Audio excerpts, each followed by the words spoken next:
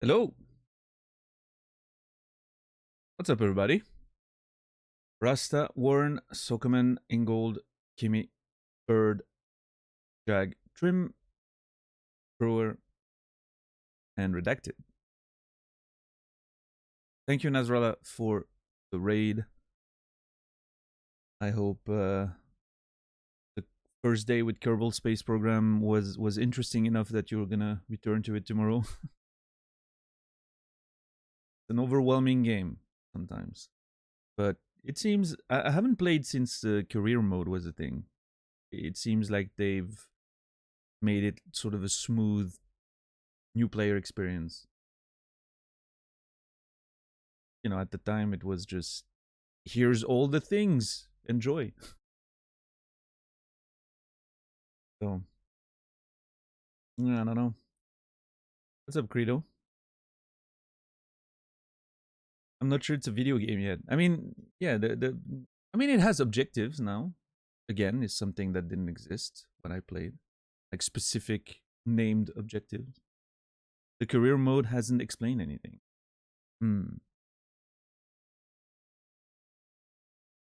Yeah, I don't think it's holding your hand very much. But yeah, I don't know. I haven't played since all those updates, so maybe I'll go back and check the VOD later, see what you've done. But yeah, anyway, it was fun seeing you send rockets straight into space and back down. Pretty much what I expected to see when I woke up, honestly. That's usually what happens the first couple hours. Success, I say, hey, that's how we all started.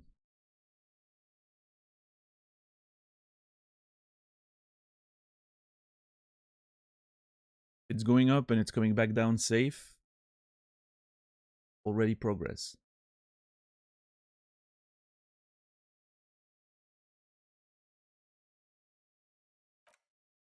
I don't know if not to make the real Dark Souls starts here type joke, but you're not really in the you haven't reached the real Kerbal yet. But the early steps are important too. But it's not where the fun lies, in my opinion. I mean, I actually, maybe not. The whole process is part of the fun.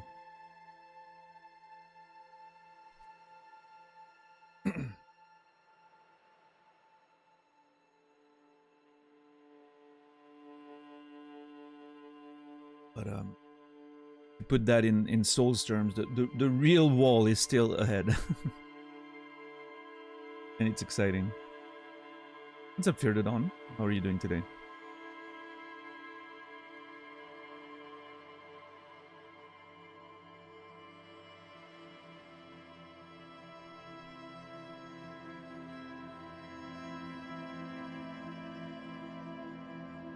Today is the first February of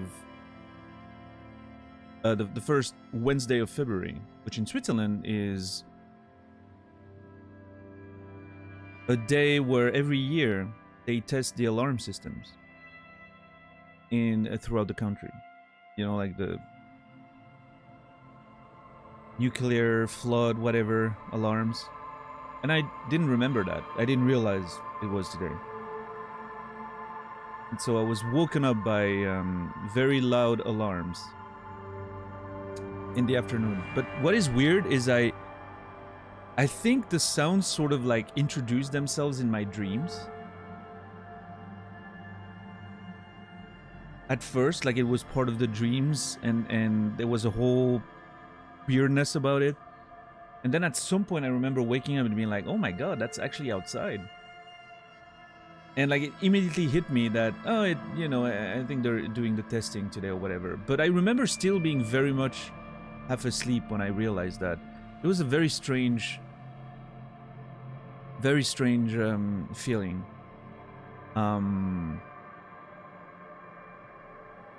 But yeah, it sort of got into my dreams, and in my dreams there was this character who at some point, oh my god, it was so weird, and I remember it vaguely, but there was this character who suddenly had, like, who stood up on the road. There was a catastrophe happening. I don't know, the character stood up on the road, and there was like a mushroom cloud in the back, right? Again, very weird. And that character looked at himself in a mirror, who, I don't know how he got a mirror in the middle of the road, but it's a dream, so who knows, right?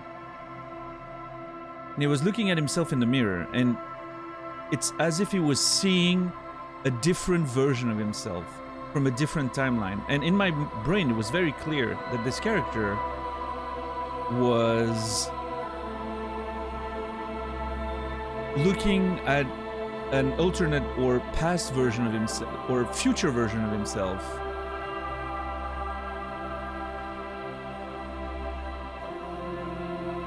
And that the whole situation made him realize that, oh my god, I'm not like in the life I'm supposed to be right now. I don't know, it was very strange.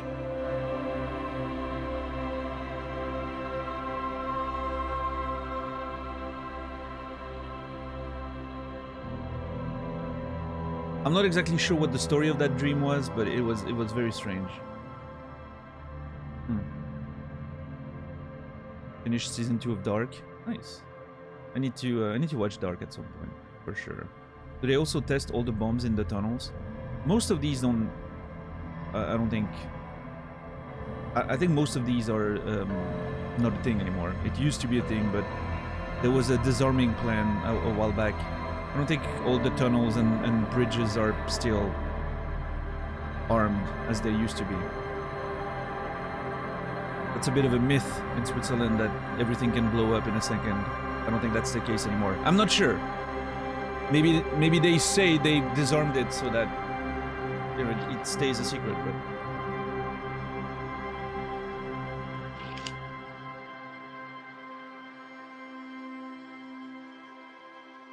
a house down the block from me exploded from a gas leak in the middle of the night a few years back. The noise was incredible and never woken up in more shock. Like, do you even... That's the weird part about me. Like, do you even realize what's happened? Or do you just wake up and you're like, is that a noise? Or is it loud enough to the point that you're like, okay, something bad happened, and I'm very aware of it?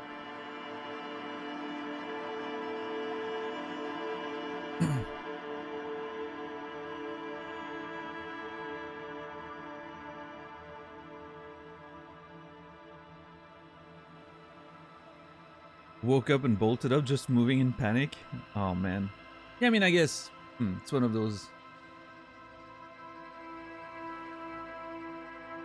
The home was completely leveled. That's scary though. Holy crap.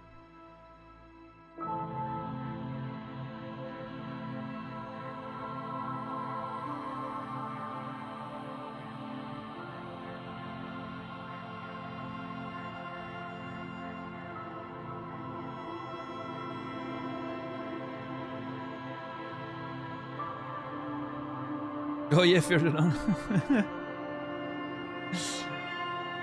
Yeah.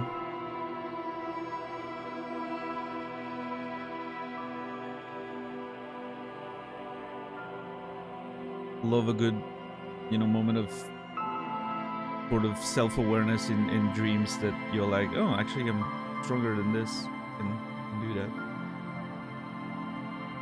I've mentioned that in the past, I think, but one of the dreams I used to have very often when I was younger was being in a classroom and being given a test. It was like I was at school and I forgot that there was a test today. And suddenly there's a test and I'm like, oh shit. And then having the realization in the dream that I'm dreaming. And so I don't have to do it because it's a dream. And every time I would do the same thing, I would just like balance on my chair, like on 2 legs, and just chill while everyone else was working. And be like, yeah, no, it's a dream. I'm okay. I don't need to do that test.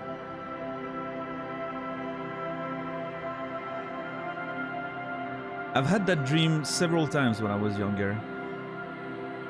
It was fun.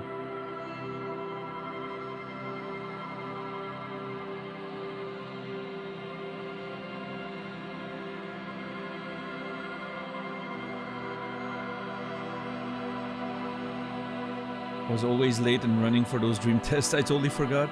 Yeah, I don't know. It was just, there was something about that specific dream where I would be very, very conscious and lucid during them.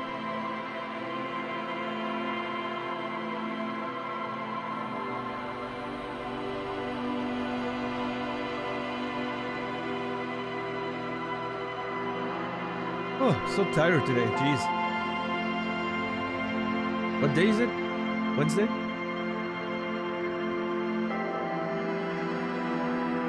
Yeah. Hey, Badger.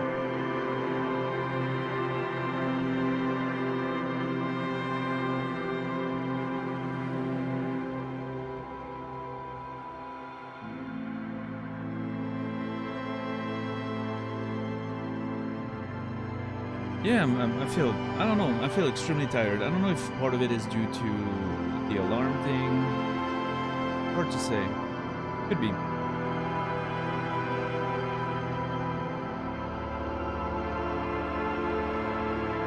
I hope I'm not late. There's no late in streaming, is there? I mean, unless you absolutely don't want to miss a single second of what's happening, but I doubt it, right? There's no late in streaming. Everyone arrives exactly when they're supposed to.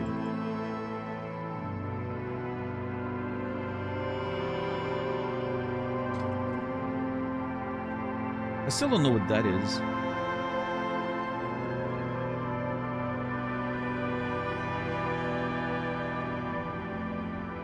But I'm not gonna click on it yet.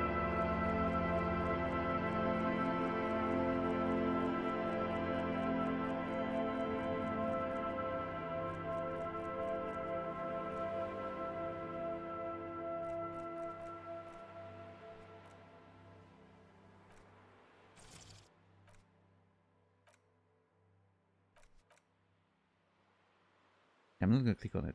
Too risky. Collage.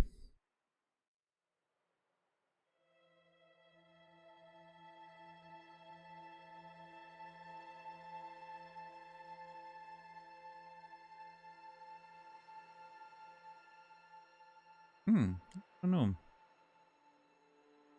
Collage.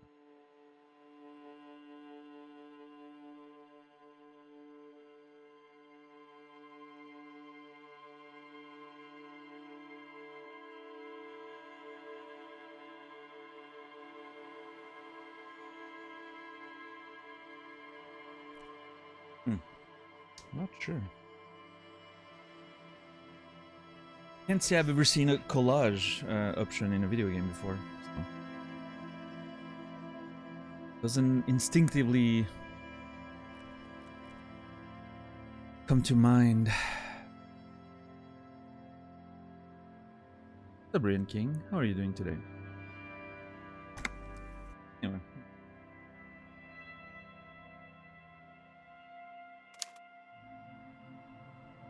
Oh, I heard the yeah, I forgot we were here, actually. Interesting.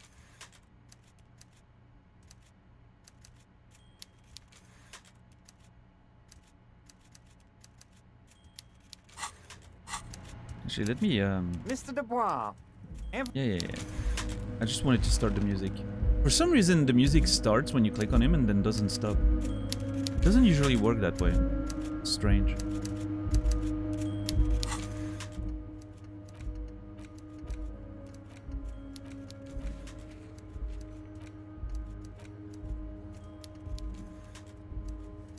Yeah, those two things are still good. Yo, Brandon, thank you for the raid. How's Tekken 8 going? Every day I resist the call of Tekken 8.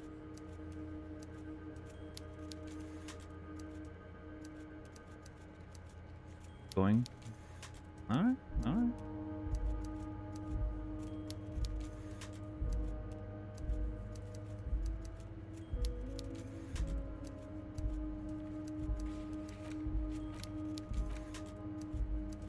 Still chopping away at the VODs.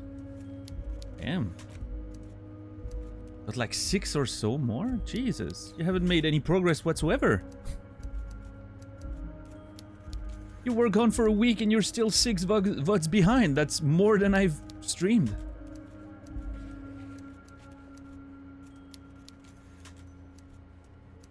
You were gone for over a week. Yeah, sure.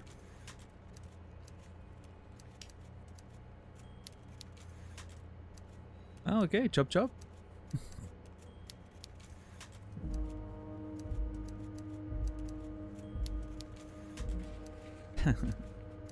Thanks for the raid. Appreciate it. I hope your VOD experience is going to be pleasant.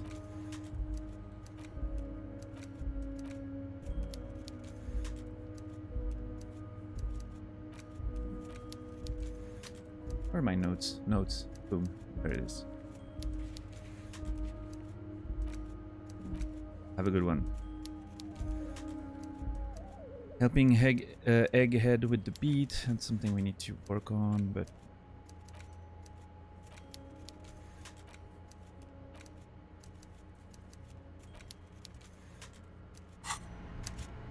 And we need to get the ice cream maker open. That's the big thing. But for that, we need to wait for this to be done. Sucks. There's still 15 hours to go. If I wasn't a fifth of the way, a fifth of the way in already, I would probably cancel it, but this is way too much time invested to cancel now. Mr. Dubois, every worker, member of the board. How can I help you today? Well, Evra, I've mailed the signature you asked me to mail. The Golden Boy returns once more. Wonderful. Simply wonderful, Harry. Of course. I already knew this. Claps his hands together like a child who's just been offered cotton candy. My friend, the mailman, confirms the letter is on its way. Oh, already? You've done a great thing today. You've given the children of Martinez a real future, Harry, and I feel I can finally trust you now. Thank you, Evra.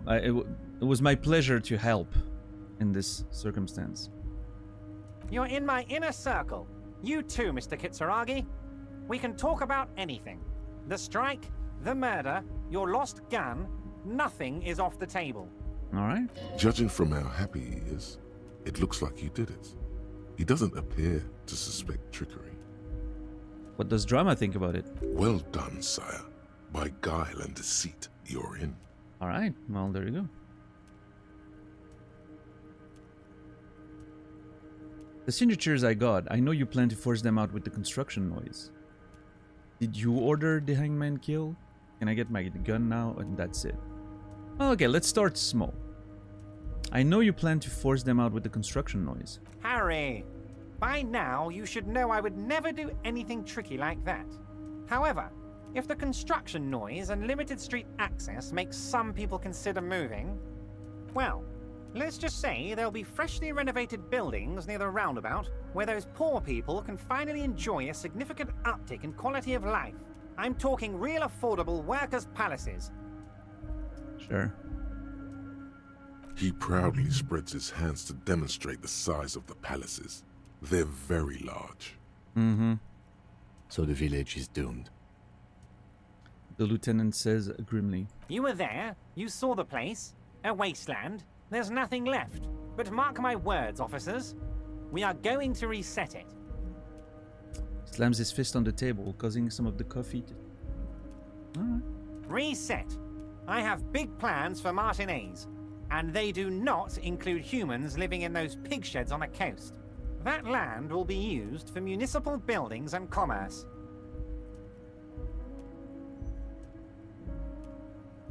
What do you mean? Harry, imagine a youth center supermarket church complex, employing hundreds, no, thousands of people. The coast will be lit up with enterprise and life. All those ruins out there turned into low-income housing. Mm-hmm. A youth center supermarket church. Beautiful. Yeah. A lot of those words weren't present when you first pitched the project to us.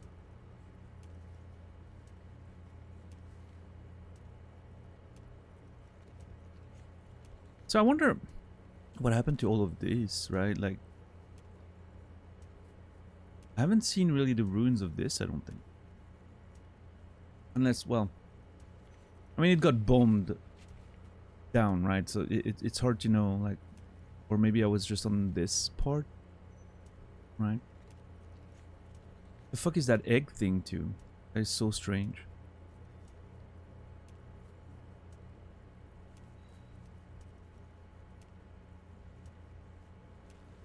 I also don't know what this is. There were mentions of that building, I think, but...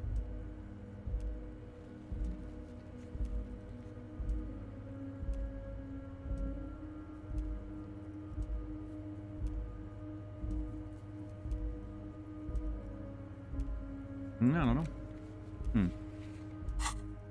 Harry, enough is enough. We're taking this district back. The war was 50 years ago, for God's sake. It's time to move on.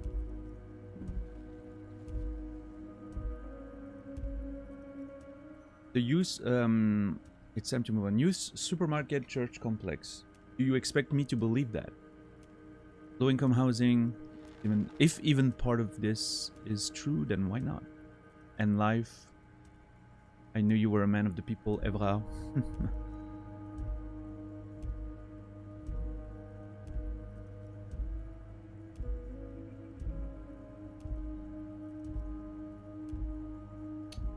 I don't know. I mean, obviously low-income housing.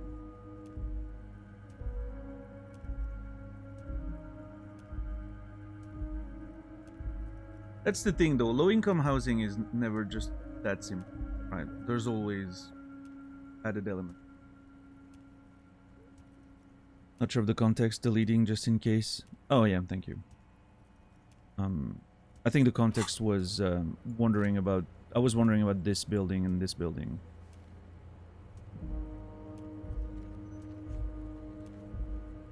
I believe that was the.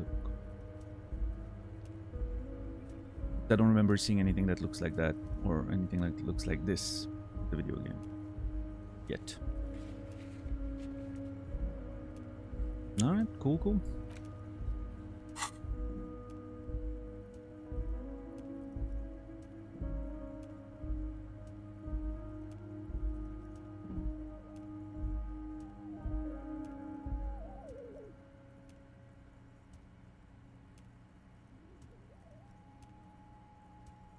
Low income house and life.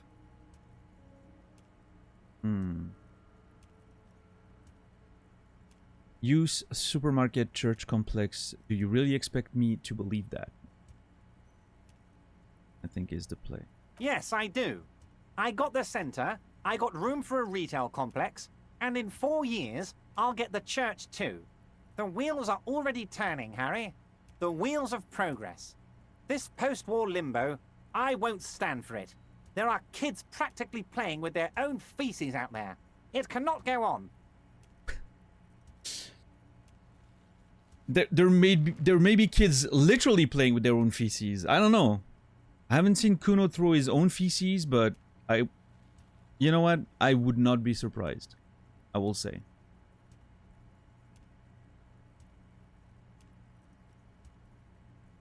You never know, JR. You never know.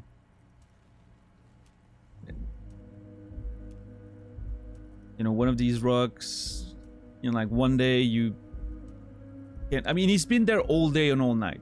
He has to go somewhere, right? Give it a few days with the cold, you know, the completely indiscernible from rocks. So, I'm just saying it makes logical sense based on what we've witnessed so far. He's been squatting a lot. I'm just saying.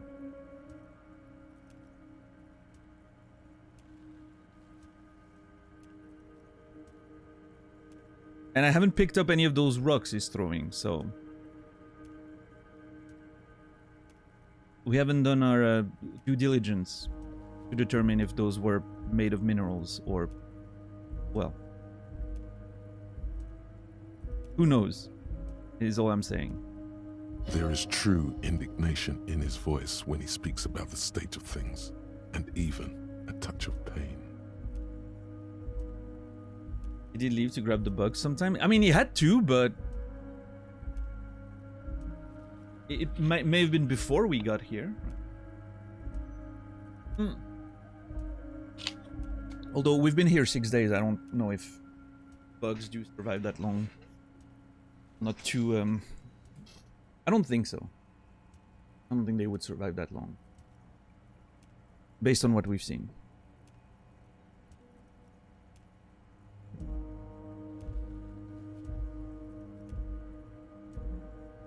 Let's just say every time I went to the courtyard, he was there.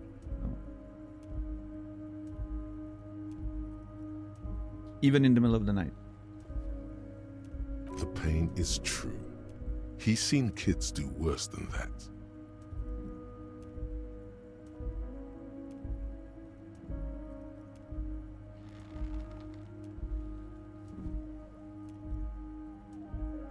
Wait, but will you erect a statue of yourself?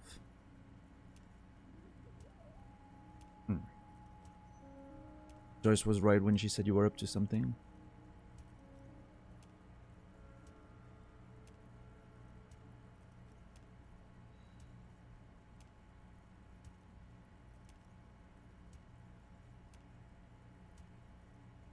I want to ask the question. I'm not a symbolist, Harry. I'm a realist. My statue will be Martinez rebuilt. 5-story building complexes, workers on welfare, and landowners in Azon hating me. That will be my statue. And yours. We're doing this together.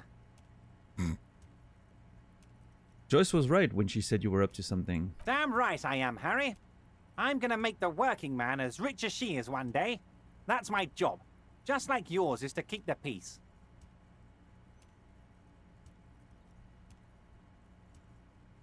Mm-hmm.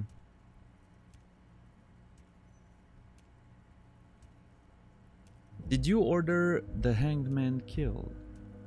Order it? You know my men didn't kill him. They told you. It was a happy accident. The You best know city. how it is. No one takes the initiative.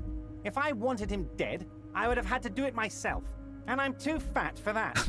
Eh. Why are you so fat? No, Harry, you can't ask that. Come on. What do you gain from him being dead? Okay, another question.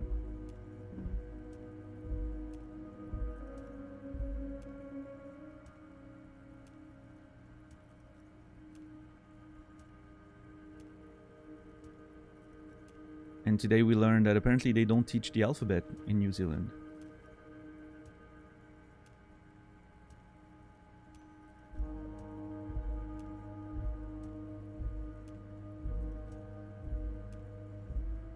It's my favorite sandwich?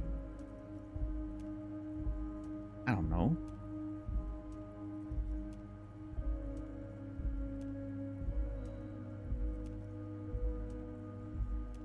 It's my favorite sandwich. I have no idea.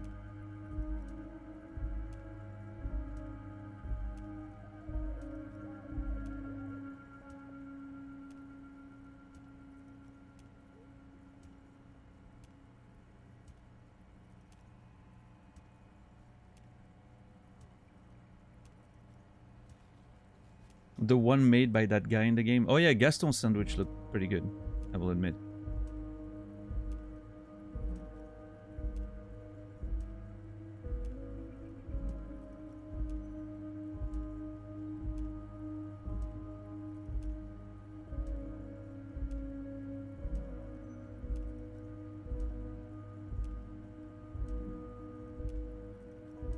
There's a bakery not far from here that has a chicken curry sandwich that they make that's delicious. Maybe that one. Haven't had that in years at this point.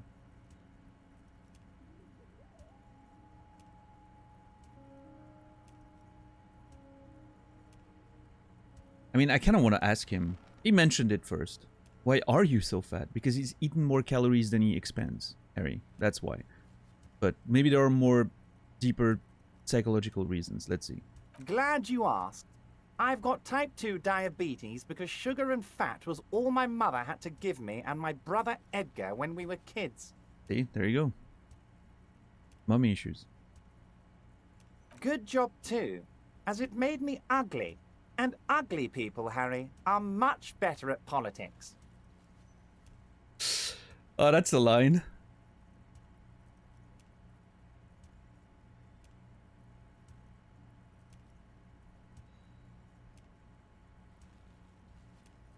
I mean, I'm not sure that checks out, but That is true.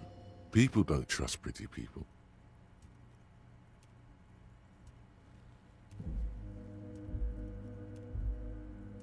what do you gain from him being dead? Halo Effect says otherwise. Yeah, I don't know. I think it's it's not black or white, right? It's not like just a two-dimensional issue, but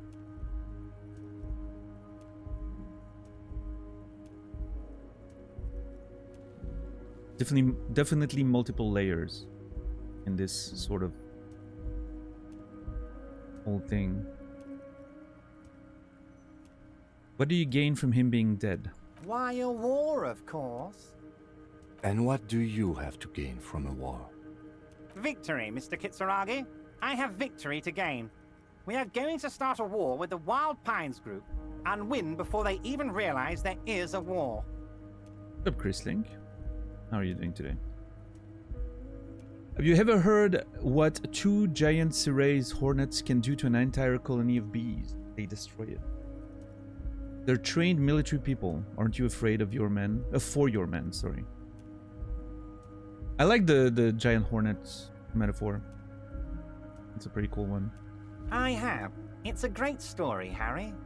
Did you also know how the bee colony kills the giant hornet? They swarm and blanket it entirely until it suffers a massive heat stroke and dies. Isn't nature beautiful? Working a bit? Good luck with that. He crosses his hands contently, thinking of the interior temperature of the wasp rising. Harry, we outnumber them 1,500 to 1, and that's just Martinez. With all the unions in Revachol, and with public opinion on our side, we can hold off 2 men, or 15 men, or even 50 men. He's not lacking in confidence, that's for sure. The more they send, the worse it's going to look for them. They made a huge mistake hiring those guys. No one likes foreign mercenaries. The leftists hate them, the fascists hate them, even the moralists think they're in bad taste. Yeah, everyone hates them, except ultra-liberals maybe, which happens to be me. I'm not. How is this connected to the strike? Harry, there is no strike, only war. Class war.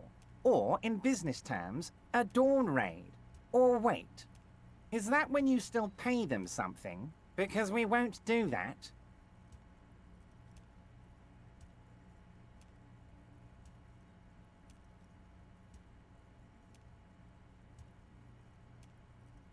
We're not going to give nothing.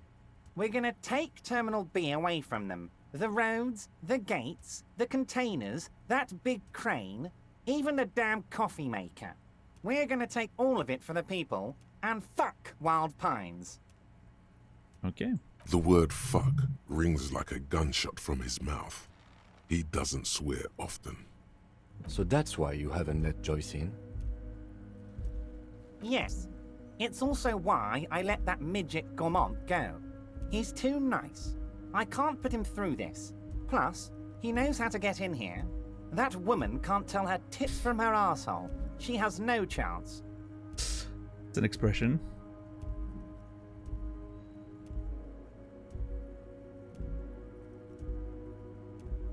I'm sorry, what? Or why are you telling me your plans? What? Tits from her arsehole. It's a local saying. Sure it is. I have a feeling it's not. Actually, no, it's not. Nice. I was expecting this. I thought it would come from drama, but... Or maybe encyclopedia, I don't know. Rhetoric, fine too.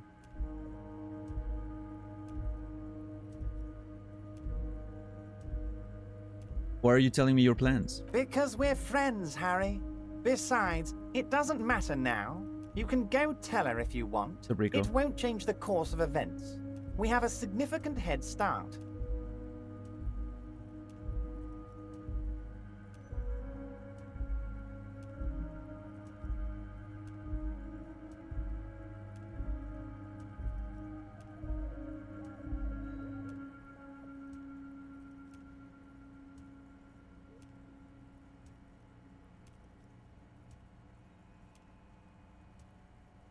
It's already happening. He looks at the swordfish clock and nods.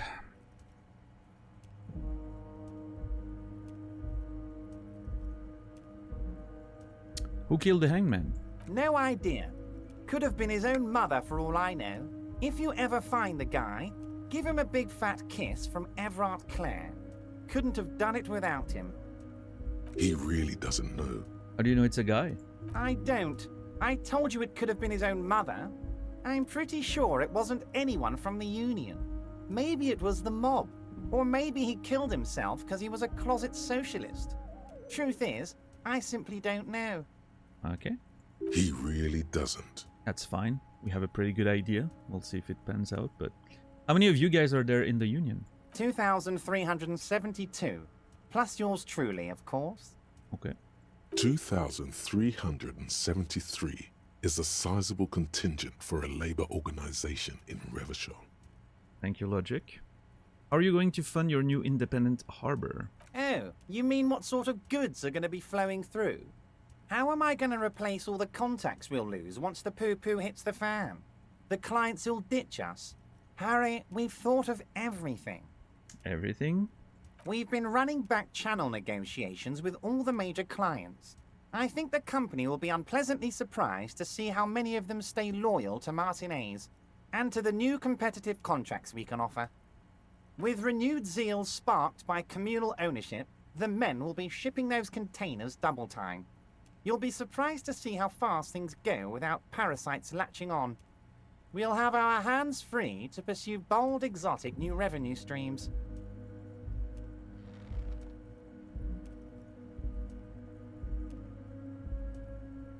That seems a bit utopic, but... Drug trafficking. Drug trafficking? Don't be stupid, Mr. Kitsuragi. There are perfectly legal, 100% ethical chemical factories on the Samaran Isola. You don't need to be colonialist about it. Oh boy. All they do is produce components to keep the pharmaceutical industry running. That's people's health we're talking about. Old grannies, little babes, people with disabilities. That's just the top of the iceberg though, isn't it? God, that sounds shady. Digging it, Evra. I have to say, I'm digging this part. Yeah, sure. Old Harry would. Old Harry liked the drugs very much. We've changed. Done some work. That's just the top of the iceberg though, isn't it? The company thinks transporting these chemicals in bulk looks bad, has bad optics, may be illegal in some countries. The Debarders Union, however, we're all about the large volume column. In bulk shipping, large volume column is a major buyer, a shark. Mm-hmm. We're gonna transport the living daylights out of those materials, Harry. So your sick kid can get his benefit and your wacky uncle doesn't have to come off risperazole.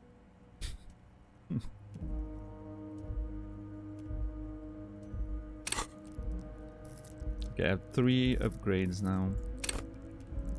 Gonna have to keep at least 2 for physical instrument, I think.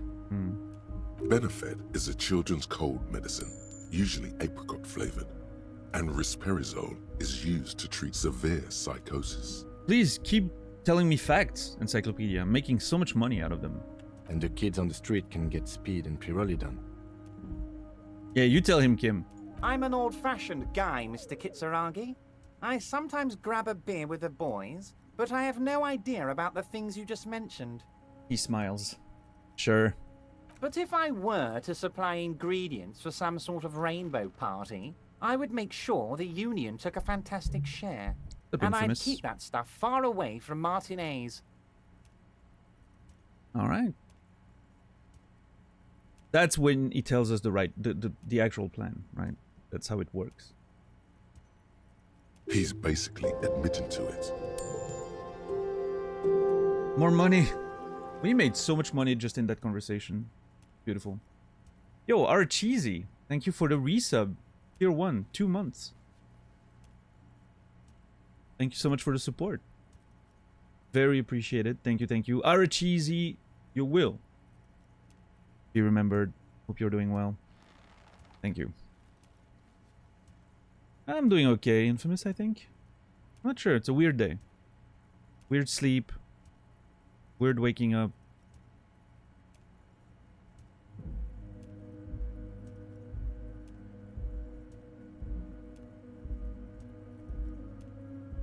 I will say it's a 5 out of 10 so far.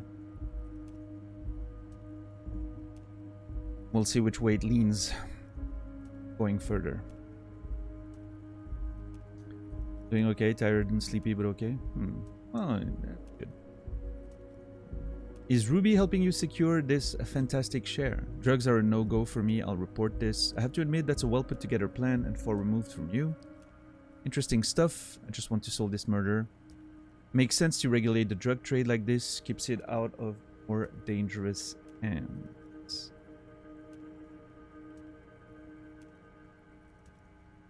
Is Ruby helping you secure this fantastic share? Harry, if I was supplying raw materials to drug manufacturers, I would need an army of rubies. Do you have one? Understood.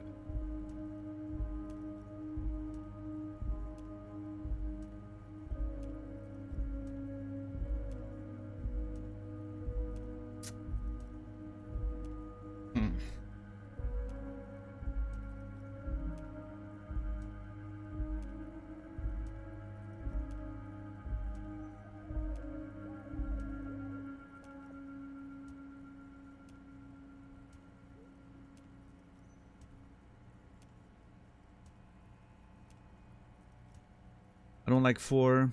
I don't like 3. Don't like 1. I don't know, it's a bit too aggressive.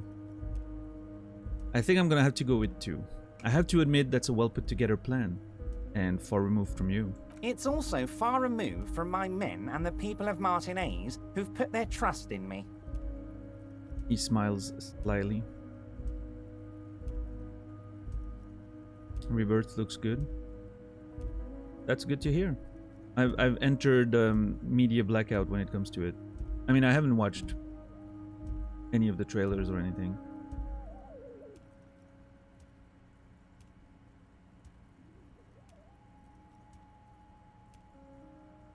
But I went in full blackout now. I put the tags in, you know, my blockers on social media so I don't see anything about it. I've blurred the thumbnails on Twitch so that when I go in my following list, if anyone's playing the demo or something, I don't see it.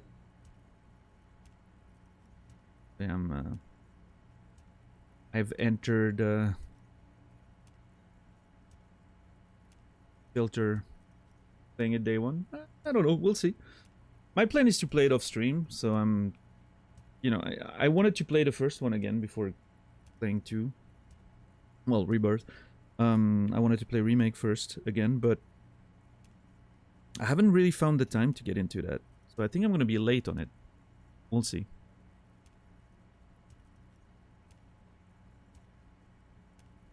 We'll see.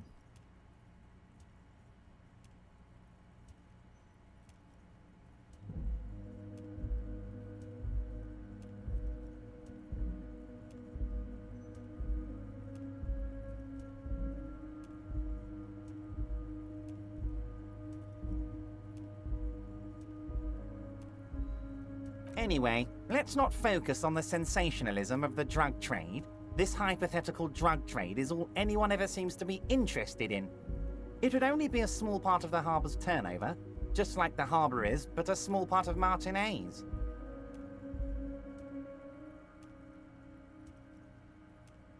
The series is planned to be a trilogy, yeah. Remake being the first, Rebirth being the second, and a lot of people are expecting... Well, we're expecting initially Reunion to be the third, but based on the fact that it's the Crisis Core subtitle, I'm not sure anymore.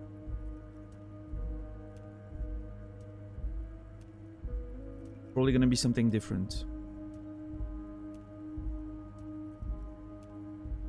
Remake, rebirth,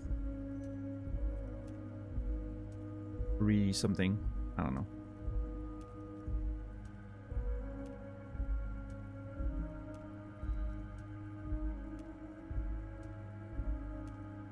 But yeah, it's supposed to be a trilogy.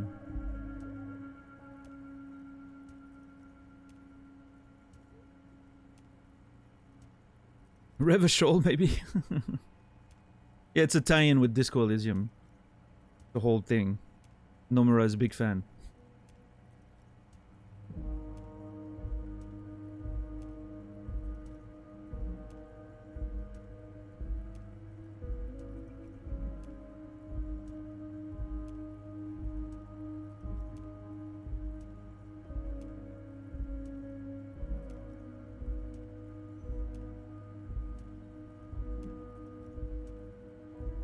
I mean, there's no hurry to play them, Warren, right?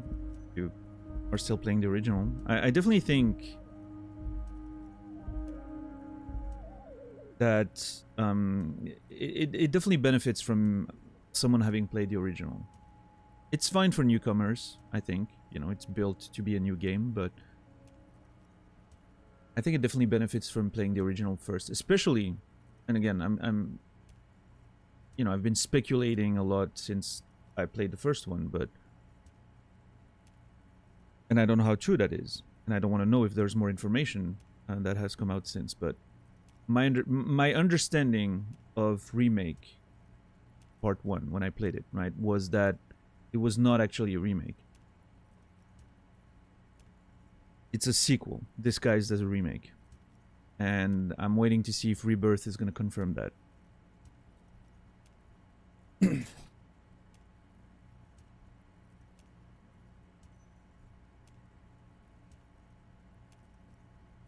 I think the remake in the title is not just because, you know, obviously it's a good marketing title because it's technically, you know, a lot of people look at that as a remake of the original.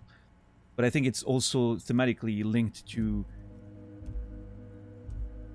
you know, maybe Sephiroth's intention of remaking a different timeline where things go differently, where it doesn't lose at the end, right?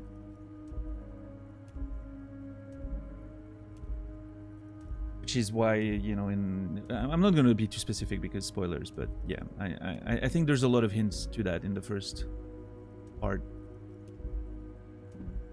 We'll see.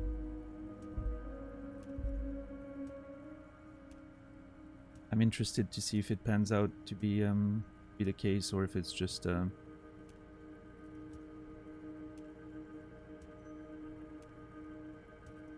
red herrings, so to speak. It's going to be exciting to see.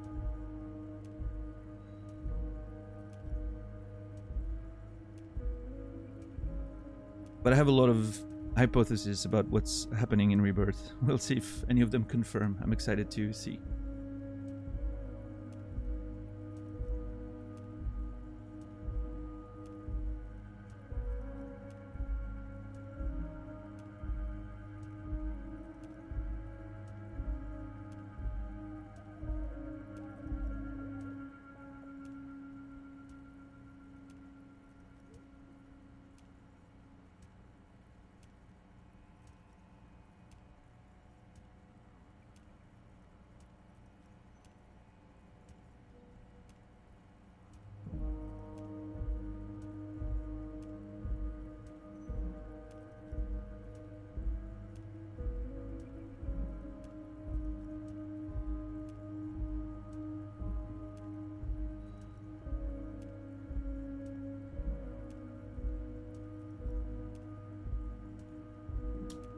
Would still be illegal, so is there a trade or isn't there? I mean, there is, but he's not gonna say it. And if I go on or say nothing.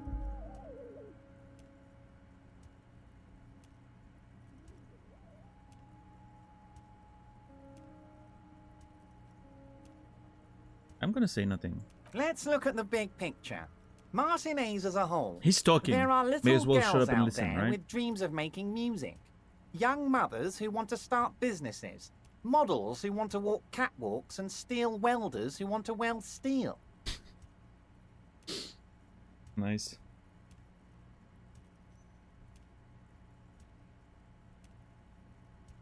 What's up, Quasi?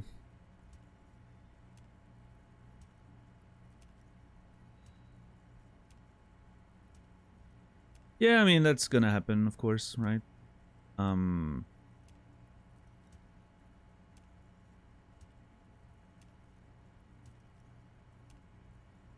I don't honestly. That's the thing, right? I sort of stay away from all that stuff, right? I don't engage with the conversation too. And obviously, a part of that is because, well, I don't want to get information about all the stuff that's been already released on Rebirth and all that, right? So I don't really follow the conversations and all that, but I mean, to me, it was an interesting, it was a very interesting. I like the theory. Mostly because it's not something that I've read on the internet or anything. I was playing the game, obviously without any outside information, as I always do when I'm playing games by myself. And I was just like, oh my god, like thematically it made sense. Like there was so many hints and little indicators that it just made sense to me. It was like, oh, I see what they're doing here. And I'm hoping it's true because I think it's a lot more interesting than it just being a remake, right? So yeah, I like the idea. I like the post-Advent Children sort of, approach to it. But and even if it's not, it's gonna be interesting anyway, right? Maybe it's even more complex than that. Who knows? It's fucking Nomura. You never know. That guy is off his rocker when it comes to narrative and plot, especially. So who knows what it will end up being?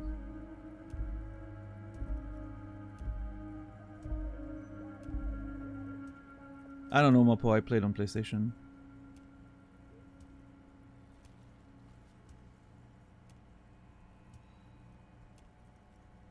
Yeah, Quasi, that's one of my motivations too, but in any case, I know I'm gonna be playing slower than most people, even if I'm playing it off stream and whatever, so, yeah, it's a bit weird, I don't know.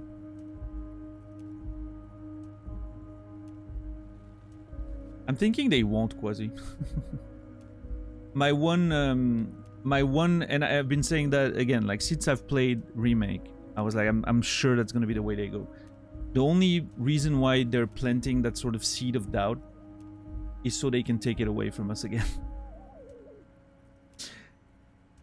I'm sure there's gonna be like some setup in a way that's like it's gonna make you believe that you can change it, and then it's gonna happen anyway. It's gonna be even more heartbreaking. We'll see.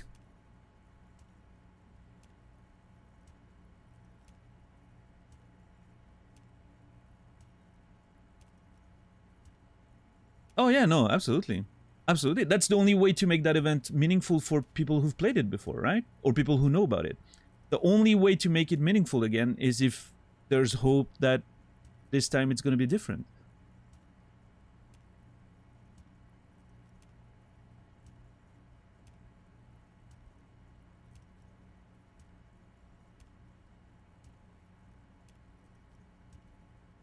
Which makes it all the more tragic when, turns out it's still going to be taken away from you, right? We'll see.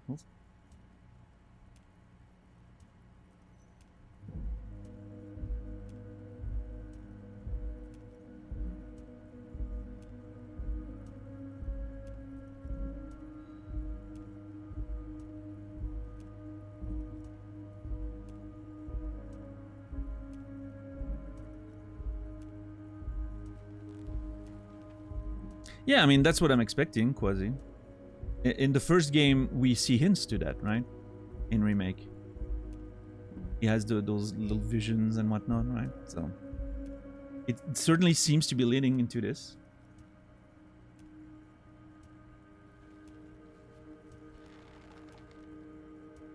Now the fun part is, you know, like the whole, like, if again, assuming that it potentially could be a sequel, and Sephiroth is trying to find a way to make sure he doesn't lose at the end. We know he lost because of that particular plot point, ultimately, right? So what if he decides to change it this time around? But we know what has to happen for it to work. And we have to do it ourselves this time around. How about that? Now that would be interesting.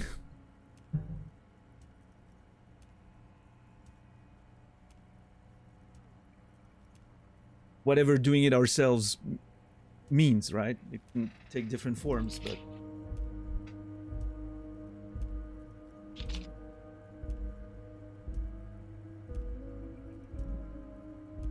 that would be really mean. Yeah, I don't know.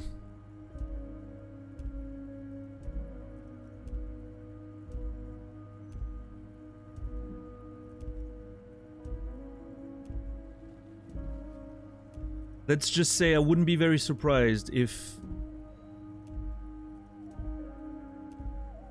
the modernized version of that scene ends with someone just holding their sword back a little bit as to not, you know, and then have a smirk.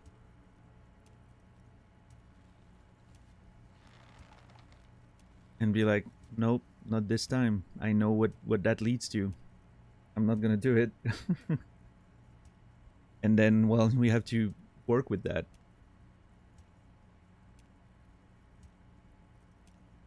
I don't know. We'll see. We'll see. If that happens, though, I mean... I'm just saying, I'm free for writing work in the industry.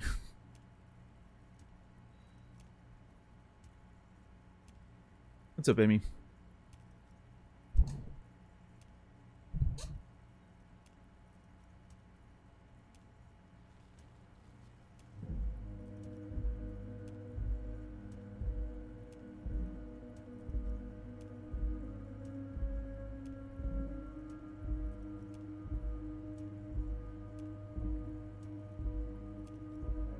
Little girls with dreams of making music, young mothers who want to start businesses, models who want to walk catwalks, and steel welders who want to weld steel.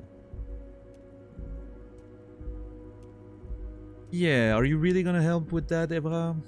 I don't know. Maybe.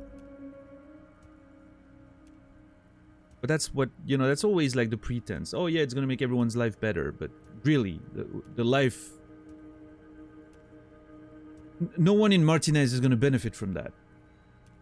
The people who are going to benefit from it are the people who are going to come in from the outside with more money. And the people who are already in Martinez are going to just fucking starve, even worse than they already are. That's what usually happens.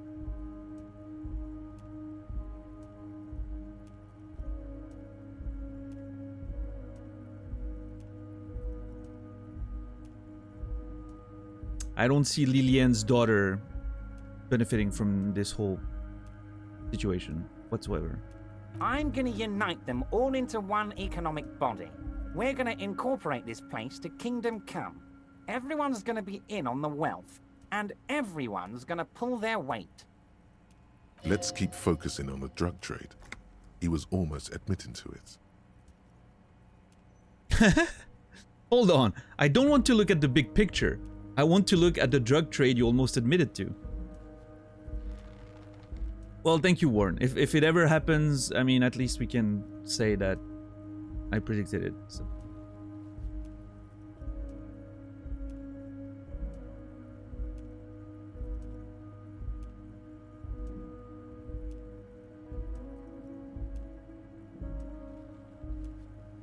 I mean, if it has the word incorporate in it, then I like it. I'm a money guy. That's very ambitious. I love what you're doing for the working man. I'm not feeling a whole lot of Revachol here. Not enough flags or kings. What's up, Meow? Honestly, it's not my place to judge or express an opinion. Is that the fence sitting? Man, the fence sitting options are... They suck. It's interesting how very often the fence sitting opinion, like the fence sitting option is very appealing to me. And then there's a thing like that where I'm like, you know what? No, fuck that.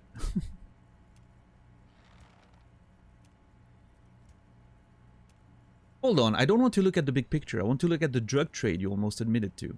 No, no, Harry. That's boring. All right, it's gone. The hypothetical raw materials trade is off the table. It's such a small and insignificant slice of revenue, I'm cutting it. Sure. Boys, Harry felt queasy about it. We're not doing it. Can we talk about my beautiful incorporated Martinez and its many-sided business ventures now? This bold new vision of incorporated socialism I'm offering?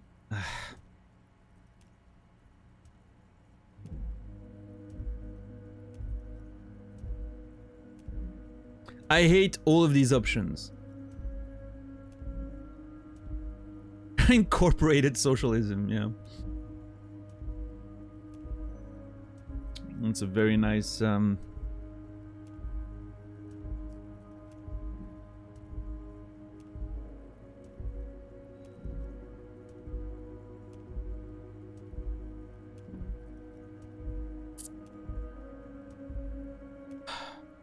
damn it. I don't know what to... I'm not a money guy. I don't agree that this is true. I'm not a royalist though. I don't give a shit about that. You know what? Maybe I'm gonna end up sitting on the fence after all. God damn it.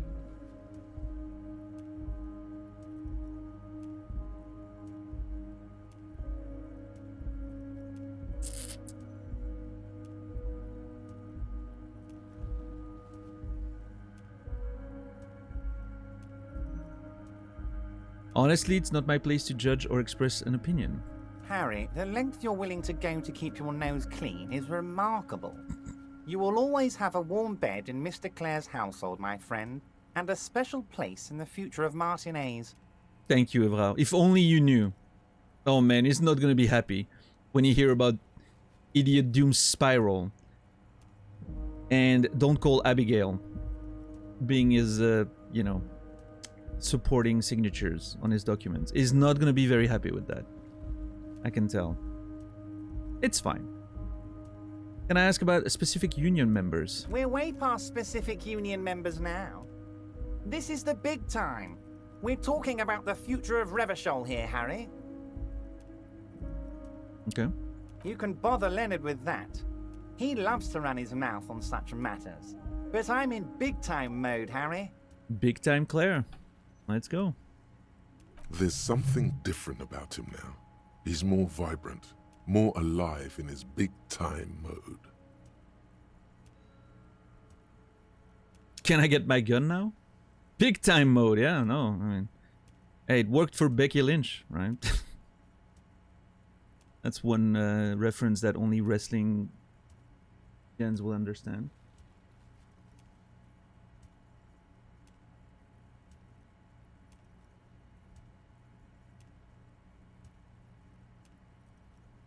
Can I get my gun now?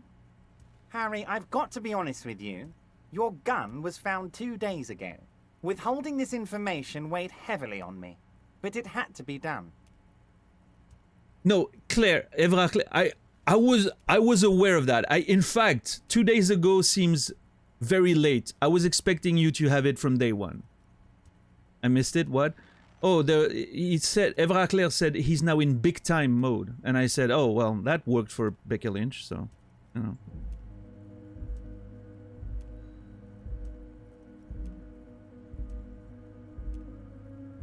Big time Claire. It is what it is.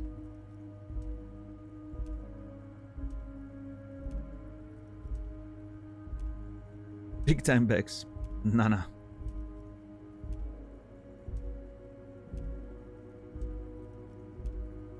I mean, honestly, I'm surprised he only found it 2 days ago. That is actually blowing my mind, because I'm fairly sure. Hold on. What day was it the first time we talked to him?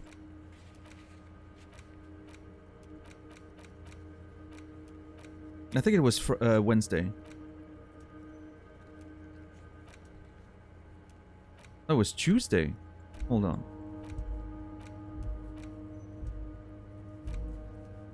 Wednesday.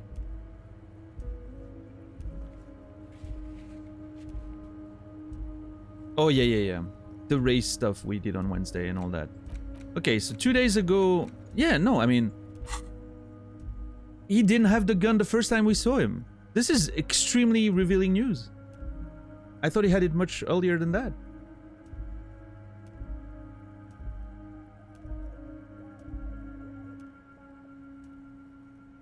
Mind-blowing. Mind-blowing. Fine, where is it? An old woman has it, and let me tell you, Harry, word on the street is she's a character, so watch out. The Pale Driver has it. So we knew a woman got it. I initially thought maybe Ruby got it after the whole thing, but I mean, if she, you know, if she killed, if she's the one that actually killed the dude, I don't remember his name. It's been so long. Lally? No, Lalo, it's something. Lelo, whatever. Dude's name. Don't tell me.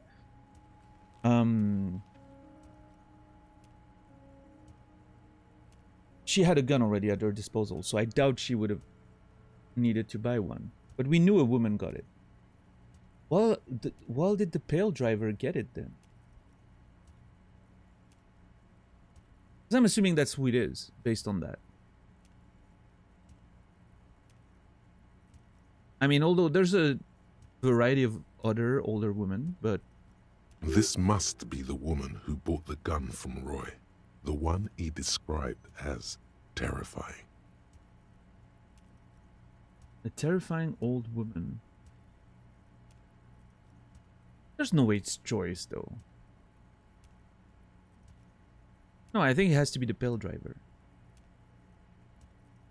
So the gun's still with the woman who bought it from Roy. Yes, the same one. I see you've done your research. The pawn shop made the gun easy to track. Crazy stuff, Harry. Selling your gun like that? Wild. Anyway. What's up, Puka Bear? Jesus. Union Boy's gonna help you fix it. He winks at you. Don't worry, Harry. The neighbors of this old woman contacted my men because they trust me and the Debarders Union. Apparently, she was waving it around at the entrance to her building. Oh no, dude. Is it the cleaning lady? Waving the gun around doesn't sound good. None of this does.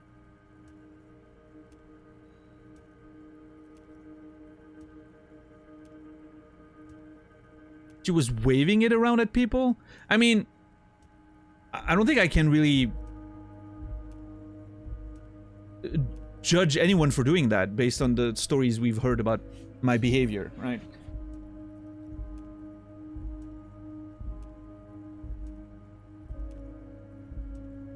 Was waving it around at people? As I said, she's a character. I didn't have time for details. It sounds like she's unstable, but don't worry. No one got hurt. I wasn't worried. It sounds like a very disturbed and desperate individual. Or maybe it's a character we've never met. I don't know, but let's see. We might be looking at someone with a medical history here. Watch out. Who is this old woman? Unfortunately, I don't know anymore. You're gonna have to go in blind, Harry. But she's an old lady. How dangerous can she possibly be? Oh, and she calls herself the Pigs.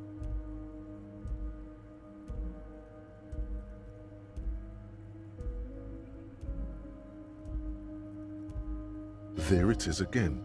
The Pigs. Like Roy said, not good at all.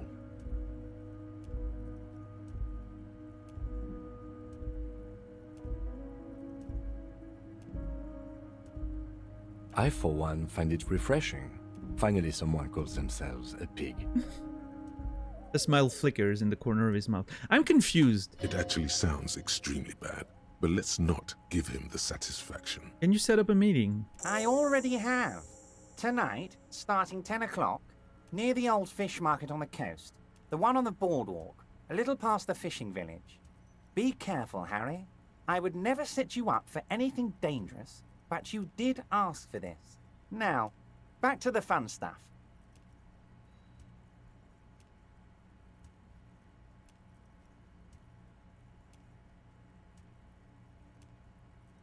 I am so confused.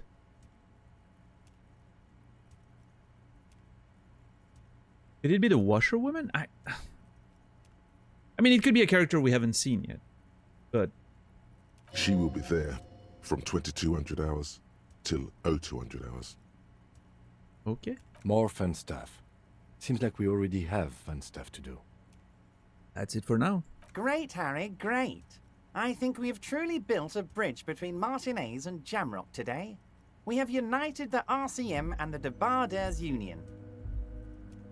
Suddenly there's sadness in his tone. This has been so great. I'm sorry we don't have more fun things to do together, but if you ever feel like bouncing something off me, my door is always open. Any more questions about the harbor? I'm always happy to educate and entertain you, my friend. So, what's on your mind? Oh, we're good. Very nice, Harry. Is there anything else? Evrard, I'm going to leave now, but we might talk again later. Alright, well, there it is. And now I have to wait. Confront the pigs and get your gun back. Yeah, it might be a new character we haven't seen yet.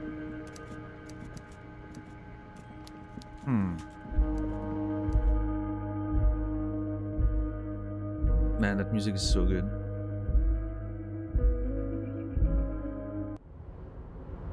Leo, tell me something. Oh, hey, mister. I'm not gonna bother you with a long greeting, just like we talked about before. I know you're probably a busy man being an important police officer and all, and personally, I think the more people keeping the peace, the better. Thank you, Leo. That was much better. God damn it. You seem to know everyone around here. I want to ask about someone.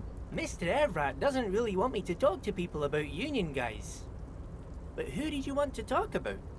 Oh, shit. Tell me about this Edgar guy you keep mentioning. Mr. Edgar is Mr. Everett's brother. What's up, Dom? He looks a bit younger, he does. But a very smart fellow. Very smart fellow indeed. He's away on some Union business. Not even in Revershaw, they say. I'm not gonna interrupt. Let's see. All kinds of places he visits. Him and his brother both do when they're on a vacation.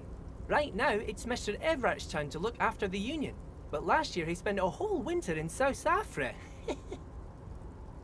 Left with the first autumn rains and didn't come back before the trees were green again. Alright, I'm hoping for an encyclopedia check. I want money. South Safari. A lot of bulk chemical manufacturing going on there. A lot of cargo shipments being made too. Yeah. Probably related to the drug trade, right? Tell me about Mañana. He's a Union man through and through. Good guy. He's very calm, laid back, doesn't do much, talks to Everett sometimes. Okay. Honestly, I don't know what he does for us, but it must be important because everybody likes him. Yes, they do. I think that's what he does. He makes everyone feel a little better. Oil for the wheels. Much needed in stressful times like these. Okay. Measurehead. Whoa, he's really something. He doesn't talk much to me usually, but when he does, I don't really understand most of what he's saying. Fair. Actually, I don't think he would like me running my mouth about him like that. No, that's fair. Once he said he's a dragon to this mob fellow who came picking a fight with some Union men. I think he really believes Jean-Luc was a dragon because he ran right off. Another time he almost killed another guy, but I shouldn't talk about that. Oh, yeah? Tell me about the guy in the container. What guy in the container? I'm sure he's about to answer. Who do you mean, mister? Yeah. He's rubbing his nape and looking at you with childlike innocence. He doesn't know. You do realize he might just be a figment of your imagination, No. right? No, he's not. Kim was there. The fancy guy in a suit in that container over there. Kim was there, right? Kim is not a figment of my imagination. Is he? No, people are addressing him. Or people are playing along. Yeah, don't. He has an imaginary friend. Just pretend he's there. Is this a Fight Club situation? Oh, brother. There, I said it, Naz. It's been a while. Fancy guy in a suit in that container over there. Point to it. I don't know anyone like this, mister. Maybe he's one of Mr. Everett's fancy friends. He knows all kinds of fancy people with suits and purdy carriages. Leo falls silent. He really feels very uncomfortable discussing matters related to Everett with you. Well, that's fine. Tell me about Titus. Oh, Titus is a longshoreman through and through. He was born on a boat, they say. His veins are probably filled with salt water, I tell you. Nice, friendly sort old Titus is. I can safely say that this is not true.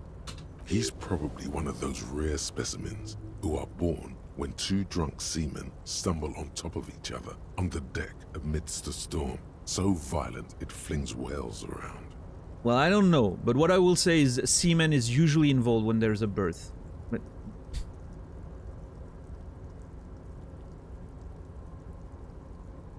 I don't know, saying it out loud didn't sound as funny as it did in my brain. That's a timeout. Yeah.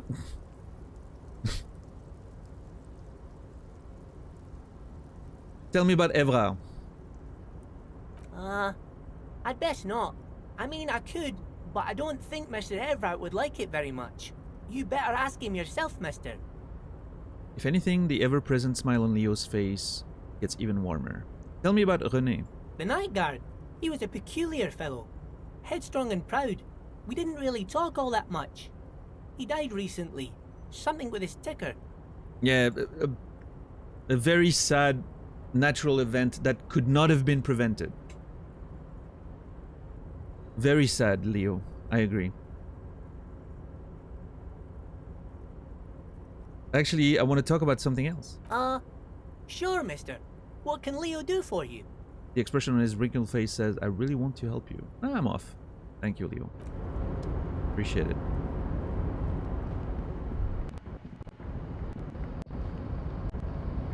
Those little sound bugs are so weird. Oh, let's just double check this. The door seems to be... No, I think this one's closed forever. Hey, at least we don't have to give him the money back, right? So that's good.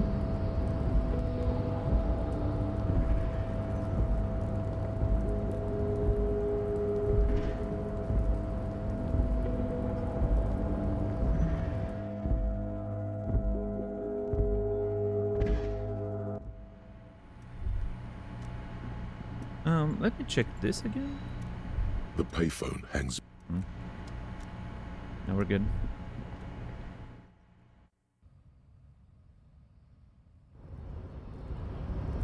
I want to quickly ask to... I want to see if I can ask Measurehead about the person he almost killed and the dragon thing.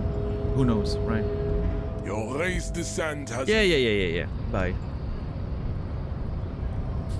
What's up, $10? I went so quick in and out of that conversation that I couldn't even hear the music, and now I'm very sad about it. Hola, Wandering Man. I think once I'm gonna be done playing with this game, the Measurehead music is definitely the one that I'm gonna listen to the most on the soundtrack.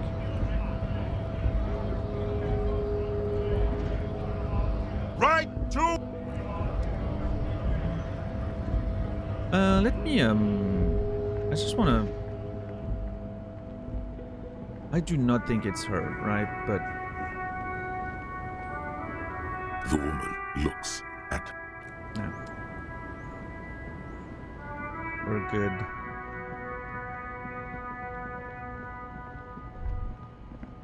Now I don't know what to do. Again, I'm like, okay, I just need to let time run, I guess. I'm gonna have to... Make way for the man. I'm gonna have to find a way to spend time, I guess.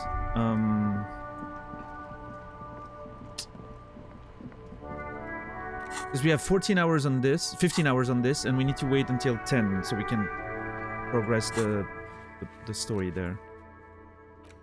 This is something I... Okay. Need to wait. Need to wait. That's gonna be soon, though. Yeah. Let me make the list.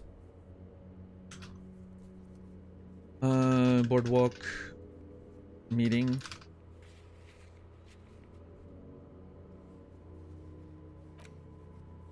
All of this is something I need to move the church situation first. This I can do, but I want to do it tomorrow. I want to get another free night if I can. Those two things I don't know how to do it because it doesn't seem to happen. So maybe I need to push something forward first. This is linked to the church thing because of Noid. This I don't know. This I don't know. This I don't know. Well, I mean, all these are... Like, this I'm not gonna do. This is gonna happen on its own. This is gonna happen on its own. This is gonna happen on its own.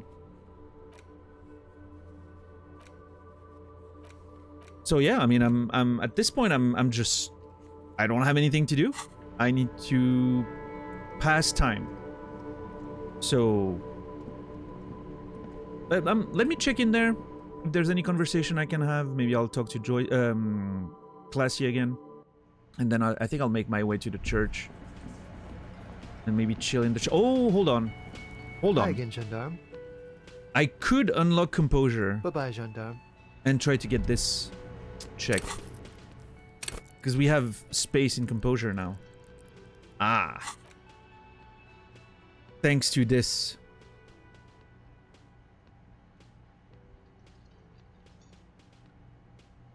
Which I'm not sure how long I'm going to keep this one. But I want to at least keep it for now. I mean, I don't have anything else that I want to put in. I don't think so. I wonder, like, there's a part of me that feels like indirect modes of taxation could net me a lot of money. I don't know why. It's like the tax evasion stuff, right? It's like, maybe there's, you know, indirect modes of taxation maybe will give me a lot of money, which could be interesting again. But I don't know what to replace. There's so many things that I don't want to replace here. It's only an hour and 45 minutes, though. If I wanted to do it, it could be now. Now could be a good time to do this. What would I replace?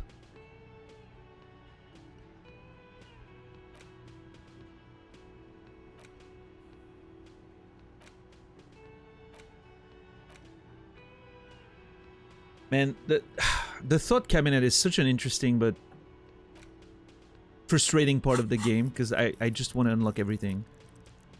My perception's down to 7.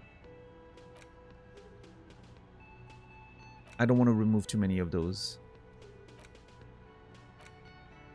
This stays. This stays because of the XP, I think. This stays because of perception.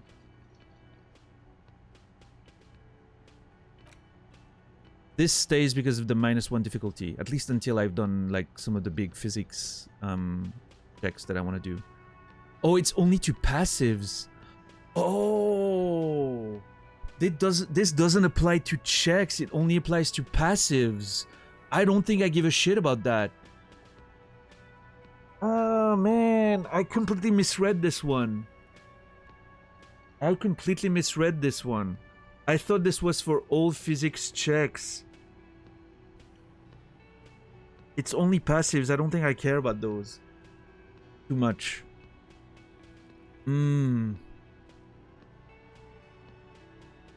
God damn it. Hey, what's up, Bean? Welcome in. How are you today?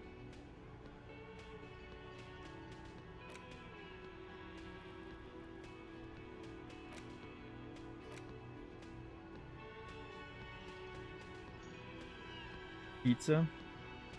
What kind of pizza? I've been thinking about pizza for a while. we've been watching a lot of wrestling with Nasrallah, and there's a lot of pizza commercials. And if I'm taking a day off on Saturday, I'm very much thinking of ordering pizza. I don't know. I'm gonna have to think, but it's tempting. I know where he's been. Everyone gets deleted around here.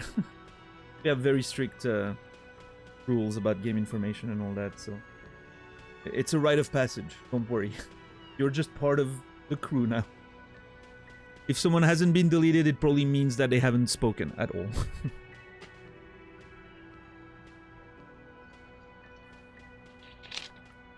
Pizza is now in my thought cabinet. Yeah, it is for sure.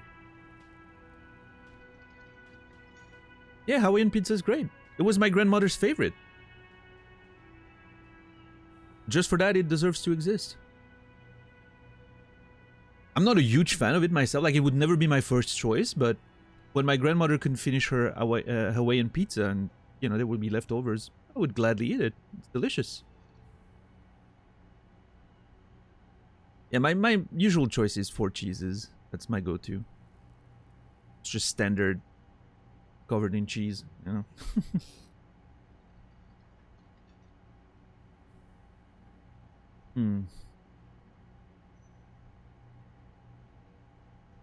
All of the cheeses, yep.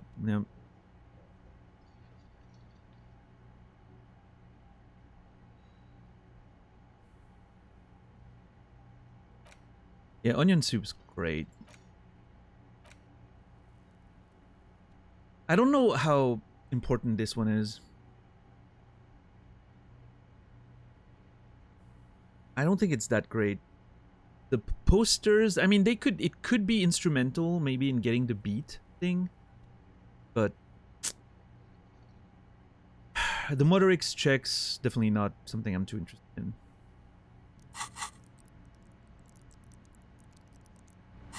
Like, it Hi again, unlocked this and we tried it again and then it failed again, so I mean, I don't think it's that big of a deal. All of these other ones were already done, so. What does White Morning do? I read the question. I understand the deletion. I think in this case it's okay. I understand the deletion. Sure. Because a question could be a sort of push in a certain direction, right? But in this case, I read it before and I just took it as a completely innocent question. I wanted to address it actually when I read it, but I was talking already. The only reason why I'm not removing White Morning is because of the zoom out distance, which I got used to, and I think it's pretty cool.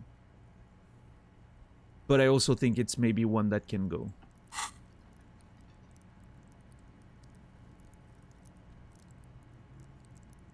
Although it's nice having a little more upgrading space, right, for checks.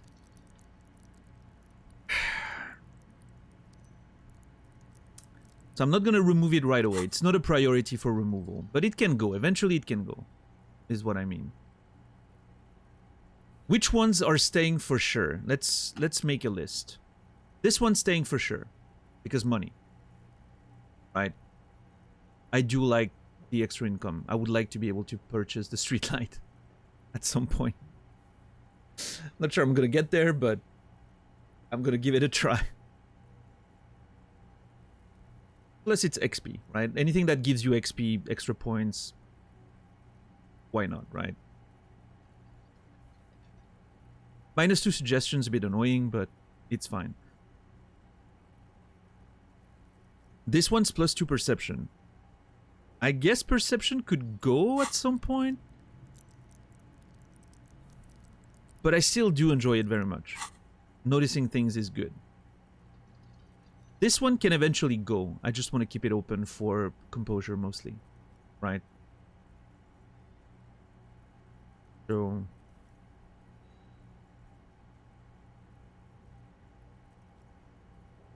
I've never had onion soup due to my aversion to onions. Do they taste like onions? Well... Yes, it does taste like onion. It's an onion soup, right? But it doesn't taste like onion. Like if you bite into an onion, it's not going to be that taste, right? the fact that it's been cooked and mixed with different spices and delicious stock and the cheese, you know, it's not going to be overwhelmingly oniony, right? But it does still taste like onion. I mean, at least if it's a good onion soup, right? It should. That's the goal. So yeah, I don't know. I don't know what to tell you. It's a bit of a... It depends what you don't like about onions. Are there chunks of onions in it? There can be. There can be not chunks, but like little strips of onion, you know, depending on how it's made.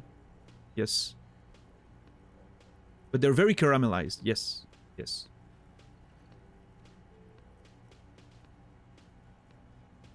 So they're very sweet indeed. Yep. But you can definitely, you know, not eat those, right? If you don't like they're very cooked. Like, imagine, yeah, the caramelized onions you would have on a burger, for instance, or in a sauce, right? It's sort of the same thing except in a soup. But you can definitely leave that aside if you just want to. You wouldn't crunch into an onion slice? I mean, I would. I can eat an onion like an apple. I mean, I don't do it, but I could. Like, you know, when there's like a bowl with like onion slices in it to put like on burgers and shit, right? When you prepare all those ingredients, I munch on those like that. I don't care. Delicious. My breath smells like trash for the next day, but yeah, love it. You wouldn't crunch into one in a French onion soup? Oh yeah, no, I mean, it's not gonna be like, you know, it doesn't feel like crunching into onion slices. It's, but you have, depending on how it's prepared, you have those you know, little slices of onion that are very well cooked and caramelized. So yeah, it's delicious. I personally love it.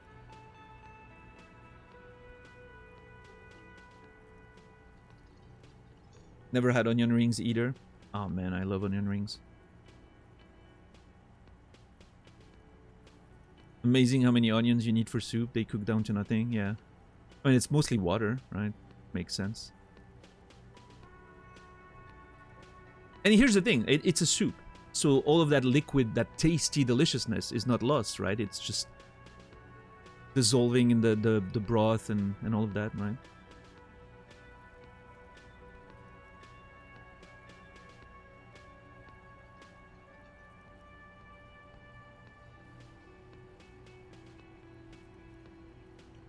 I'm also lactose intolerant.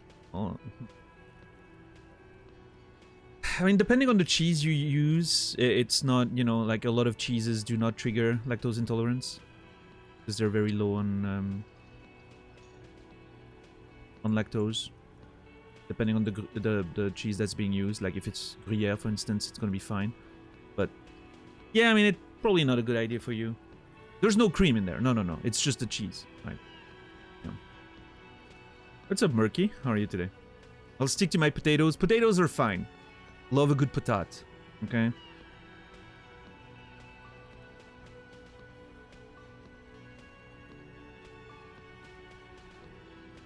Oh yeah, no, onion soup is amazing. If you...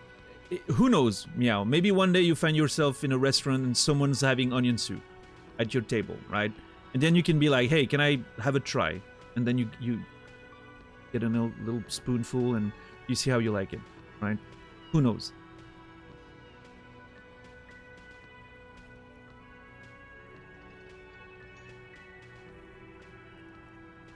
Don't potatoes make you gay or something? I don't know. Let's ask Measurehead what he thinks about that. He had a lot of things to say about potatoes, right? So...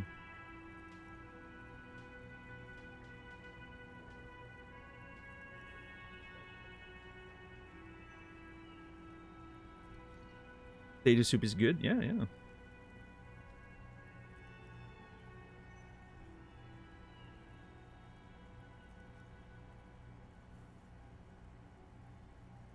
I guess I ate a bunch of half-sliced potatoes, now I'm by. Yeah, that's how it works.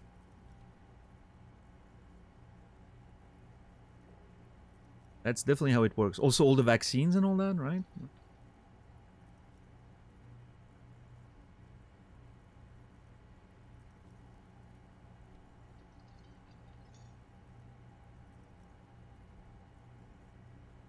Vaccines make you gay, right? That's how it works. Oh no, it's autistic, right? Ah, god damn it, I'm mixing up everything. It's fine, all the same.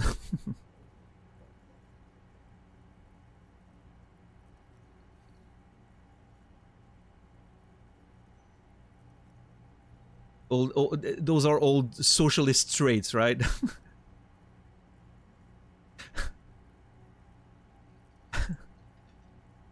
Oh man. Heck yeah.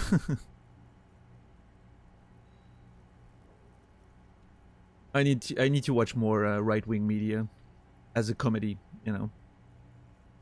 I'm sure there's gonna be plenty of that in the upcoming year. With the elections and all that.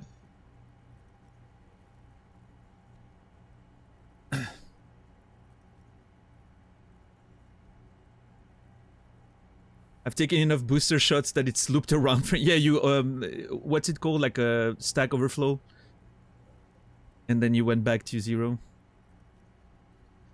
Now you're a manly man again, Sokoman, right?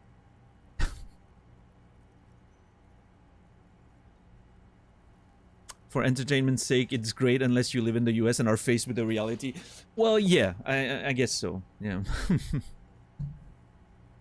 I guess so.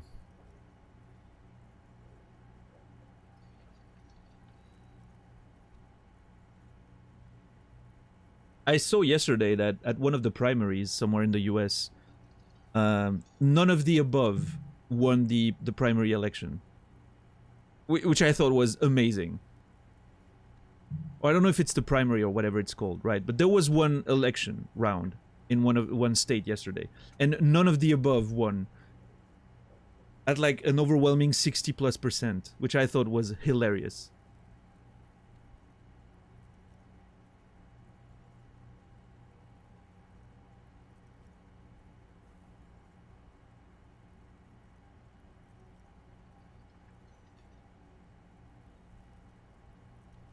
I don't understand, my fellow countrymen. Why are we like this?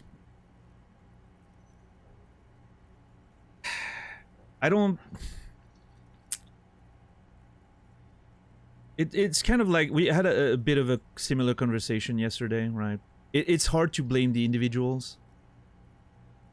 It's just a whole lot of propaganda and people who are in situations where they're looking for scapegoats.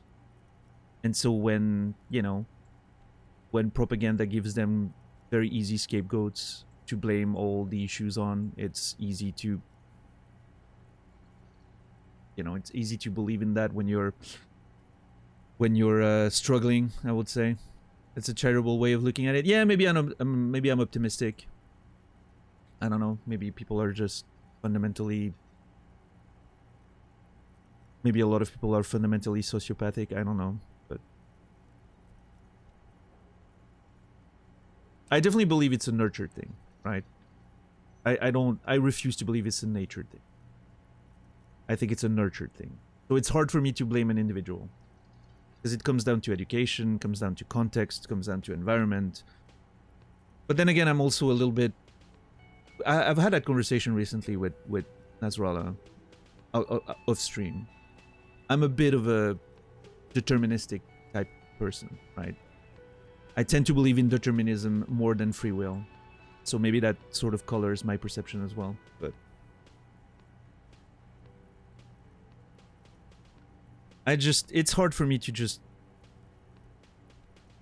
blame individuals. That doesn't mean I don't believe in individual responsibility. I do, right? I do think there's consequences for your actions, and there should be. But when you're looking at it just from an ethical point of view, not legal, not, you know, just from an ethical point of view, like on the fundamental level, I think it's hard for me to completely blame an individual for their actions.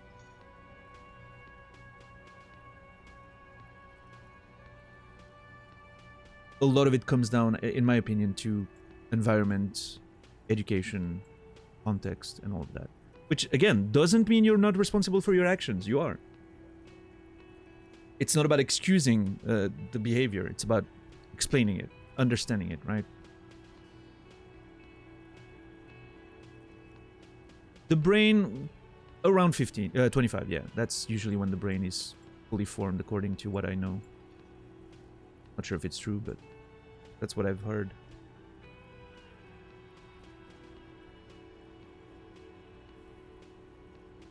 People wanting there to be someone to be below them, scapegoat, and putting blame where it doesn't belong. Yeah, I mean, but that sort of fits what I was saying, right? You have that desire because you're in a situation where you're unhappy or struggling and all that. So you need someone to blame. And you need to feel better by thinking you're not at the complete bottom of the ladder. And then you have politicians who are giving you those options, right? They're like, oh, well, blame the immigrants or blame the gays or whatever, right? And that's how it starts.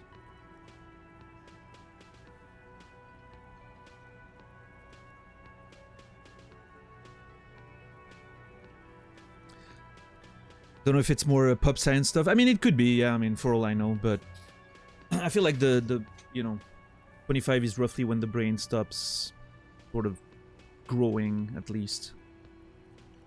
I think that's pretty much something I've read very often, but it could be a myth for sure. I don't know.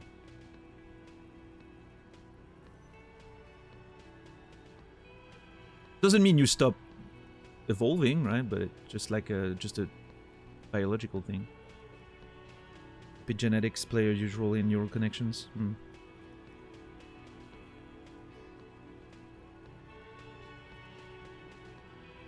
How many steps all the different countries have in common, even down to blaming specific people? Yeah, I mean, it's... Let's not fool ourselves. The playbook... The same playbook's been used for... ever at this point, right? It's just different names, different groups, but it's always the same shit.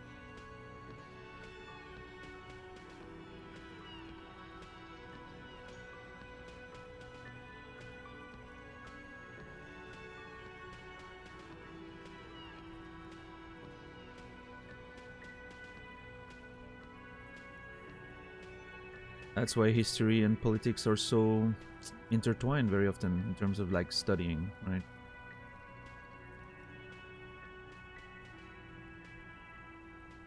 You gotta know your history to know exactly what to repeat. To control people.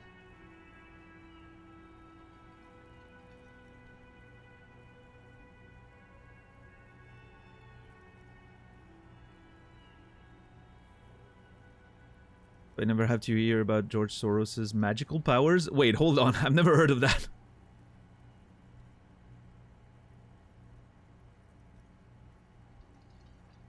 Can you be a bit more specific? I guess you played yourself there, SCD, but...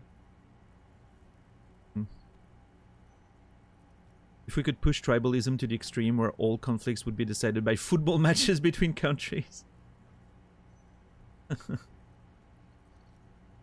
There's a fantasy short novel that I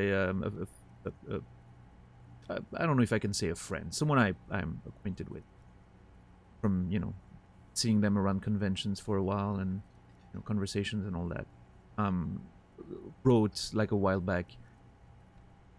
It's a fantasy short novel and it's about an invasion.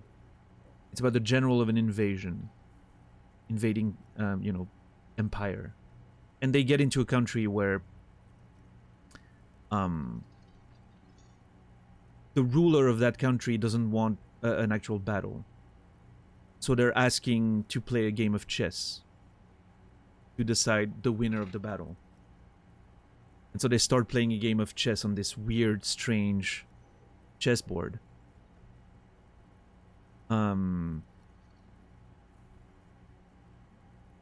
But what the invading ruler doesn't realize is that the moves they're playing on the chessboard are somehow affecting the actual battle that is, in fact, happening outside, unbeknownst to, the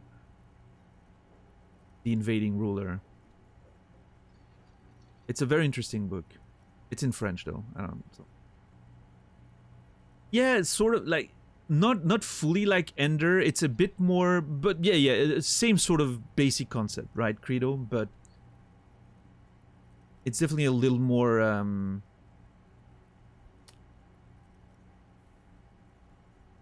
thought-provoking, I guess, which makes sense, right? Ender's Games was initially a, like a young adult book, like a younger audience sort of target book.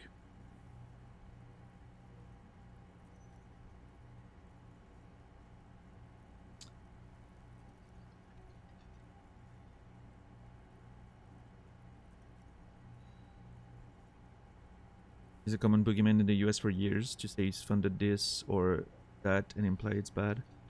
We thought it was a pretty Fox News specific thing, but apparently the right wing in lots of other countries have picked him up. Oh, interesting. Didn't they also blame him for the attempt to overthrow Erdogan? Interesting. Yeah, I mean, I believe I've seen stuff about Soros, but I didn't hear about any magic powers, I will say.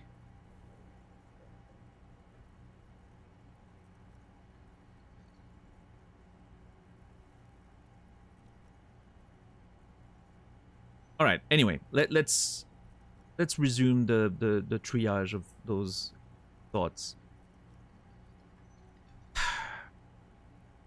This one stays for now, that's for sure. Perception stays for now. This one can go soon, I think. Especially if I get the composure check right now. This one can probably go.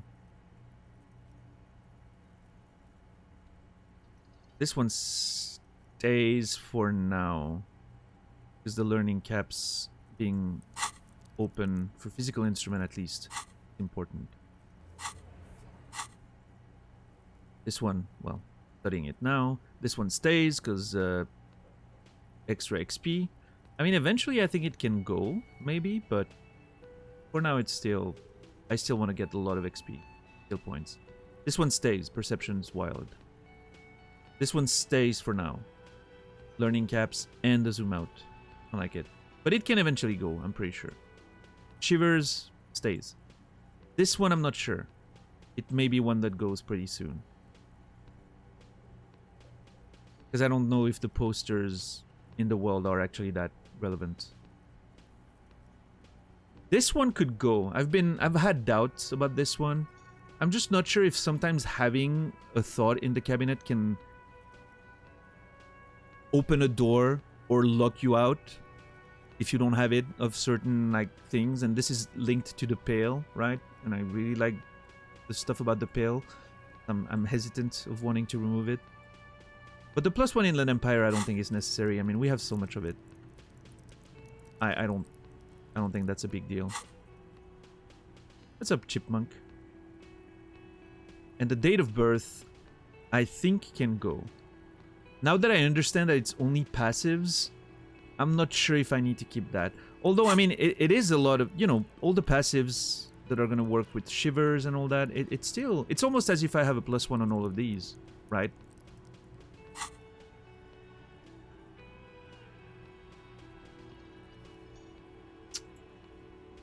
So maybe it's a good idea to keep it.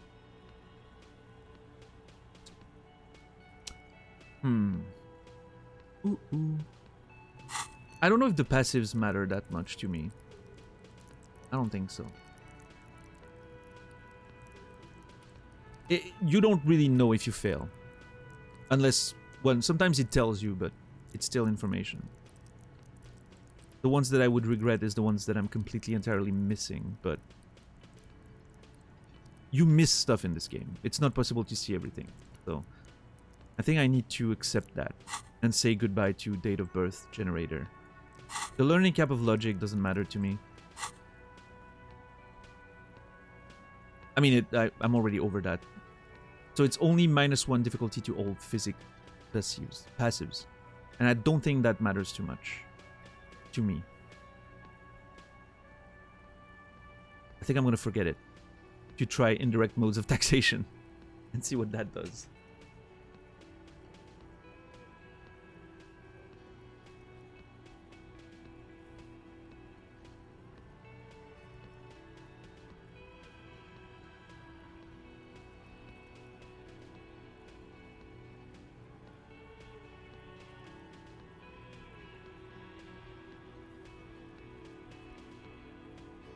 I mean, I wonder...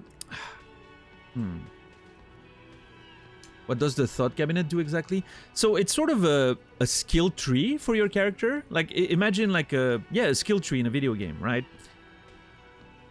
In a normal RPG. Like, at first it's completely empty. And then you do things in the game that unlock thoughts. Which are these sort of like your character thinking about things. And then you put them in those slots here, right? Which a lot of them you have to open with skill points. And then it takes a long time to like think about them. You can see this one still have 15 hours to think, right? In-game hours. It gives you a temporary bonus while you do it. More often than not, it's a negative. And then once you finish it, it gives you like, you know, bit of lore and some other bonuses. And you can see here on the left all the bonuses and like pluses and minuses I'm getting from all of this, right? So yeah, it's a sort of specialization to build your character, sort of. Yeah, it does a lot of different things. Very cool. It's a very, very smart way to do character progression. Very unique too. I've never seen that in any video game, honestly. So.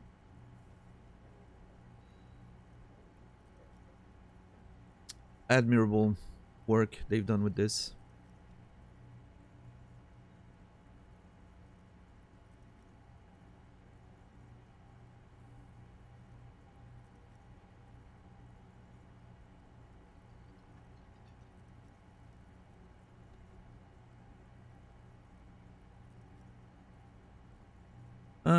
Okay, I think I'm gonna forget date of birth generator. I think I'm ready to remove this. This one should go, but...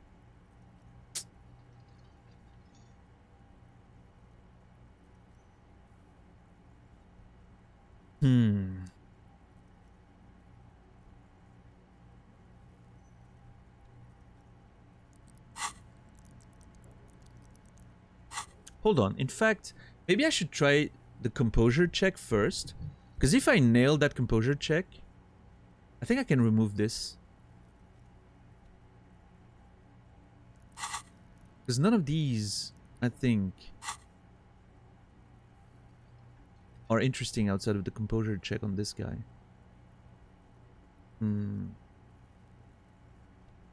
Yeah, I mean, there's such a gigantic variety of things it can do. Like, it's not just like little bonuses here and there.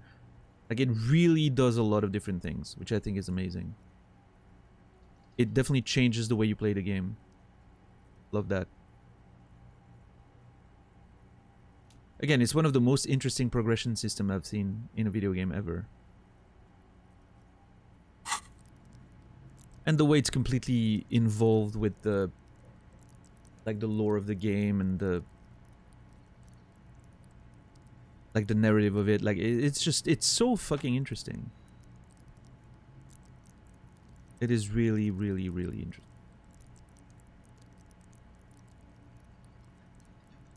You've been ignoring it? No, yeah, you gotta... it's a good idea to work with it. I mean, I'm sure you can ignore it, right? That's the beauty of this game. You can really play this game however you want. There's no bad way to play it. It's not about min-maxing. It can be about min-maxing if you want it, right? But it doesn't have to be. So... yeah. Feel free to play the game however you want. That's at least the how it feels to me after playing it for however long I've been playing it, right? Obviously, I'm not an expert on the game, right? I don't know a lot about the... because I haven't looked up anything. I'm just playing how I feel, but...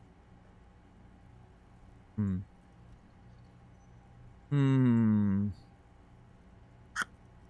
know what to do. The BQQ. Oh yeah, BQQ.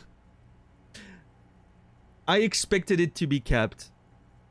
I was hoping it would scroll up and keep like expanding, but I suspected there was a cap. I was very afraid of it. Yeah. I filled it very quickly. Like almost all my skill points early on were unlocking slots before I started putting points in here. I've been neglecting upgrades here a lot. I will say.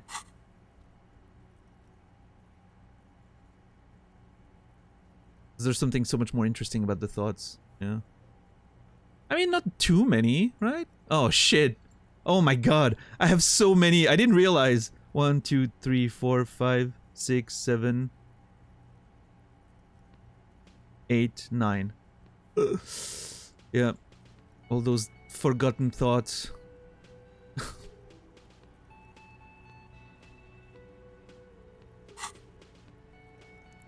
Alright, let's try a composure check.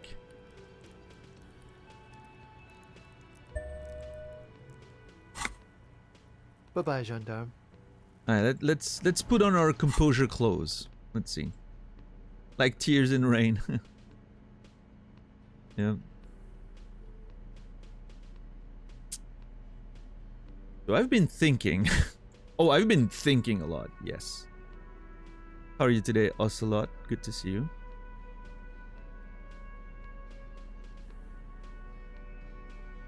Oh.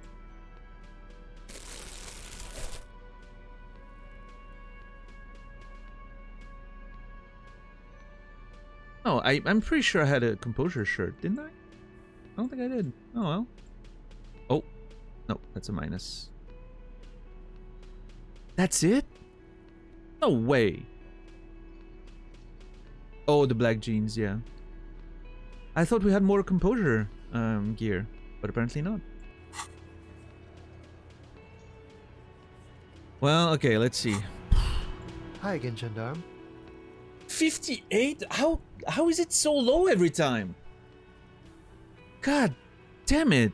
I hate this check. Every time I'm like, okay, this time it's gonna be pretty high. Nope, every time it's low as hell.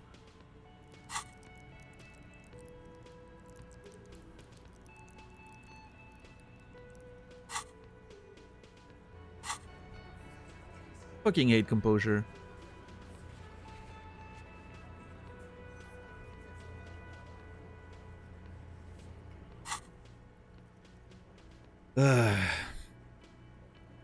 Bye-bye, gendarme.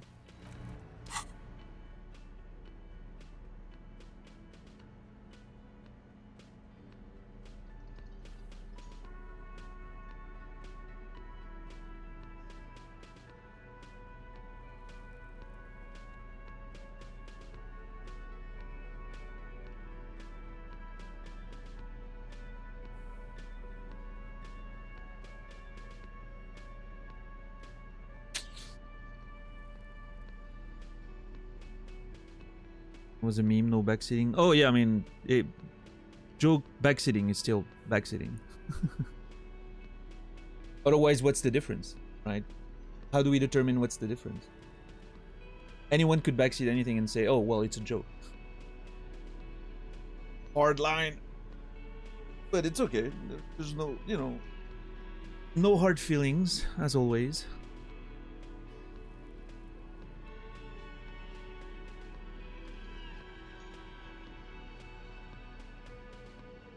What day is it in game? 6. Wedendang. Sorry. Day 6. Hi again, gendarme. Alright, I think we're gonna try. I mean, that's why I unlocked it, right? I'm gonna have to try. It's a good coin flip, right? We need a 7 or better.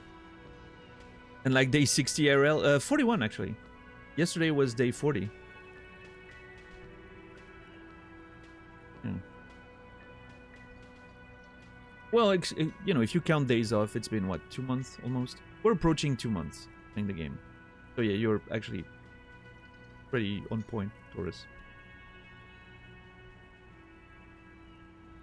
When did we start? A little over mid-December, right? It was like around the 18th or something.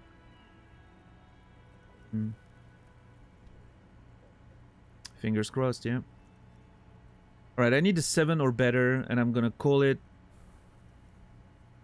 I think we're gonna get a... I'm feeling a 9. I don't know why. I'm feeling a 9.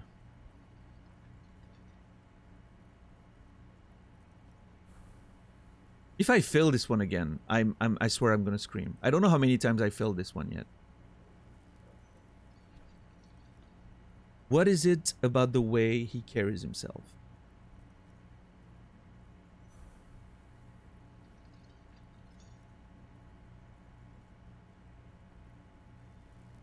Hold on. Hold on.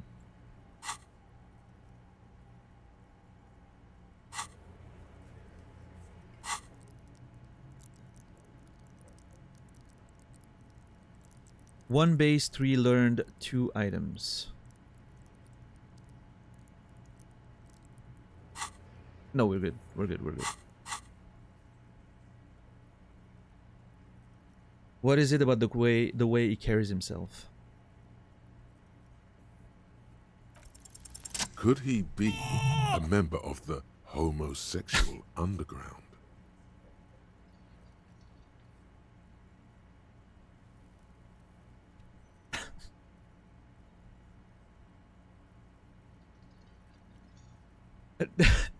Does he have the gaze?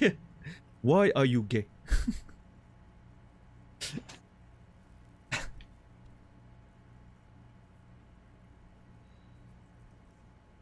Does anyone remember that video with like the Ugandan? Was it Ugandan? The Ugandan priest on TV.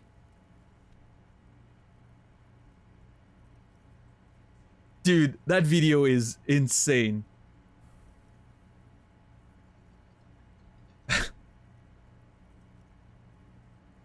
Success. Why are you gay? It's funny and sad. Yeah, no, I mean, it's really sad. Ultimately, it's kind of sad, right? But, man, it's... the dude showing up with vegetables and then starting to eat them. The dude's like showing a fucking carrot as a way to represent the gays, right? That are apparently masturbating with carrots. And then, as the conversation progresses, you can see him munching on the carrot. It's so fucking funny. I can't. Like, the lack of self-awareness of this person. Just munching on a carrot.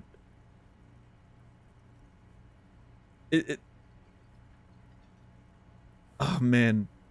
What a video. But it is sad. Ultimately, yeah. I mean, I hear the situation over there specifically. It's pretty rough for, you know, minorities.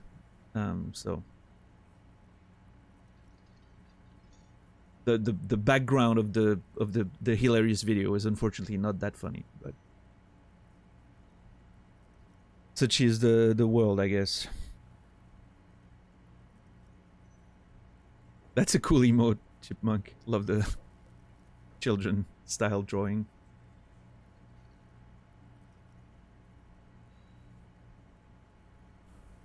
Could he be a member of the homosexual underground? Who knows? Let's see. Yeah, I don't know. I mean, he's hiding it so well. Just pointing it out. We're not talking about some kind of cult with members here. You made it up.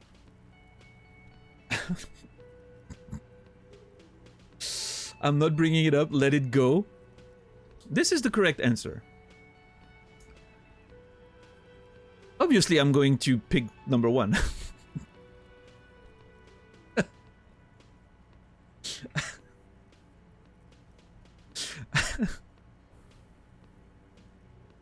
Are you part of the homosexual underground? Big why are you gay energy. I will say it. I truly feel like the reporter in that interview. Oh, this is amazing.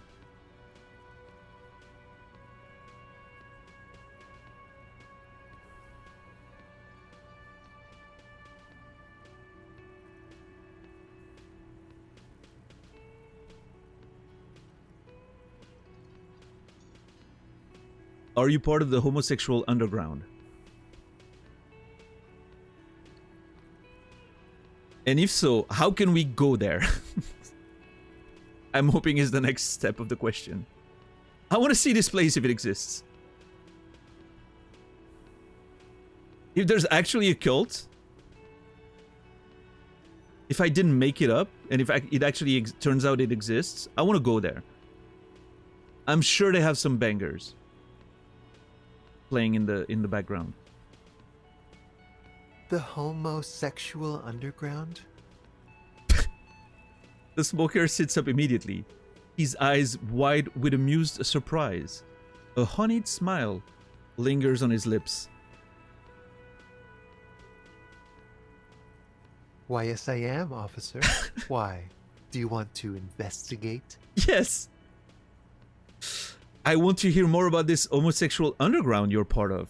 Absolutely. No, I just wanted to know whether you were one of them. Somehow this sounds worse. Yes, I want to hear more about the homosexual underground you're part of. Oh, it's a pleasure group. A sub rosa pleasure group congregating in cellars under the cover of night. Saturday night. Sometimes even Friday night. Yo, that sounds actually pretty cool. What about Thursday night? Or Thursday night. Sometimes the congregating doesn't even end. It carries on into our daily life. He lowers his voice conspiratorially and looks around. Let's not talk about this anymore. No, why do you convene? What do you do? Please, spare no details. Oh, we're ambitious. We want to destroy the last vestiges of meaning, the last things people in Rebishol have to hold on to, the true symbols of security, the meaning of man and woman, mother and father, their marriage.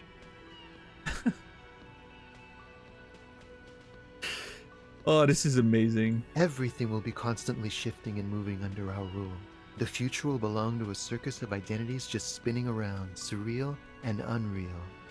You won't even know who you are anymore.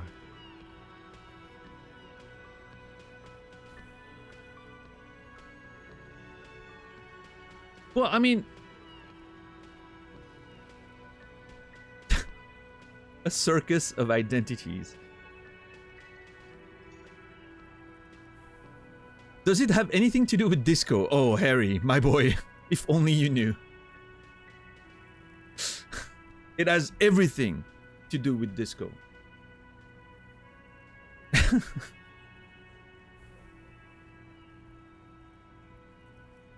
Have you seen what the 70s were like? Come on, Harry.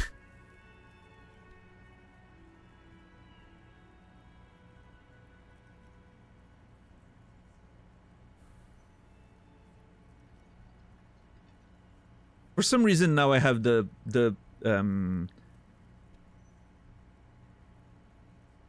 what was it? The Blue Oyster Club in the Police Academy movies.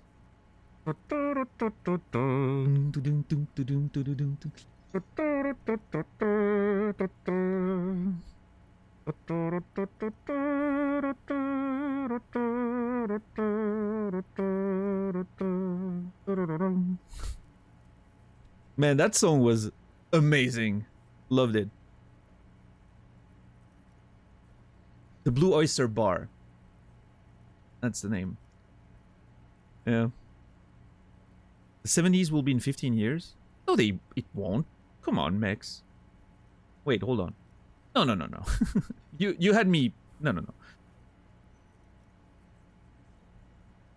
We're gonna be, oh my god. We're gonna be in the 40s in 15 years. That's wild to think about. Yeah, maybe Mex is a time traveler. I don't know.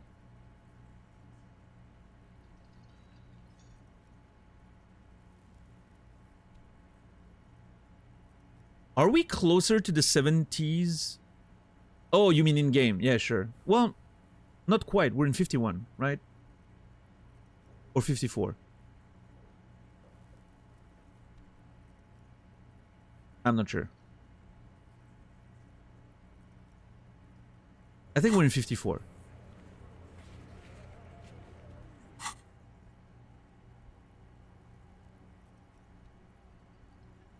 Date of birth.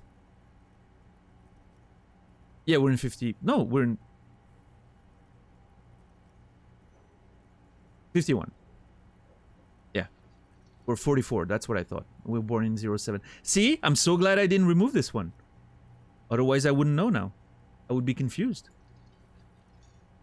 All checks out. No, that is not true, Sokoman. But are we closer to the 70s of this century than we are of the other one? We're not, right? Because 79 is still the 70s. And that was 45 years ago. And in 45 years, we will be in 69. So just not. But next year, we'll be closer to the 70s of this century than the previous ones. Which in my brain is insane.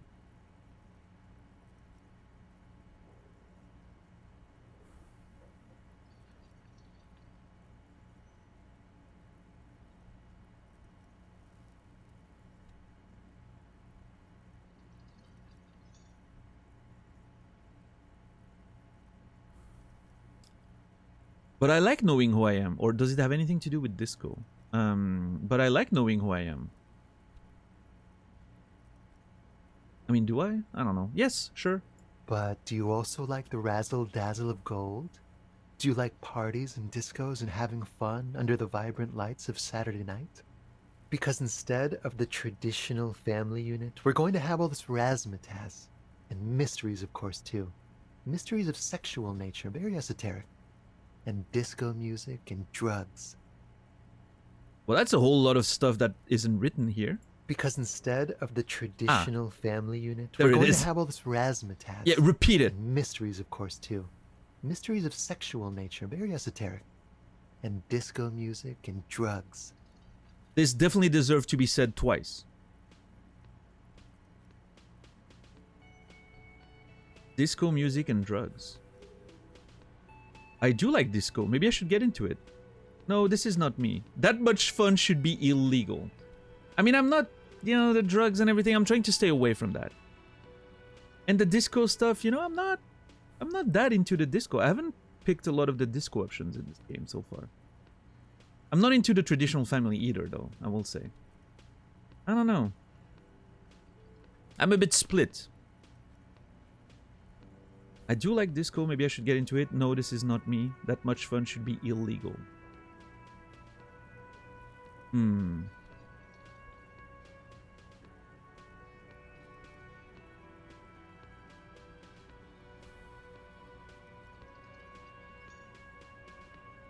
Razzmatazz, yep.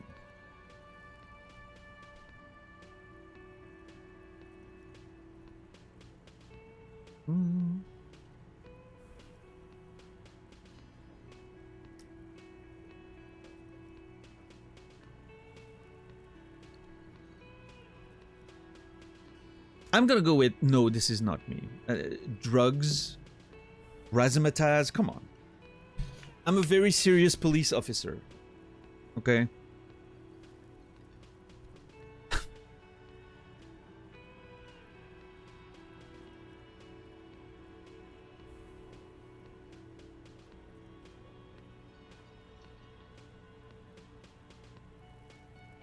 Although, I mean...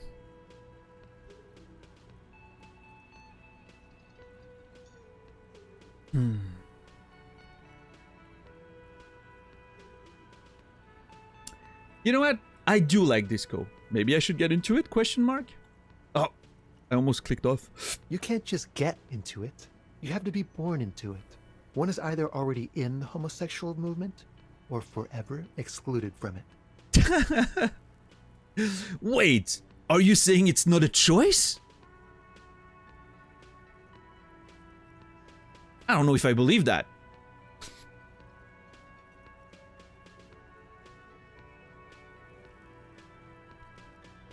What if I can't remember where I'm in or not? What if I can't remember anything about my life, aside from the fact that I like disco? Okay, then I'm definitely not in. People can't even try though? Yeah, I mean, geez. That seems to be a very intolerant movement right there.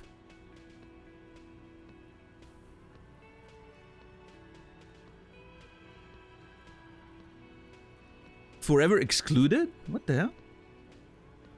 What if I can't remember whether I am or not? What if I can't remember anything about my life aside from the fact that I like disco? I mean, we know we had a wife, but where do bisexuals land in all of this, right? Is this bi erasure again? Is this what's happening right now?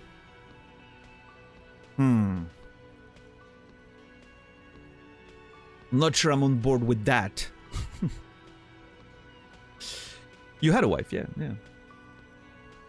Or have, I don't know. I mean, it seems the game has been saying X, so I'm assuming we're not together anymore. But yeah.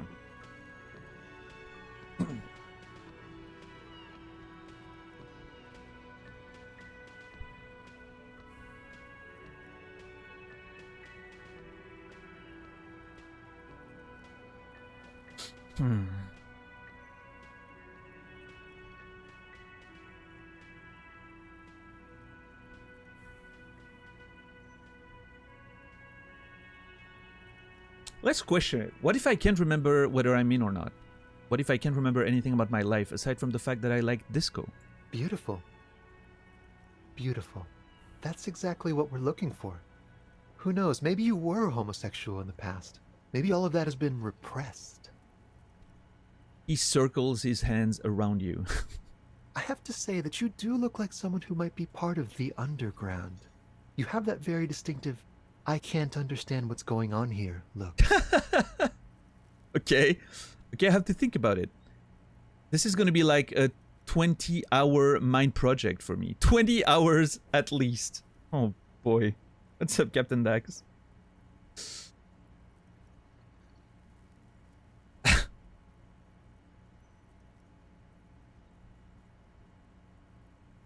This dialogue reminded me how, unironically, the government of my home country recently passed a law that considers LGBT an extremist organization, which strives to destroy the traditional family. Yeah, I mean, that's what he said, right? See? We want to destroy the last vestige of meaning. The meaning of man and woman, mother and father, their marriage. They're admitting to it.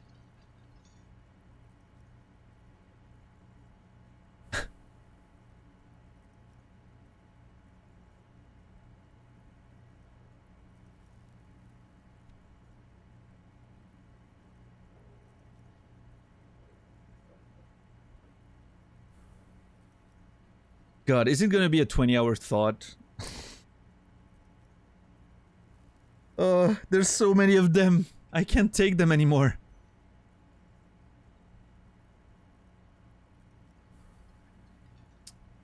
Yeah, anxious. Yeah, I'm not sadly not too surprised. But obviously it's terrible. What's up, Santa?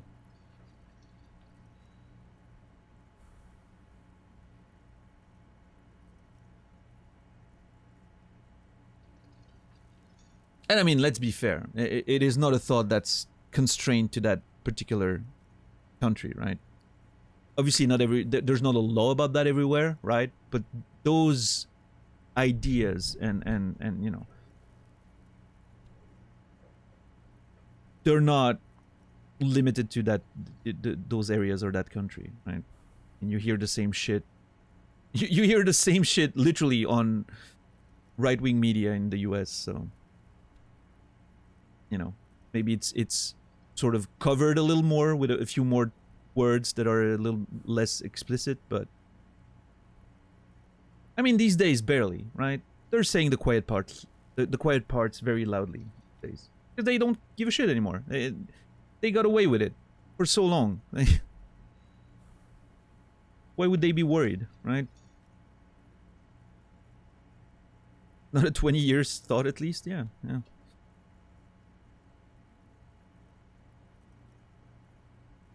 We even have gay people who go and say stuff like that. Yeah, I mean that's another wild thing, right?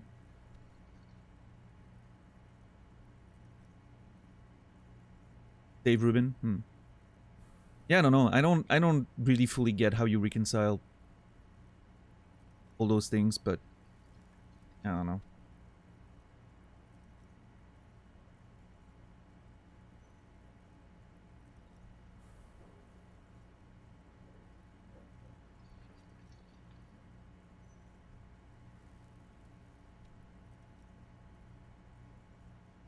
Yeah, MK, I don't know. I don't know, man.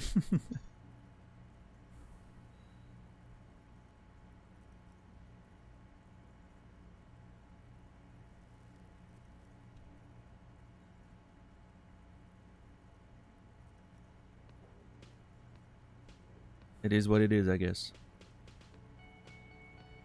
I wish I had something profound to say about that, but I don't think I do. Relocated, but reading about people getting arrested for rainbow-colored earrings is depressing. Yeah, I mean, it is.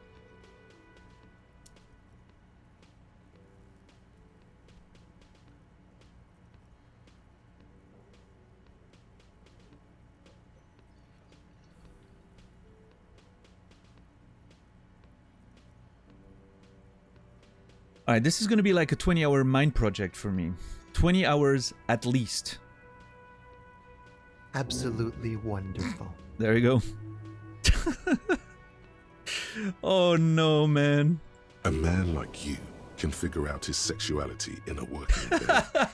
It won't be 20 hours unless you want to enter the heightened realms of the phantasme érotique afterwards.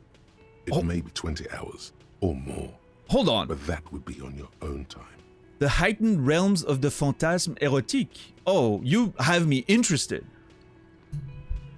That would be on your own time? Wait. Outside of the game? No.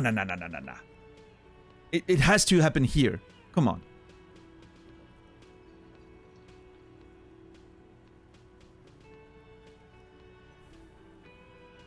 Bye-bye, gendarme. Yep. Bye, nerd. Thank you for thank you for turning me gay. I appreciate it. Hi again, gendarme. Oh, this game, I swear. Bye-bye, gendarme. I swear this game. Oh, it's only 8 hours. Oh my god, the picture. Look at it.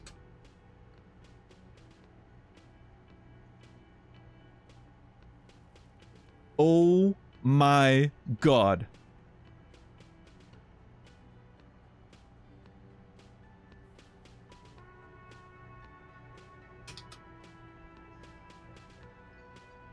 Love it. This game, man. I swear. This game is insane. It never stops. It just... You would think... Now you need to forget something to become gay. Yeah, that's the big issue right now. What do I forget?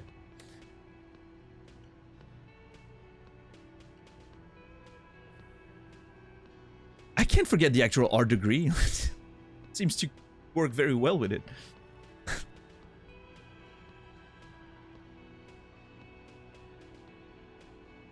No, what I was gonna say is, it's... You would think a game like that starts off with so much creativity and stuff, you would think there's a point where it just stops coming up with new crazy shit. Like, you're like, okay, it's starting very strong, but at some point they're gonna run out of creativity. Well, I mean, so far they haven't. Like, it keeps just finding new ways to throw something in my face that I'm like, I've never seen anything like that in a video game before. What an amazing piece of work this game is. Unreal. Absolutely unreal. Okay, so I need to remove... Actually, I kind of want to remove 2 of them because of modes of taxation and homosexual underground. So I think it's going to be date of birth generator and some kind of superstar. Which hurts me a little because I would like to keep composure open just in case I need to level it up more. But I don't know what else to remove. That's the thing. I guess Motorway South, but again, it's one of those things where I'm like, that extra point of Inland Empire can be useful, maybe. Although, hold on. +2 from items. I definitely have more items to give Inland Empire stuff, I'm sure. Oh, maybe not, actually. I don't know.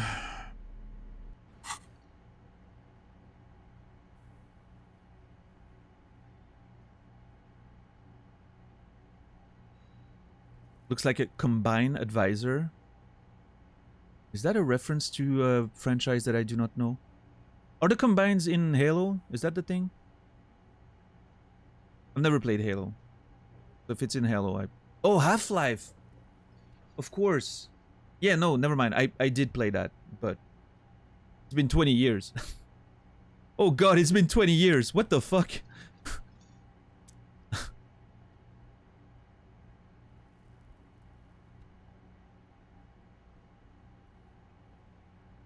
It is actually 20 years old, yes. Jeez. Just bought it yesterday. Hey, it only took you 20 years. Beautiful, Sokoman. I hope you have a good time with it. It's a great video game. And I'm sure it aged at this point, right? Like, the stuff that felt groundbreaking at the time probably doesn't feel groundbreaking anymore. But it's gaming history, right? It's one of those games that when you play it, you're like, oh shit, that's what started all of this. Or at least popularized a lot of it, right? Like the physics-based puzzles and a lot of narrative in gaming and like shooters and all that. Like, it's just insane. Yeah.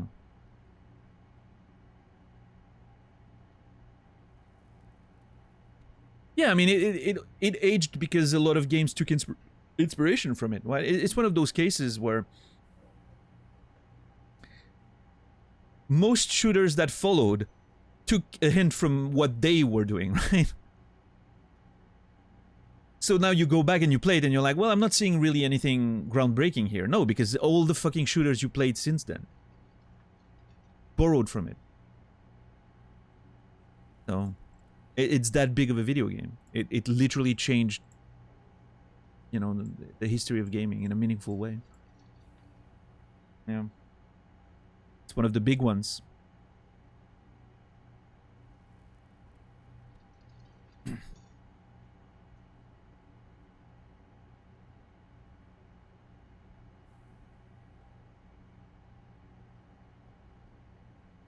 One of the big ones, for sure.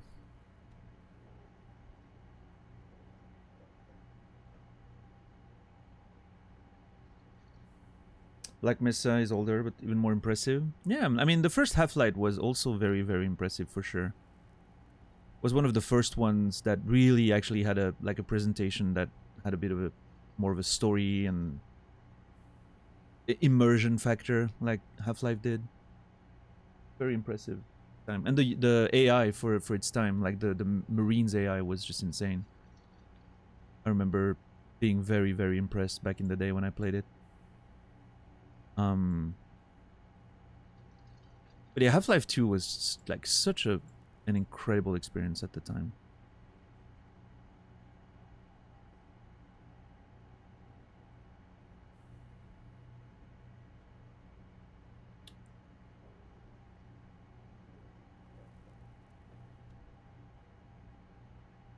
And then you think about all the games that were created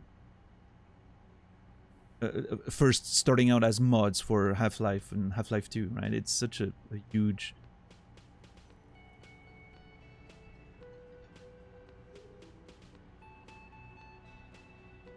Yeah, it's sort of like Warcraft or StarCraft, right? It's one of those classic games that just generated new genres of video games after it, which in itself is a huge contribution to the industry. I think it's important to, like, it's very interesting to go through that history and observe it firsthand, right? See where it all started. Like, if you go back and play Warcraft 3 right now, right, then you sort of see how MOBAs came to be, right? It sort of shows you the path. Like, you can look back and be like, holy shit, right? That's how MOBAs started. Which, you know, you can obviously look at and be like, if only it never happened. Depending on your opinion of MOBAs, but...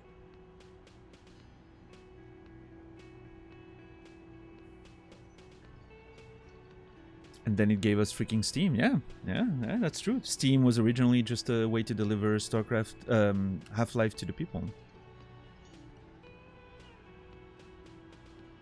It's the worst part of Warcraft 3. I thought that even before MOBAs. Like the hero stuff. Yeah, I know you don't like those very much. I personally think it was pretty cool. I love a good RTS, right? I love the fact that StarCraft doesn't have that, for instance. But I do think, in the case of Warcraft 3 specifically, I really enjoyed the hero stuff. Like the more RPG sort of esque. Almost similar. It almost reminds me of stuff like Heroes of Might and Magic, right? You go around the map, you get experience for your hero, you get items for your hero. I sort of like that. I think it's a pretty cool thing. But I understand why you would want like an authentic RTS without all that stuff, right? Which is why I personally also prefer StarCraft at the end of the day, right? Warcraft 3 is more of a thing, like I play it once and then I'm done. I have no interest in the multiplayer, for instance. StarCraft, however, it's like, yeah, I'll play the campaign and then I'll play the multiplayer. That's amazing. Heroes of Might and Magic 3 was great, yeah. I tried to replay it recently, but it doesn't run very well on modern computers, unfortunately. I'm sure there's ways to mod it so that it does, but yeah, it was a pain to try and run, and then I gave up, so. What makes StarCraft multiplayer better than Warcraft 3 for me? I think it's just the tightness of it. There's no, like, the lack of... No heroes, no creep camps, none of that, right? Like, just straight up multiplayer. You build your shit, you progress in your technology, and then you fight, right? It's a lot more... It's a lot faster, it's a lot more mechanically advanced, right? I would say.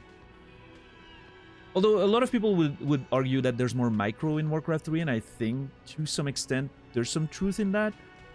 Because the game is a little bit slower, so you have more time to micro stuff, right? Single units are more important in Warcraft 3 than they are in StarCraft. I don't know, I just think like mechanically in terms of like the macro aspect and the build order aspect and all of that, those things are a bit tighter in StarCraft, which I personally prefer. At least on a casual level like mine, right? As far as pro play goes, I don't know. I don't know enough about Warcraft 3 pro play, but... Steam was created to provide online playing for Team Fortress and Counter-Strike in '99. I don't remember fully. I remember exactly what the first Steam version looks like, Liquid. That military gray. I remember hating it the first time I installed it when it came out. I remember it being... I don't remember if the intent was to provide online play or if it was initially to sell the game. Or deliver the mods and all that. I don't remember. So yeah, you may be right. Maybe it was just like an online service initially. And you had like the server list. I remember the server list. I remember what it looks like also. But yeah, no, I remember it very well. I mean, when Steam first came out, we were doing a lot of LANs with my friends at the time still. It was during that era when we were doing LANs every weekend. I mentioned that story in the past, but... And we used to play in local, right? Local network and all of that. And I remember at some point Steam came out and we were like, oh, we better look into what Steam is, right? Maybe go play online. And I remember with a friend, everyone else was already like had moved on to playing. I don't remember what they were playing. StarCraft probably at the time, or maybe some of them were playing Ultima Online. We would meet for a LANs, but there was an internet connection. So a lot of people were we were meeting and then we were going on an MMO to play, for instance. And a lot of people were playing StarCraft at the time too.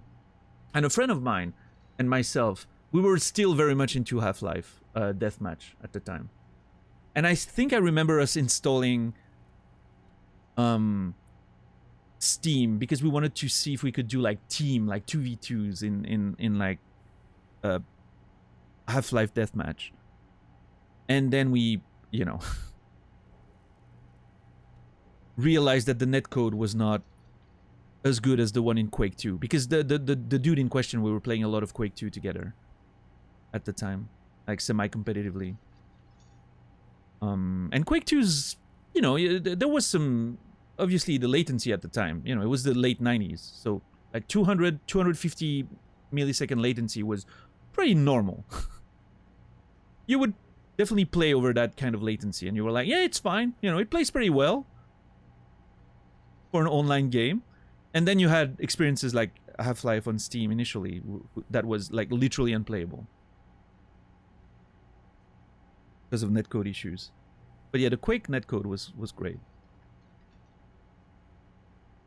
But you would adapt, obviously. You weren't playing with the railgun too much over the internet because of the latency. You would play rocket launchers, and you would just, based on audio cues, you would fire rockets in the general direction of where people would be. And that's how you won matches online in Quake 2 at the time.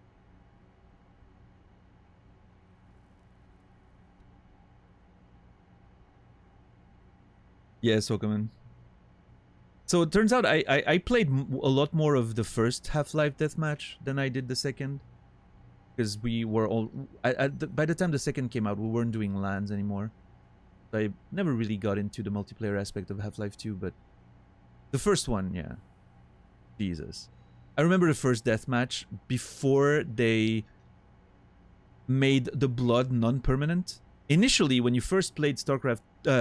Half-Life in multiplayer, the blood was permanent, and the bits and pieces of people who exploded.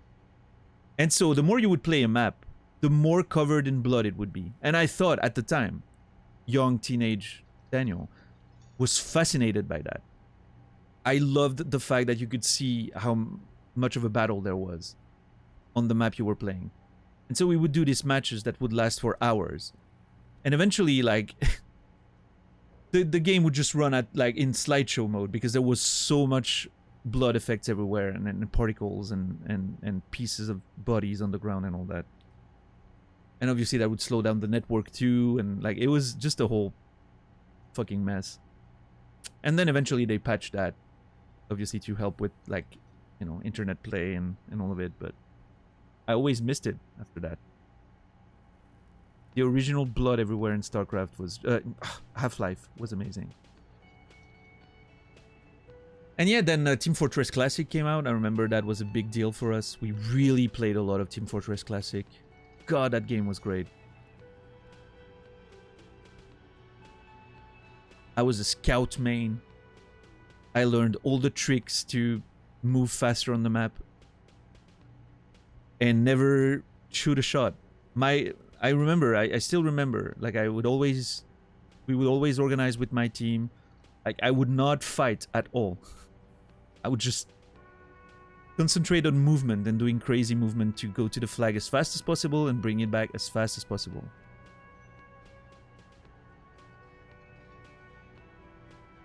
And I had all the movement tricks on all the maps.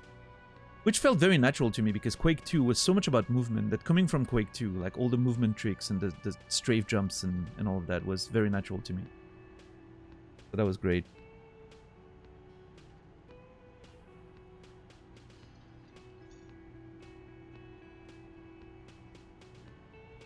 Man, what an era of video game. I miss it.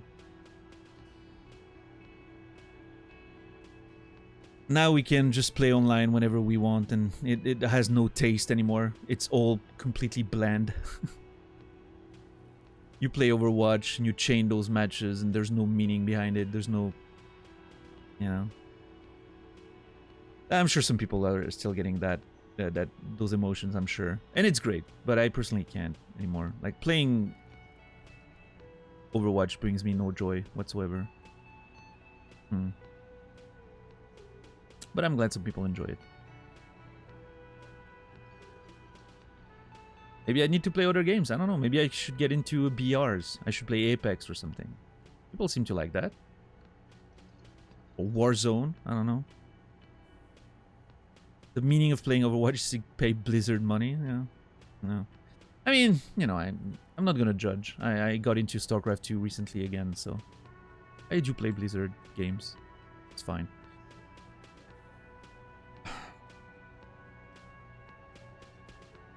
Matchmaking without lobby retention makes multiplayer less social. Sure.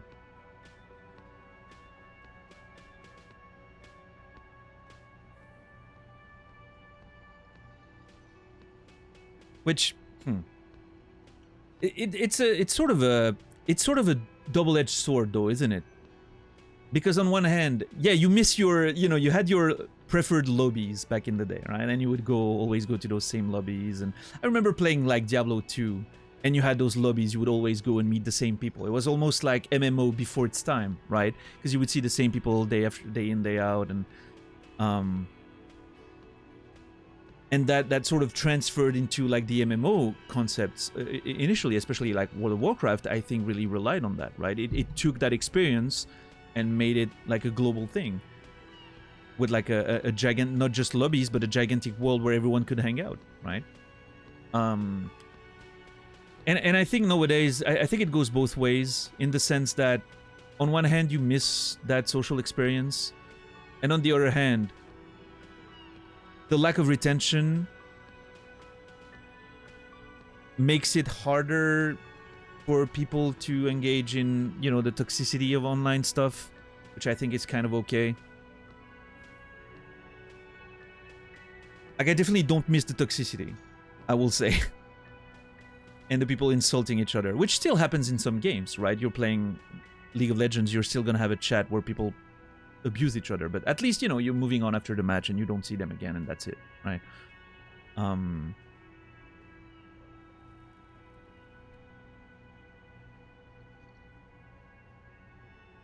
But yeah, I don't know. I think a lot of online games are moving towards the complete, like, controlled interactions, right? You have emotes and that's it. MTGA, for instance, is one that I'm playing a lot lately, is a good example of that. You can't talk to people, you can just use emotes.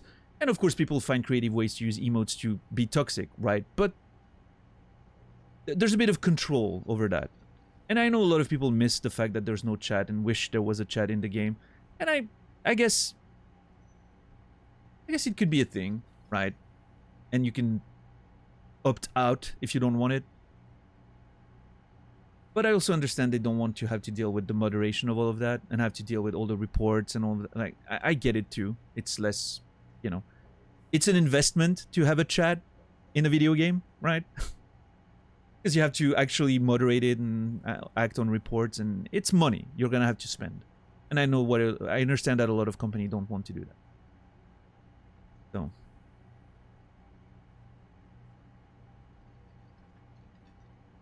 Less social for better or worse, more curated difficulty for better or worse. Yeah, for sure.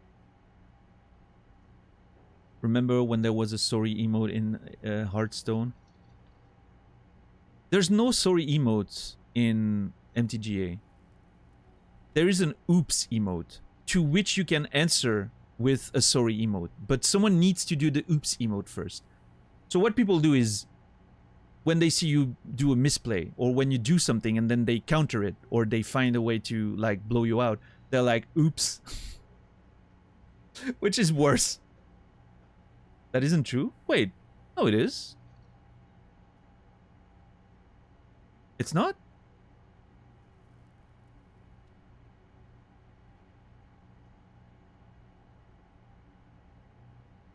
Why are you lying, Naz? Why are you lying? Or are you on a delay? Maybe Naz is on a delay and it hasn't gotten to the point where I'm saying that there is a sorry emote, but you need the oops first.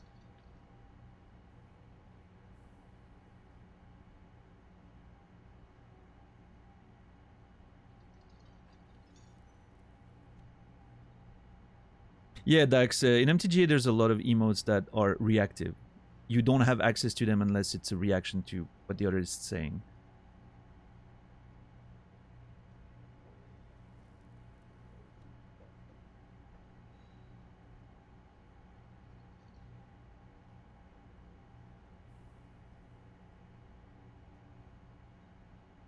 There are different phrases depending on what's going on that allows you to respond in different ways. Wait, do you have access to sorry? Other than your opponent saying oops? Because I've never seen it myself. It's only when someone's saying oops because they made a mistake, I go look for sorry and I find it. Really? I need to click on my portrait more often then. I want to find all the opportunities to say sorry.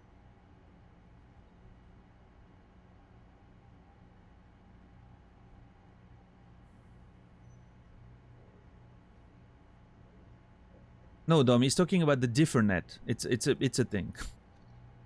It's the sequel to the internet. It's the differnet.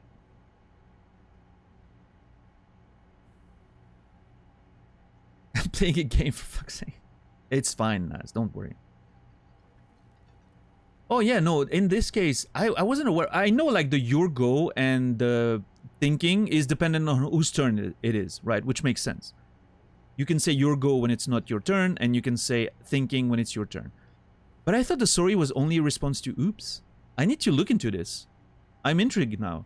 I'm gonna spend my evening playing MTGA after my stream and finding like clicking on my portrait constantly to see when I can say sorry. Well, then I misunderstood the system. Can I use a sweeper and then say sorry? Because if I can, oh boy, we're about to have some fun.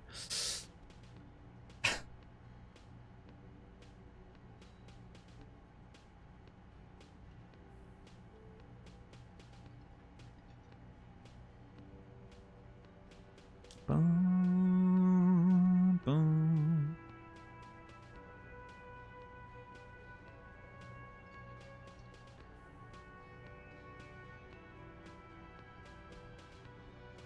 What did I miss? I don't know. Nothing, I guess. You missed the part where I was gonna say something mean. Yeah, we'll see. I'm one of these. I'm pretty soon to. I'm moving through the StarCraft 2 campaign, and I'm getting pretty close to playing online again. I'm wondering how much BM I'm gonna see and like toxicity in chat in StarCraft 2. We'll see.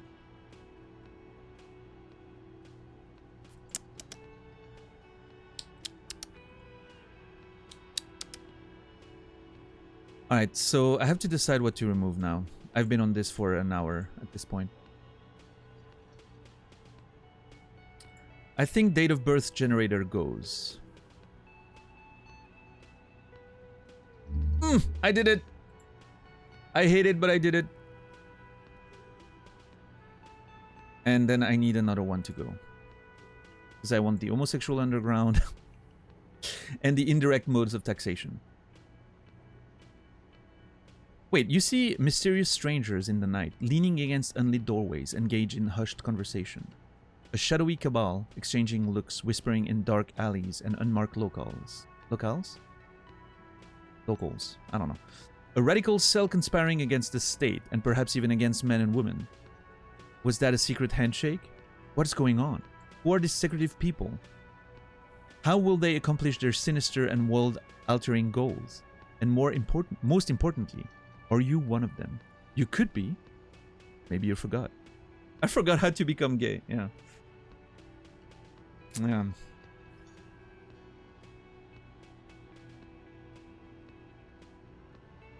Do I want to put it in?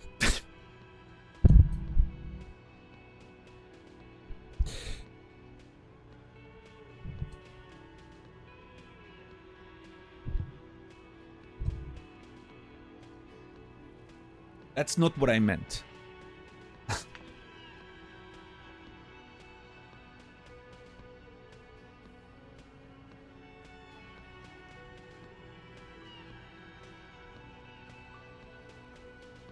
Uh-huh.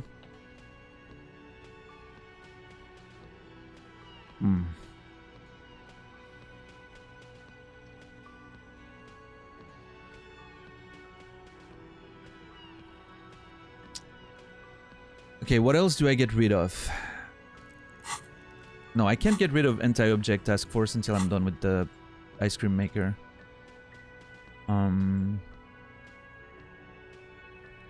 God damn it. I would get rid of some kind of superstar because the only thing I'm benefiting is the composure. But if I do, I am then locked out, I think. And then +1. Oh, maybe I have an extra one. Potentially. It is possible that if I remove it, I still have a 1... Wait. Maybe not. No, because it's gonna lower, and then I only have this one, learning cap raised by 1, but I'm still over leveled. I think it's gonna just remove the 4. Do I just keep it just for the sake of being able to increase composure? I don't think that's worth it. Now the question is, okay, no, first of all, I'm putting indirect modes of taxation in there. Because that was initially the one I wanted to put in. So I'm putting it in. At the cost of my empathy. But that's fine. I don't think we're about to get into big conversations with important characters. Plus, I'm still going to be on 8. So that's fine. So I think I'm putting in indirect modes of taxation.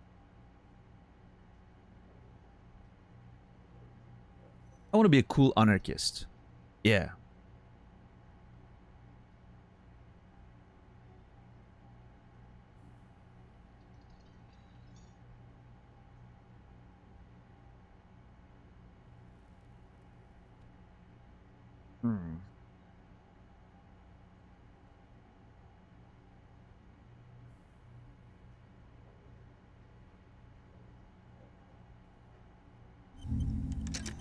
There. Indirect modes of taxation. Beautiful. Let's see what it leads to. I'm hoping it leads to money. If it doesn't, I can remove it.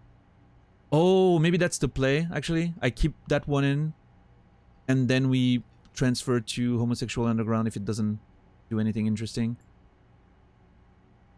Because it's only an hour and 45 minutes. We're gonna get there extremely quickly, because we have to pass a lot of time right now. Hi again, Gendarme. Yeah, I'm gonna do that, I think. Bye-bye, Gendarme. Yeah, bye-bye. Thanks for your help. The man ponders his cook. Nothing new here. I'm assuming nothing new on this front. Hey. Nope. Nothing new on this front either, I'm thinking. Again? I can't. Boy. Yes? Boy. Okay. Classier. Let's just check if Classier has anything new to tell us, and then we'll, Can I get in my room again? Or is it locked now? Oh, I can get in. I haven't paid, though. The bed is still cold. Why do I have access during the night if I haven't paid? During the day if I haven't paid? That's a strange way to lock oneself up. What if I don't have to pay and I can still get in? Have I been scammed this entire time?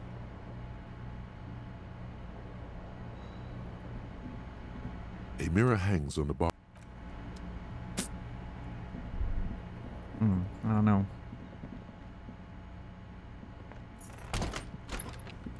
Anyway, Classier.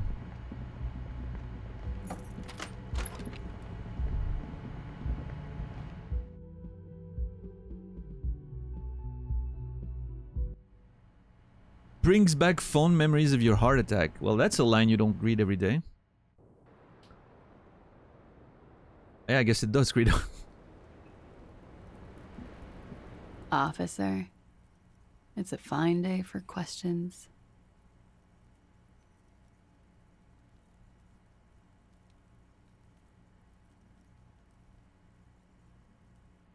We'll get back to you, Classier.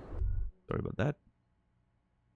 Canonically, it was only one. Well, canonically, there was none, right? Because we always had to reload. Because at the time, I didn't realize how the game worked, right? I don't think I had a heart attack since then. I may have had one, and we saved it ourselves with a... I don't know, we've been through so much. I barely remember things. This was a long journey. And I can't believe we're still in it. I did not expect this game to take 2 months, I will say. I didn't think this would defy Hollow Knight in terms of length. I'm not mad it does, but... Is he doing the idle animation again?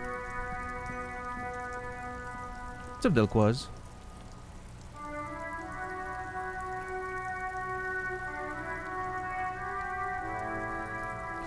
Okay, we can read some books and play some games with Kim to pass the time until we have to go to... Okay, the first thing is the dice maker.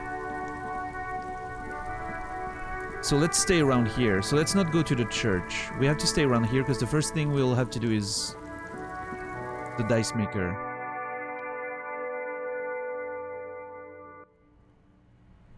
Two months closer to Silksong, yeah, technically we are.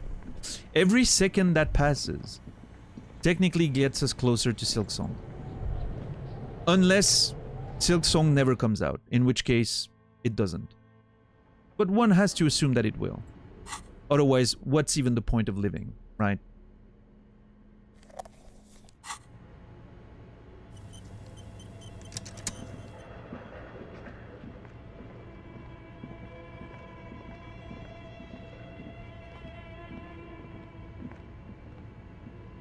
Yeah, I'm not superstitious, Dom. I don't believe in that. Yeah, I guess we'll wait. Oh! The floorboard creaks.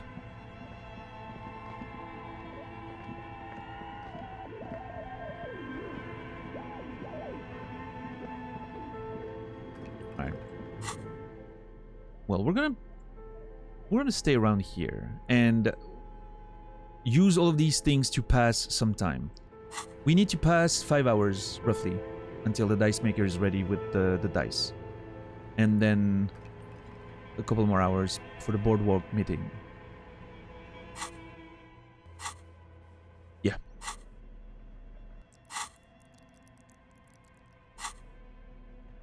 What if it's not believing in a superstition, but believing in spiteful devs? But how would the devs know? It doesn't check out. I'm sorry. Are we checking the board game first or the books first? We have a lot of books. Maybe one book first and then the board game? Something like that. Oh, you know what? I'm going to start with the a little stitious, maybe. Yeah, maybe not superstitious, but a little stitious.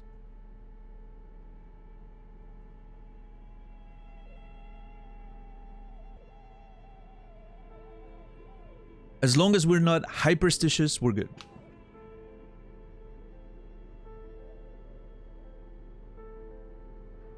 The Silksong devs, they know. Maybe they do. Man, I'm really excited for Silksong. Holy shit, that's gonna be fun. I need it to come out soon. Please. Important for my channel.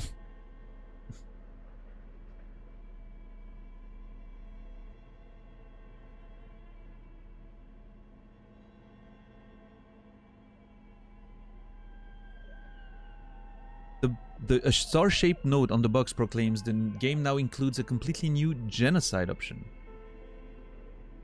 Okay, I'm interested. Let's see. In your hands, you hold a brand new copy of the game, Suzerainty. It's snugly wrapped in a skin of plastic.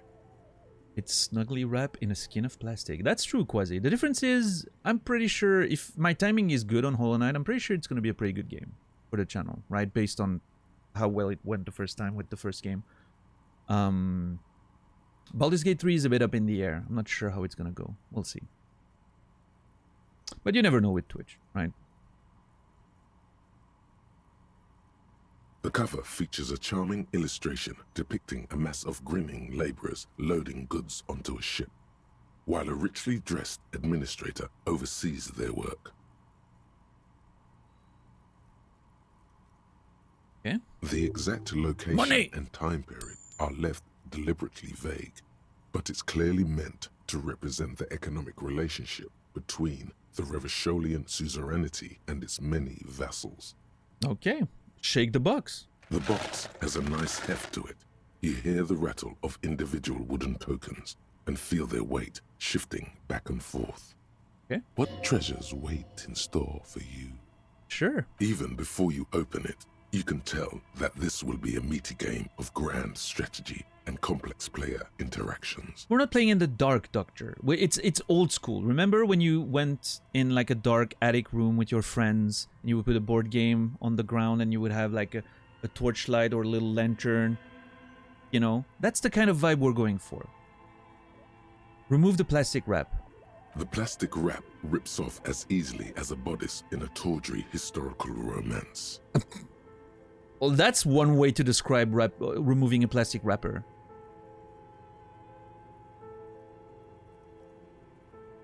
Imagine the never-ending story, right? In the attic of the school, reading the book. That sort of vibe, right?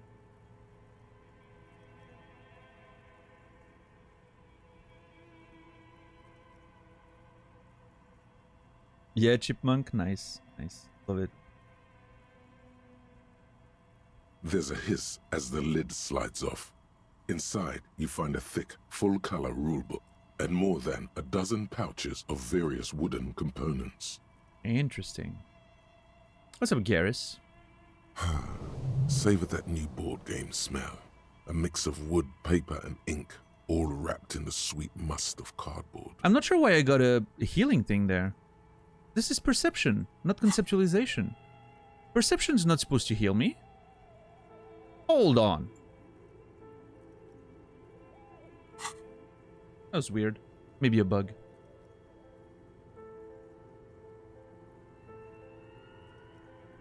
Read the rulebook, examine the components. Hey, Kim, wanna play? Kim's not gonna wanna play. Kim's gonna be like, you know what? We have a case to solve.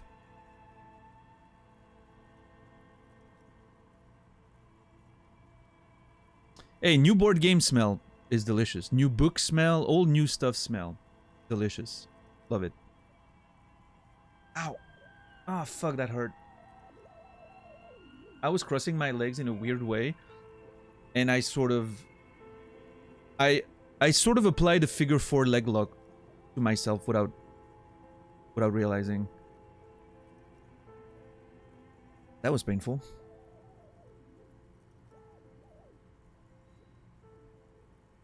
Woo!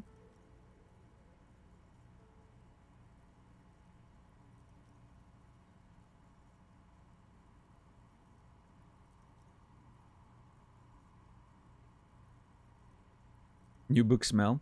Yeah, it's funny. One of my writing friends. The first time we met, I wasn't published yet. He had his first book published. And I remember it was at a convention. And I went to see what he was writing. I didn't know him, you know, new writer, just coming up with his first book. And I took the book and I brought it in my hands and I was like, I slightly opened it and took a whiff, right?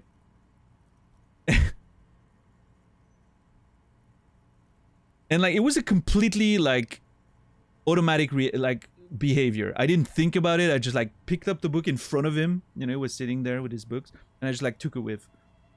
And I remember my girlfriend at the time like sort of gave me an elbow to the ribs, and like, you know, as if I was being rude because he was, you know, looking at me right in front of me. Like, of course you do that in a library, but when the person's just right in front of you, it's a little bit weird maybe. And immediately dude goes, oh, no, please, I do that all the time with all of my books. I want you to know what it smells like if you're gonna, you know, be interested in buying it. And then we had a whole conversation about like the smell of books, which we actually talked about again once I eventually got published and was on the same side of the table as he was, so to speak. That was pretty funny. That was the whole story. Got caught snorting books, yeah.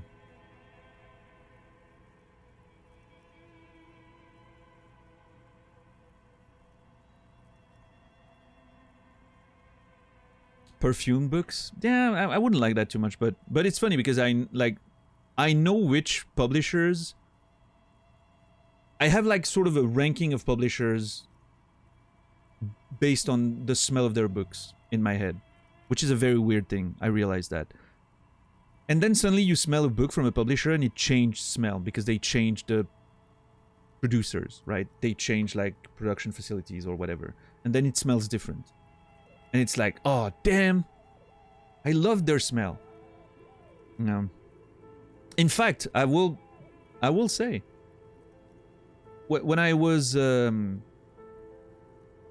to find a publisher for my first book, one of my research for the publisher that was interested in me was going to smell their books. I wanted to know what my book was going to smell like.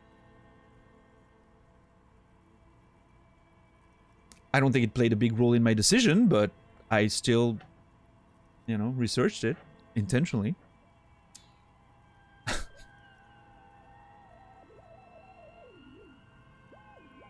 Tier maker book smell stream. Well, most of them are like French publishers, so it wouldn't help a lot of you guys.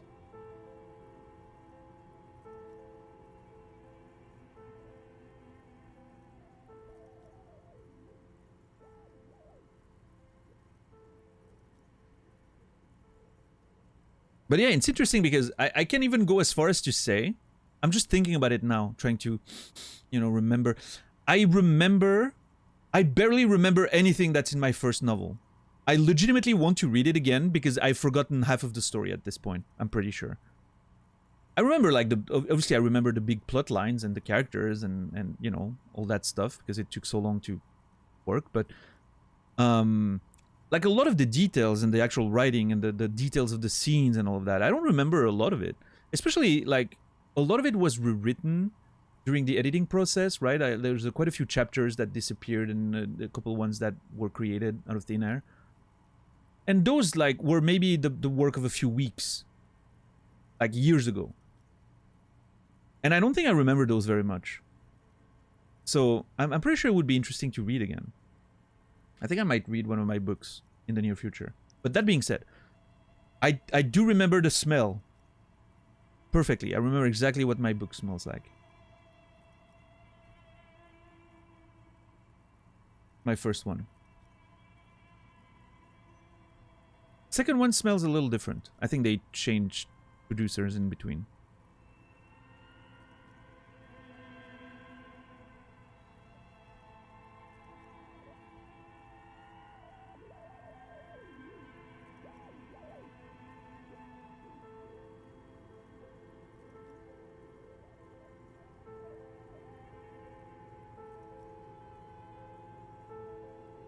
Yeah, maybe that's a big thing I could do, right, Sokoman? Allow people to send me books from all over the world, and then I do a tier list of the smells of different publishers. All right, let's read the rule book.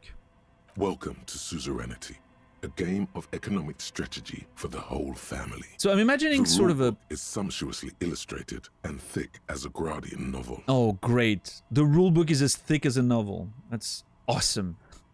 Also, a Gradian novel, for me in my brain, like, sounds like something like Russian literature, right? Those huge ass books. So I'm imagining something sort of in between diplomacy or risk, right? That's sort of the vibe that I'm getting from Suzerainty. Let's see.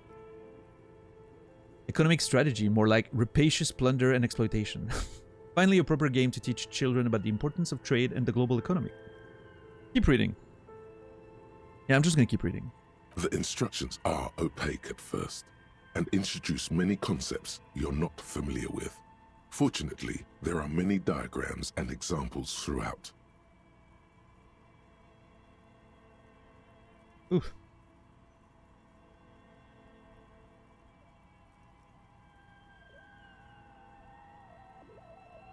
All right. You soon figure out the basic conceit. Each player represents an administrator for the suzerain of Revachol. Your objective is to increase the suzerain's wealth and renown by accumulating victory points. How do you accumulate victory points? Fuck the suzerain. What about my wealth and renown? It's a game, Harry. Chill. How do you accumulate victory points? That's where the suzerain's vassals come in. The game features 4 vassal nations, each one home to an economically important resource. I mean, I do understand, right? Where's my wealth and renown? I also want it. Right? I get you, Harry, but we're talking about a game. Come on.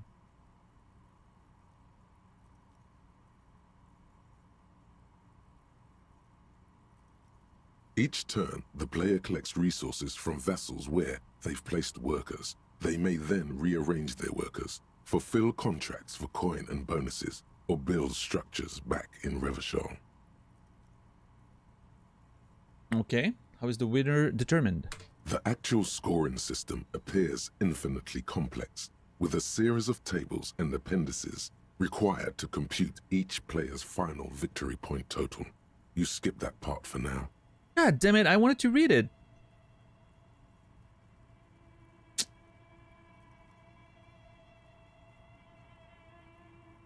Examine the components. You open up a number of pouches containing wooden tokens. There are also several punch boards with other cardboard components that will need to be punched out before you can play.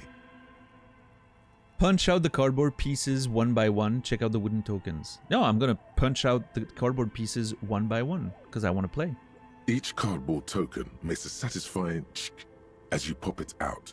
Soon, a neat pile of cardboard coins and counters has accumulated before you. Nice. What? You're not going to offer to let me punch any of them out? Oh, really, Kim? I didn't take you for someone who would be interested. Check out the wooden tokens. In addition to the worker and building tokens used by each player, there are also several piles of colorful resource tokens, each representing one of the game's 4 principal resources. From the Empire of Sefre, orange apricot tokens. From Ilmarat, the ancestral name of Ilmara, gray marble block tokens. From the Seminine Islands, white sacks of sugar tokens. And from Supramuindi and Sarah Maritza, magenta tokens for unprocessed cocaine leaves. Okay. Ilmara is an ancestral name. Ilmara is the ancestral name of Ilmara. That's pretty cool. It never occurred to me. That's very funny. Oh, those are nice. The lieutenant picks up a sugar token and admires it. All right. Kim seems interested. You hold the open game box before you. Hey, Kim. Wanna play? Please don't shoot us down, Kim. Let's have a game. The lieutenant looks over the rulebook before he sees something that makes his eyes go wide. Oh no, what? Holy shit. The average playing time for this game is 1 to 6 hours. Hell yeah! That's exactly what we need right now. I'm not sure we can afford to set aside that kind of time for a game. Kim, trust me. So he says, but his gaze lingers a moment longer on the rulebook than is strictly necessary. He could make time if he really wanted to. Suggestion challenging 12. Convince Kim to play with you. Oh, plenty of time. Nice. +1, plenty of time. Cool. And intriguing components.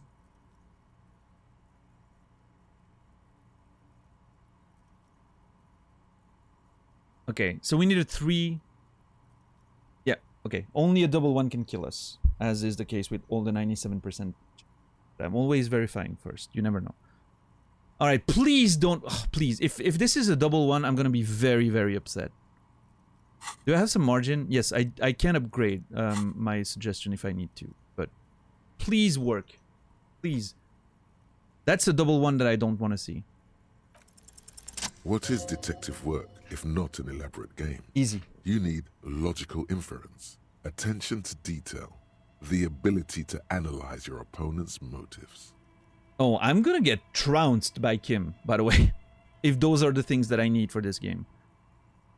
Come on, it might help us think of a more creative solutions to the case.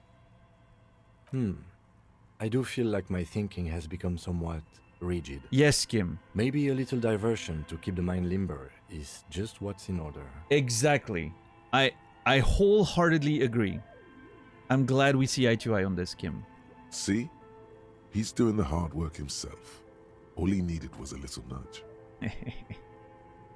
Let's go. Alright, you've convinced me. How do we play? I don't know. Let's wing it. I read the rules already, I'll show you. I read the rules already, I'll show you. I mean, I didn't read the rules, I just looked through them. Oh my god.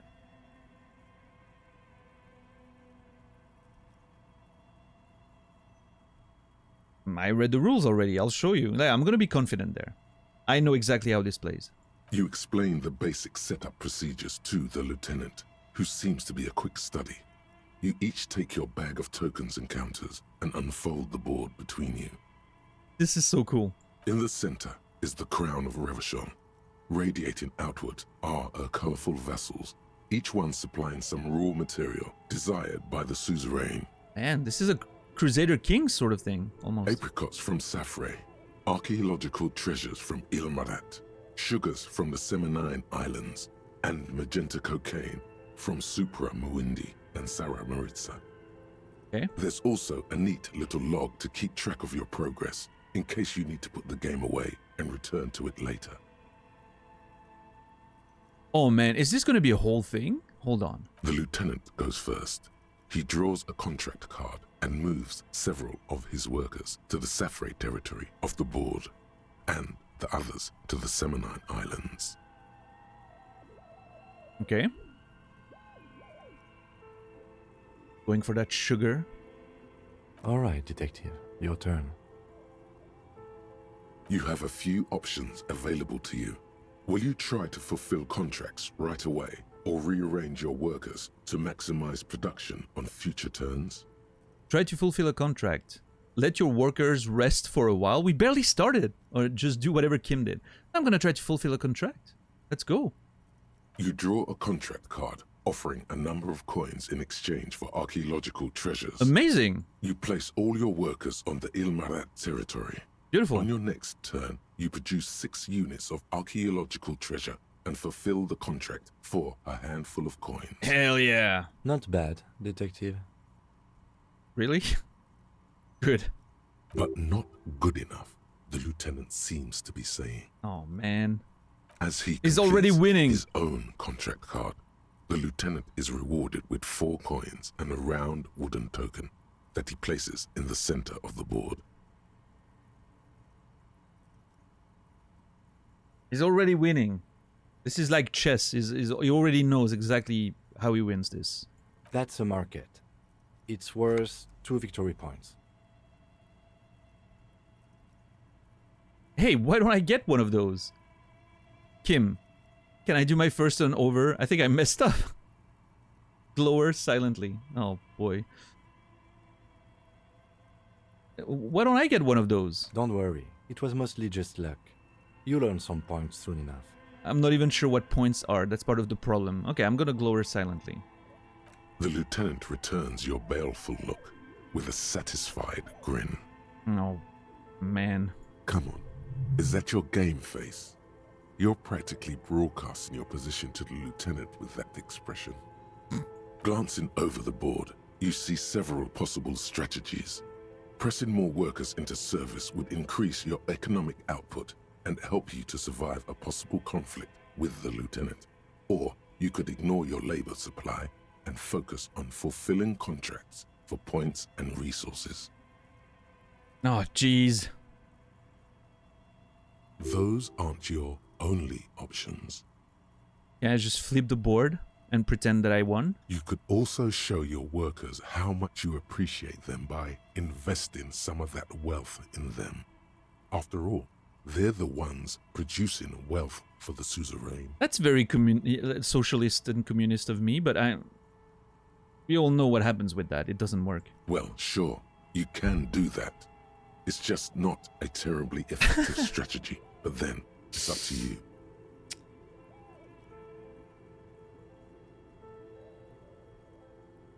I'm gonna press more workers into service.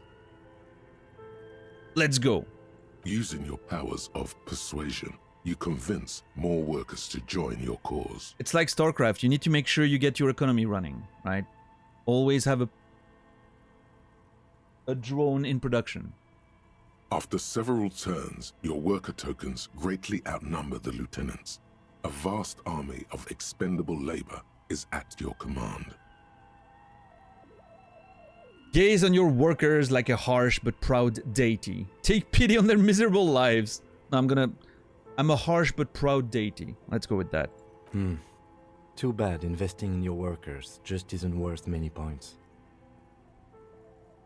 What do you mean? Take a look at the scoring tables in the back. The lieutenant turns to one of those appendices you skipped over earlier. You see in Table 8C that investing in territorial infrastructure multiplies your final victory point total by 1, which is to say not at all. Whereas erecting monuments in Revachol gives you a multiplier of 5.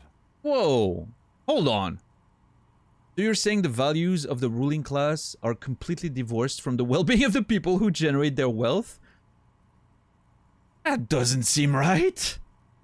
So you're saying I should treat my workers like disposable labor instead? So you're saying I fucked up.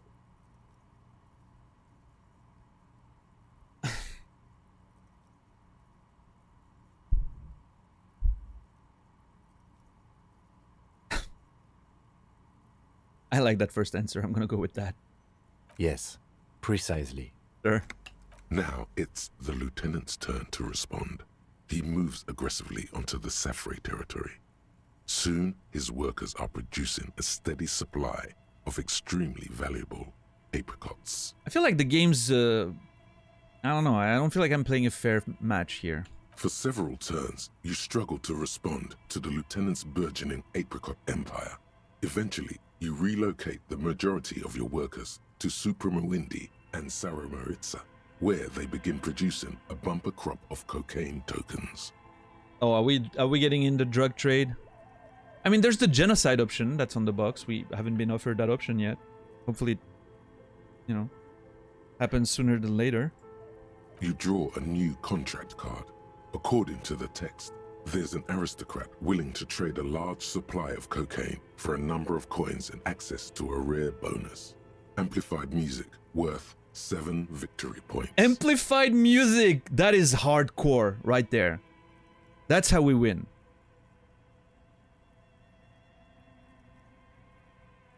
Hardcore! Yeah, exactly. That's how we win. Amplified music. It all ties together. You know, this isn't unlike the situation the historical Revacholian suzerainty faced in Safre in the middle of the last century. Oh yeah? Tell me more. Well, the suzerain was looking for new markets for all the cocaine it was producing, and it settled on Safre. Okay. By introducing cocaine into Safre under exclusive contract, the suzerain created an extremely valuable captive market for an extremely addictive product. That's fucked up. That's brilliant. What does that have to do with the game? What does that have to do with the game? If you could somehow get the lieutenant's workers addicted to your cocaine, you could not only make them less productive, you would also force the lieutenant to pay you for your cocaine tokens each turn. Can you even do that? Yes, you can. It's right there in the rules. Let's go! You've reached a critical strategic juncture. How do you respond to the lieutenant's aggression? Rock and roll, baby. Go for the contract. Give back to the workers. Sorry, Kim. You're not going to like this. Introduce the lieutenant's workers to cocaine. Attack the lieutenant and steal his resources. I'm bored with it. Nah.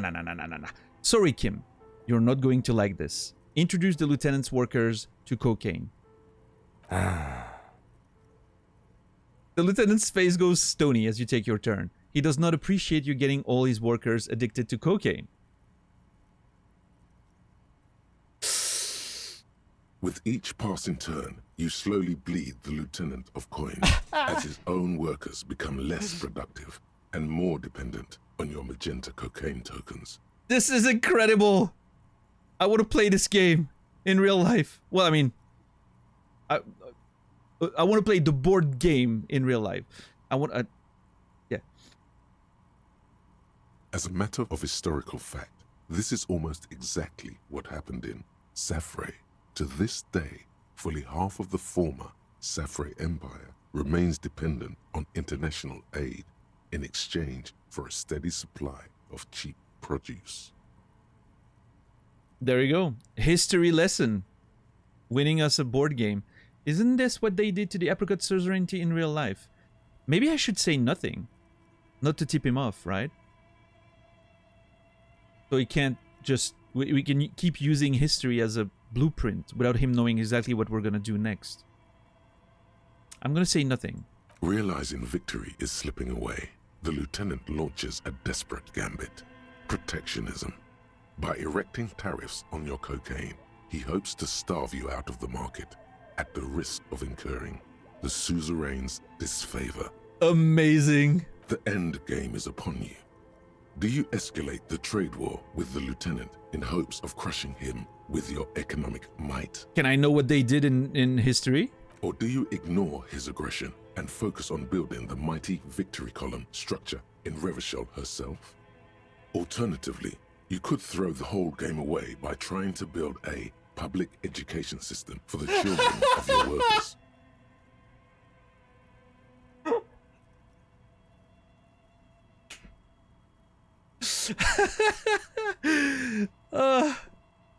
You could throw the game by building a public education system. Oh.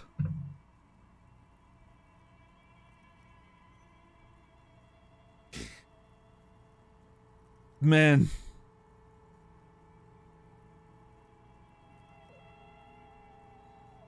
Apparently there is such a thing as too self-aware when it comes to creating games. The choice is yours. For almighty Revachol, go for the victory column. It's on, Kim. Launch a trade war. Build a public education system for your workers. Ah.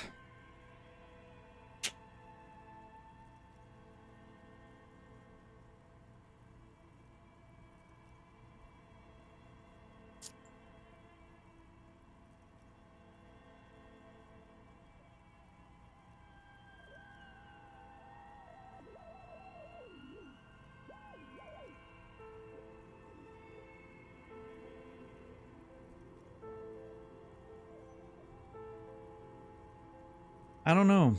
I don't know what to do here.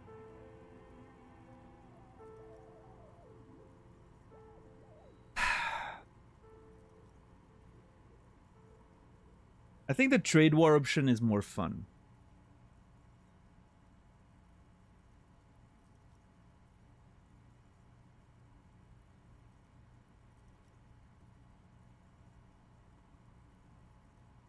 And I think it's going to highlight the weaknesses of protectionism in general. If I go for the victory column, I might come a little short, maybe. You know what? Let's launch a trade war. Let's go for it. We won this by being aggressive so far. So let's go. It's on. The lieutenant nods gravely as you erect tariffs against his apricots and sugar. Oh. This is going to get ugly. Baby, let's go. With every turn, tariffs are raised until neither you nor the lieutenant are producing any income or generating resources for the suzerain. Uh-oh. Even in the best of cases, it's impossible to really win a trade war. But this is far from the best case. Oh. And the lieutenant's apricot-powered economic engine crushes yours. God damn it. Soon, your coffers are empty, and the map lies strewn with your worker tokens. I hope you learned your lesson. The lieutenant says with a sharp smile. Never get involved in a trade war in Insulinda. Never play board games. Never fuck with Kim Kitsuragi. Oh!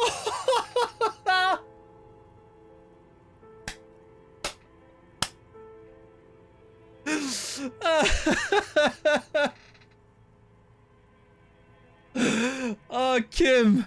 This is the best Kim has ever been in the game. That's the Kim I want to see more of.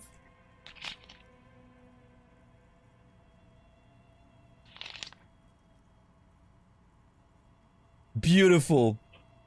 I take games a little too seriously, Kim. Totally vibe with me. Beautiful. What's up, Zinder? What's up, Nogar? This is amazing. That's his best line in the whole game, I will say. So far. Amazing.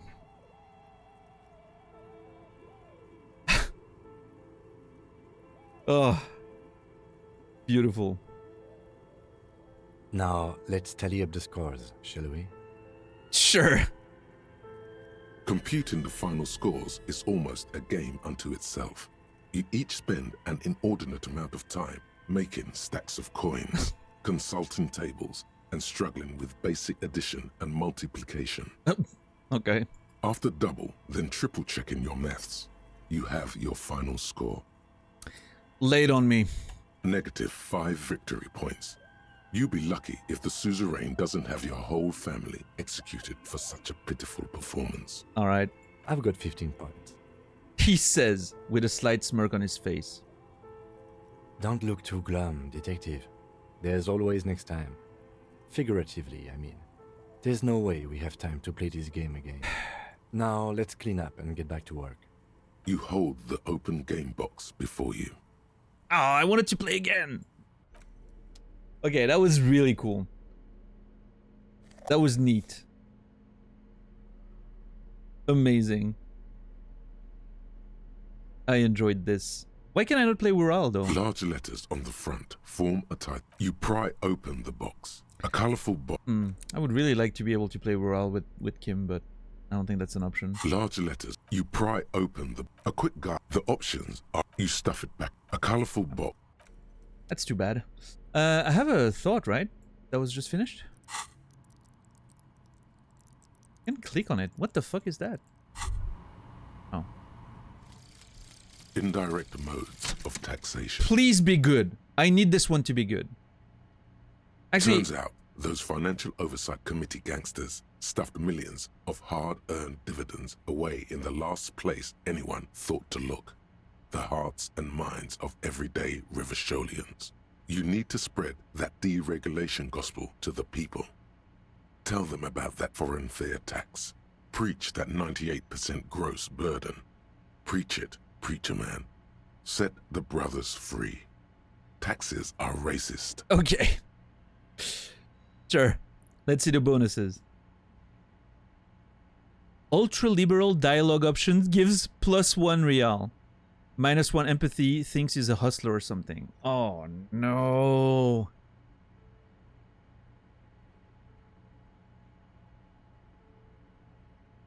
I mean, it is extra money, but I don't want to pick the ultra-liberal option.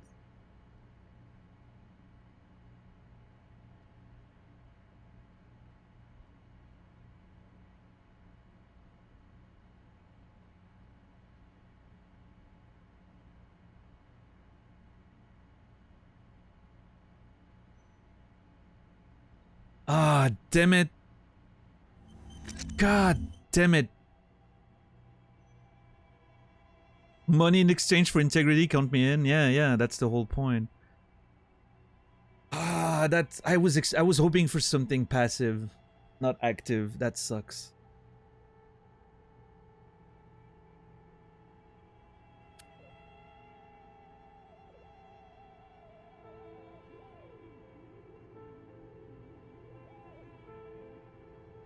Also 1 real every time. Like, I mean, that's a lot of dialogue options to amount to a good amount of money. And the -1 empathy, I'm not a big fan of it, I will say. Unfortunately, I think indirect modes of taxation is gonna go. I hate to say it, but that was a mistake.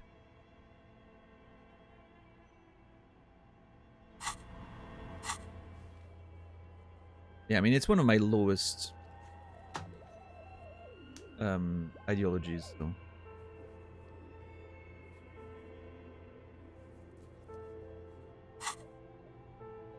God damn it. God damn it. I mean, at least I have an open slot for Homosexual Underground now. I don't have to think about which one to replace, so. Yeah.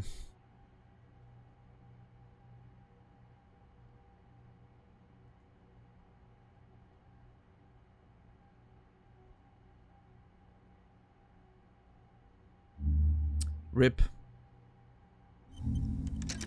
Homosexual Underground, here we go. 8 hours.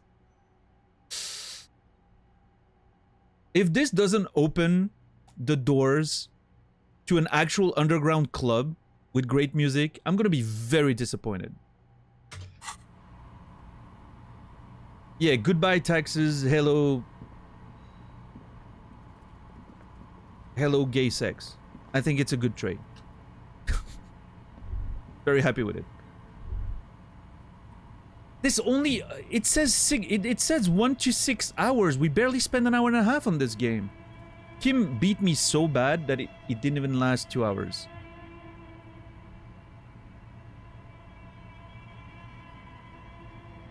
God damn it. Hold on, can I get her music? Oh, it's you again. Are you looking for a die? Oh shit, I have a Shivers check here. Ooh. I could level that up. Get a little nice Shivers check. I mean, I would be out of points, but 1 to 6 hours is a ridiculously big range. Yeah, but I mean, it sort of makes sense, right? For a game of that nature. I understand. I guess. It is a big range, though. I mean, 2 of those hours are probably like just counting the points, right? Do I level up Shivers? What's the status of all the Shivers stuff? Okay, just this. Oh, it's you again. I'm so sad the music ends if you're out of the conversation here. I really like it. You know what? Sure, let's put a point in Shivers. Why not?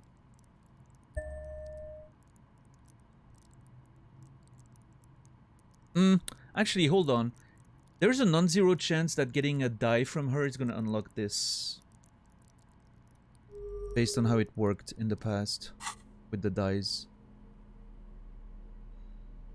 Yeah, let's read a bunch of books and then get the dice and then we'll see.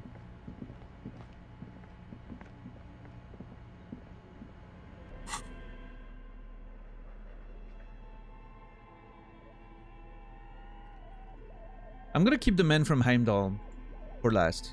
Because that's the sequel of when we started reading, I think. So.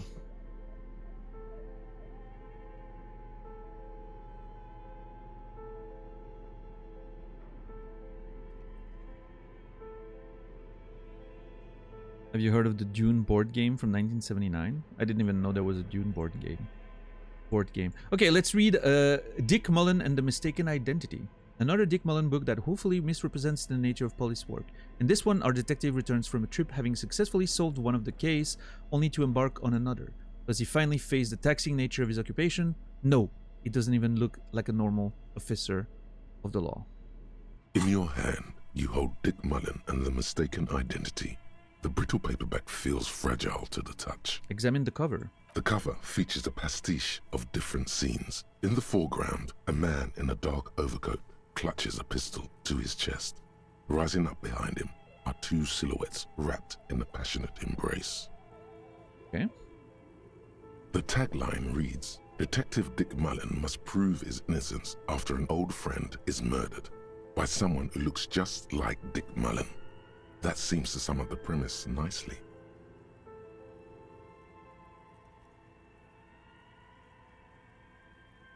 Okay. Needless to say, it violates nearly every RCM regulation for a detective to investigate a murder in which he is a suspect. Fair. Are you really reading that, detective?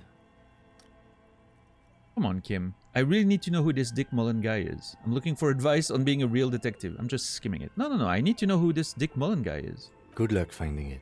He's not much of a character, I think you'll find. Just a stand-in for the reader. That's terrible, but we'll see. The point is for the reader to feel like they're solving the crime along with Dick Mullen.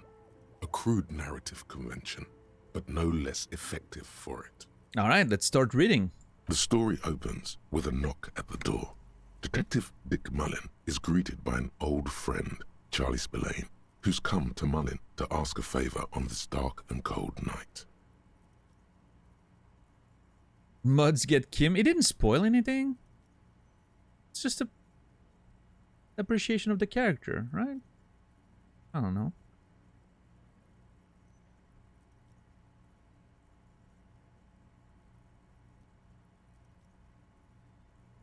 A little bit of stretching.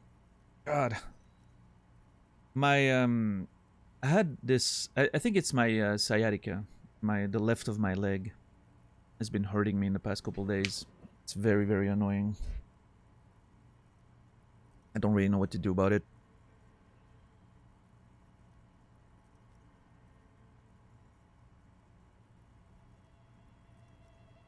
It's making it hard to just sit.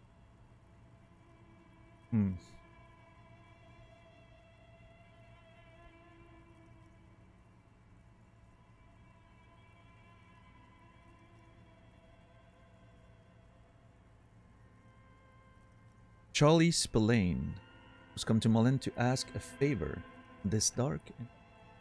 There you go. Spillane needs Mullen to drive him in from Vespa to a small town along the Insulindium coast. Despite his friend's apparent agitation, Mullen does as he's asked, then returns home where he passes out drunk, as he does most nights. Fair.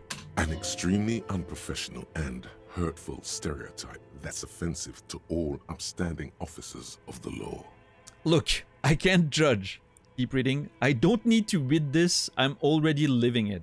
Beautiful. No, I can't judge. 2 days later, Mullen is arrested by the Vespa police and charged with the murder of Charlie Spillane. At his interrogation, Mullen learns that Charlie Spillane was shot in a bar in the very town Mullen dropped him off in by a man matching Mullen's description.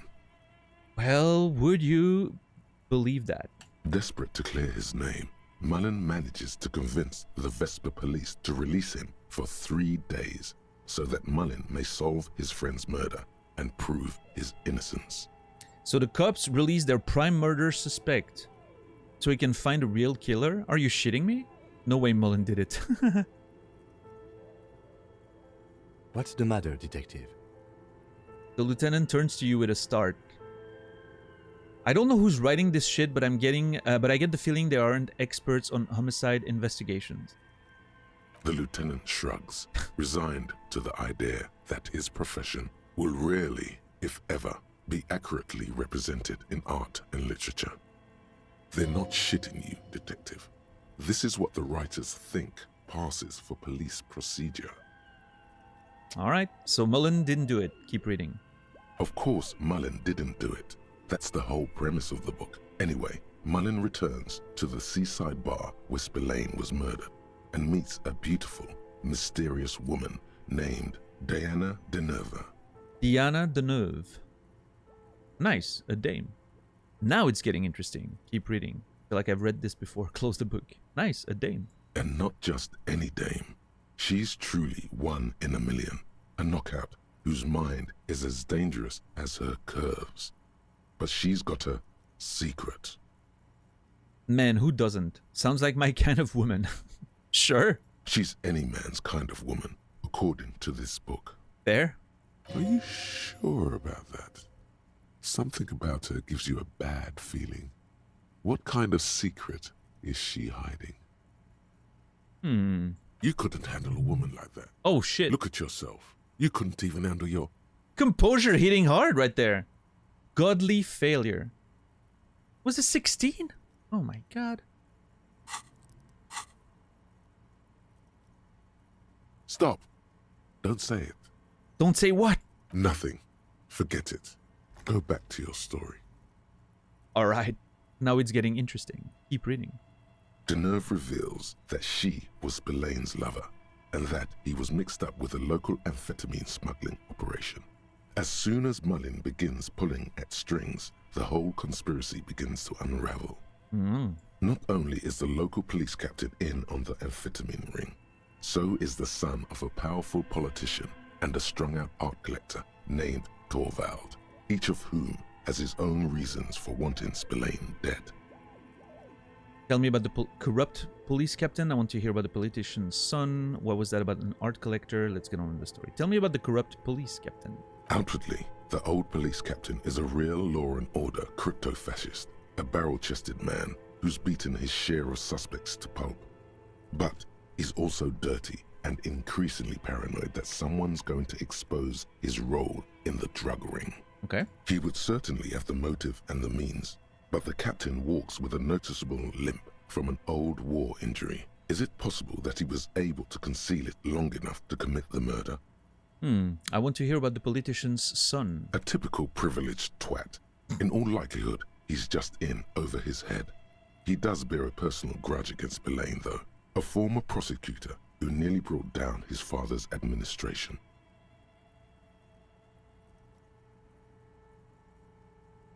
Yeah. The kid doesn't exactly have Dick Mullen's manly build, but he is the correct height. And while interrogating him at his home, Mullen did notice a certain overcoat that looks suspiciously like his own. What about the art collector? Torvald, the art collector, is a strung-out mess. Frankly, it's hard to imagine him holding a pistol steady enough to actually hit someone, let alone plug them 3 times in the chest the way Spillane got did. That said, Torvald and Spillane have a long history, and while interrogating him, Mullen discovers that Torvald was once involved with Deanna Deneuve. Could it be that this is all over a sordid love triangle? Okay, let's get on with the story. One evening, Deanna Deneuve comes to Mullen's hostel room in tears. The two of them drink half a bottle of vodka, and soon they're seeking comfort in each other's arms. Oh. Well, that testimony won't be admissible any longer. How does Mullen expect to solve the murder if he's sleeping with his witnesses? Nice. Get it, Mullen. Not sure I'm happy with this, but maybe the story will turn around.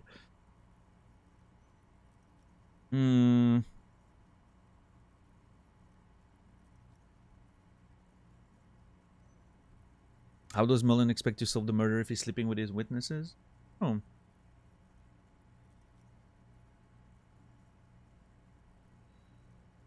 To be fair, we did hit on Classier in the first thing we did in the game. Right? First conversation we had in the game, we hit on Classier. So, to be fair, we didn't know she was a witness. Or a, potential suspect, but...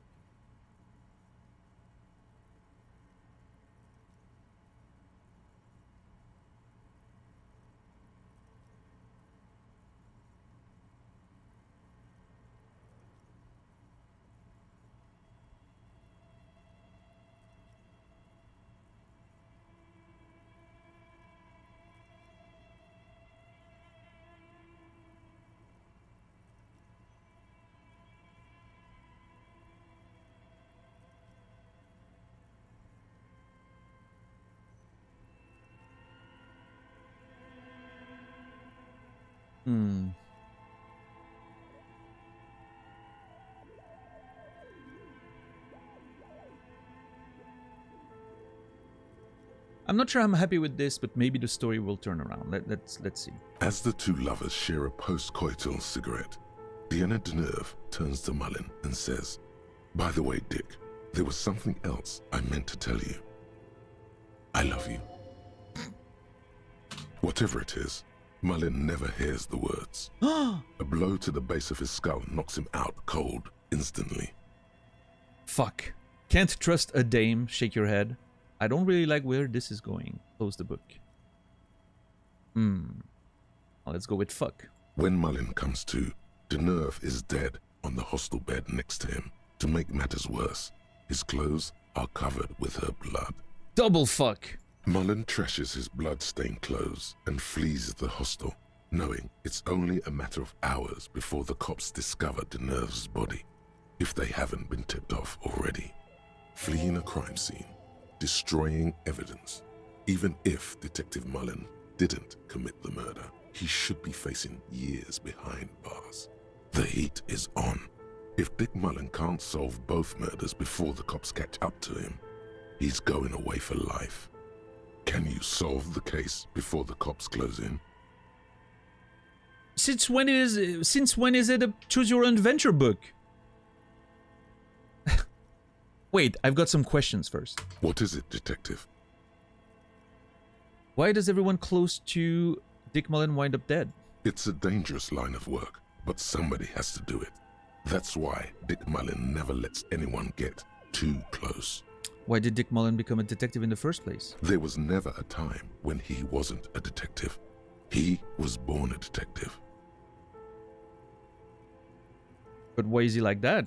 Dick Mullen was made to crack skulls and solve cases. It's who he is.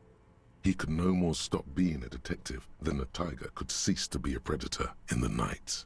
Yeah. You're no tiger though, Harry. You're a man. It's your curse to have to choose. Thanks. For a moment, you cease to read the story on the page and see the book for what it is. A collection of brittle, cheaply printed pages held together by glue made from the hooves of horses. You won't find the answers you're looking for here, in other words. Why bother solving crime when the world is so evil? Is it really so evil, detective? Maybe not. There are parts that there are parts worth saving.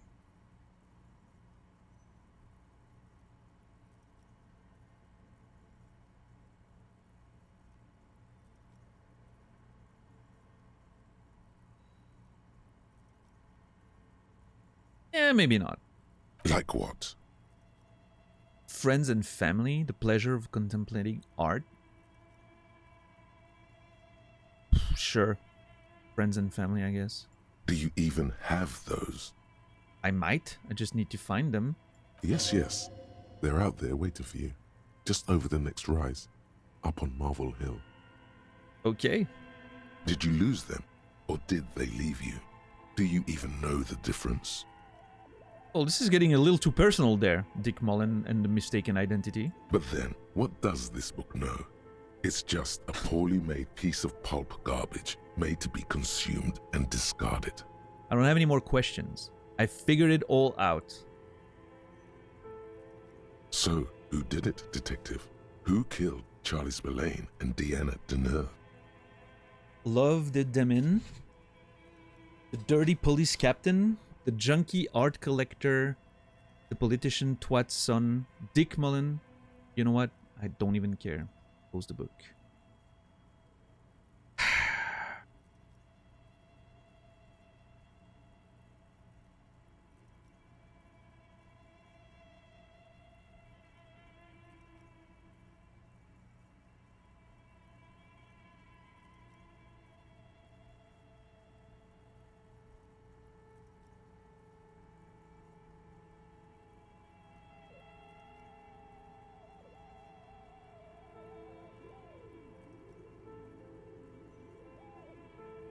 I mean,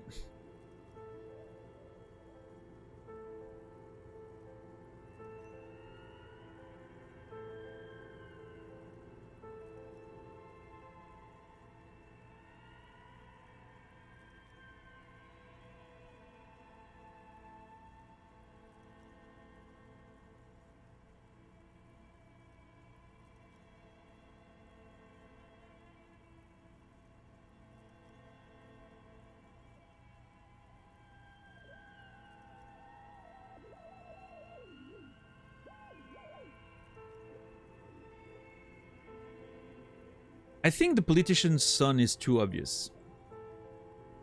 Because of the, oh, he has a code that looks exactly like the one I have, right? And all that. I think it's a bit too obvious. The junkie art collector being involved and it's a love triangle. Why not, I guess, but the dirty police captain obviously has the most obvious motive, right? With the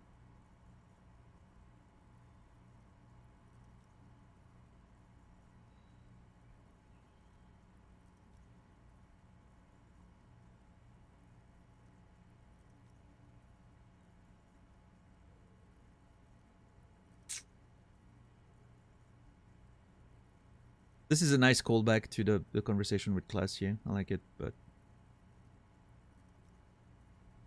obviously it's not Dick Mullen. I don't know.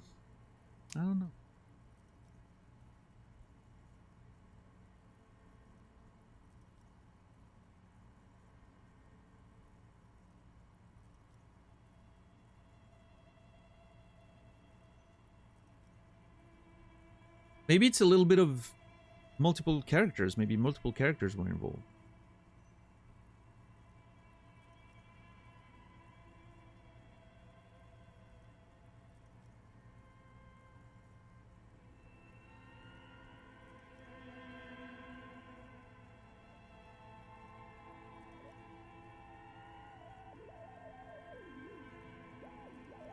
I'm gonna go with Love Did Them In, just because it's been a theme so far and I want to see where this goes. What? That doesn't even make sense. There's never a straight answer with you, is there? Okay. You just get hooked on random stupid notions and then repeat them every chance you get. Yep, that's what I do. Now go on. Find out who really did it. Alright, finish the book. You begin furiously flipping through pages. Even as you know these books follow a series of well-worn tropes, you find yourself completely engrossed. You're turning pages so fast, you don't even notice the ancient spine coming unglued. Oh no. You try to grab the pages as Oh, they no. come loose, but your fingers aren't quick enough. They're gone.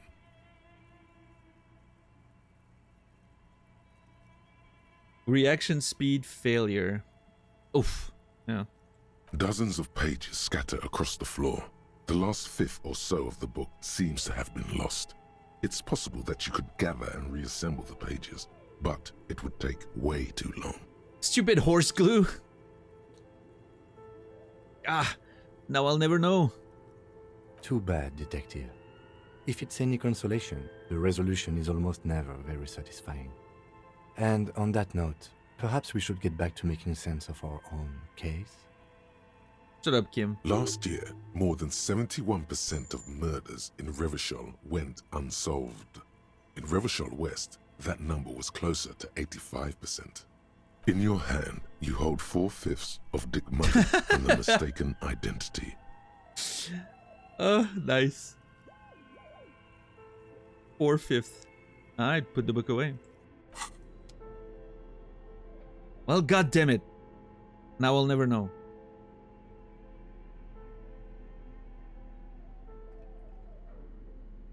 Fascinating.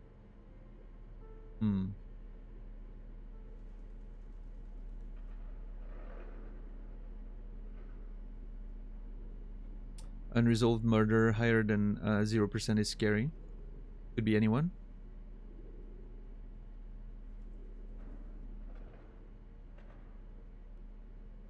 Yeah, I mean it's a weird thing, right? What's up, Quill Feather? At what point are we? Hold on. I'm trying to look for Ruby. I'm looking for like bullet traces, right? Examining where the shot could have come from. And then, you know, trying to solve the church situation. And trying to get my gun back. Actually, we're passing time right now because we're waiting for 10 in the evening to get my gun. And I haven't been able to check those things for bullet traces. I don't know why. It hasn't happened. Lens End suddenly happened, but the other ones didn't. So, yeah, I don't know. It's it's one of those situations where I'm struggling to sort of make progress in there. So I'm just like doing stuff and hoping that eventually it happens, right? Sort of. But yeah, welcome in. Good to see you.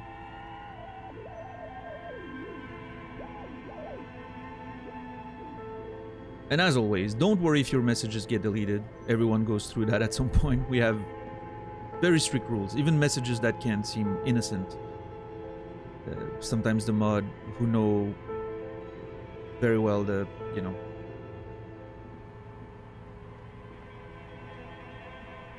who know the kind of messages that I prefer not seeing, you know. Yeah. Sounds like a plan. Yeah, I'm trying to find my my way, you know. It's but yeah, right now I'm just doing those books and all that to make sure I can first get the dice from the dice maker. There's another hour before I can do that. And then a few hours before the boardwalk meeting, and then I need to open the ice cream maker. The problem is I need to finish the Wasteland of Reality before that, because it's -2 physical instruments. So I need to solve that, and then hope I can get a really good check, because my physical instrument is really bad. Without the thought, it's at 2, and I have only 2 upgrades available.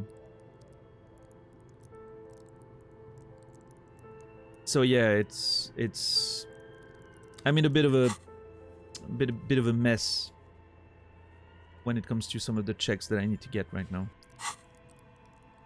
But yeah, we'll see.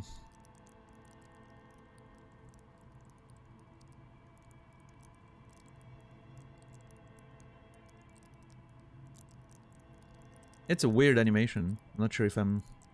I mean, it works, but I'm not sure if I'm a fan of it. I guess it looks cool. I'm sure it's mostly because I'm used to seeing the normal one that the animation looks weird, but...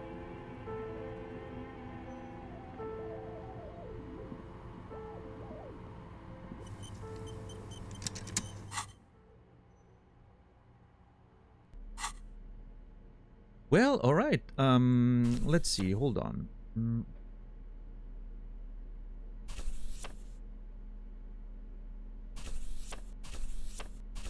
Need to organize my I don't have enough space. I hate this. Doesn't work. Oh well.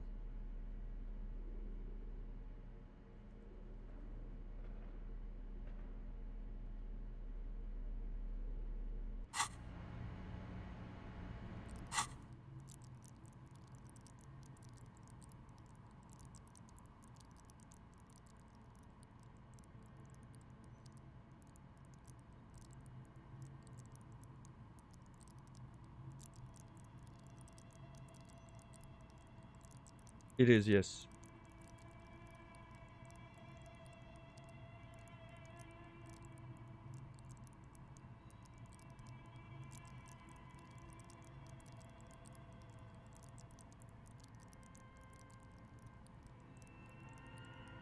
I don't think the original animation has blood though, but I could be wrong.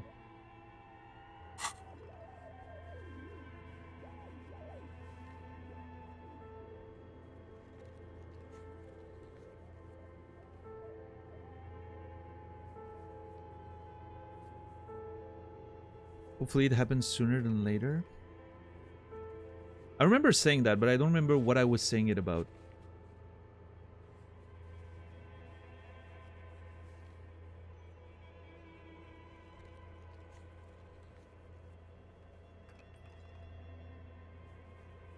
That's short-term streamer memory for you. I remember saying hopefully it happens sooner than later. I don't remember what I was saying it about. Absolutely no recollection of what I was saying.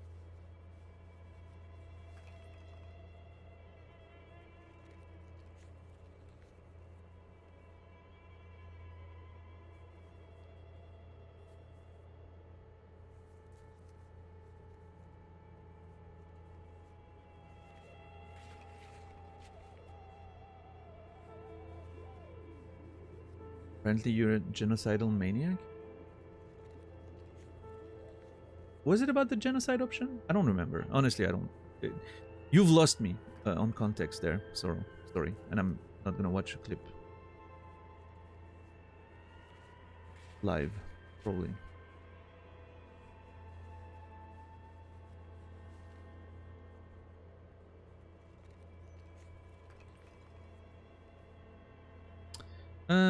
Okay, books. The Greatest Innocence. This dusty tome brings knowledge on the history of innocences. Oh shit, I didn't realize. Oh, now the fucking cover makes sense. I didn't realize it was Dolores Day. Oh shit, I'm really interested in reading it now. It's written by one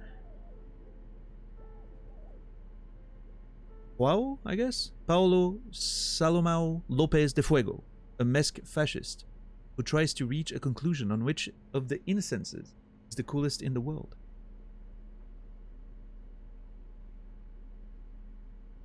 I mean, there's always the genocide option that's on the box. Hopefully that happens sooner than later.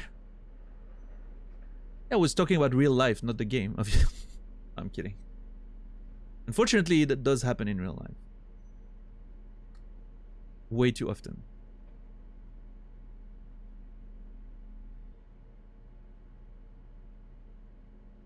You pronounce the tilde as an N? Wait, how does that work?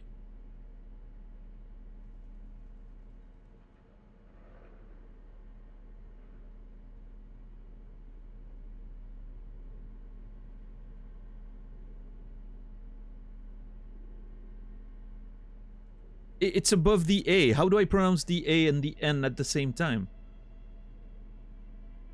Jean? Jean.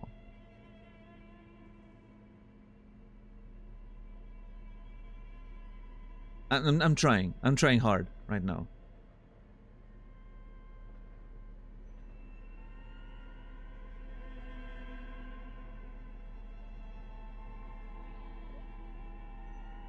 I need a it's a nasal A apparently. Oh.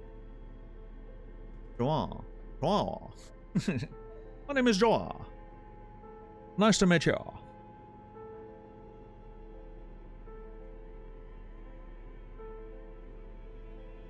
Hey, maybe if we read the book, it's gonna be pronounced. So we'll see.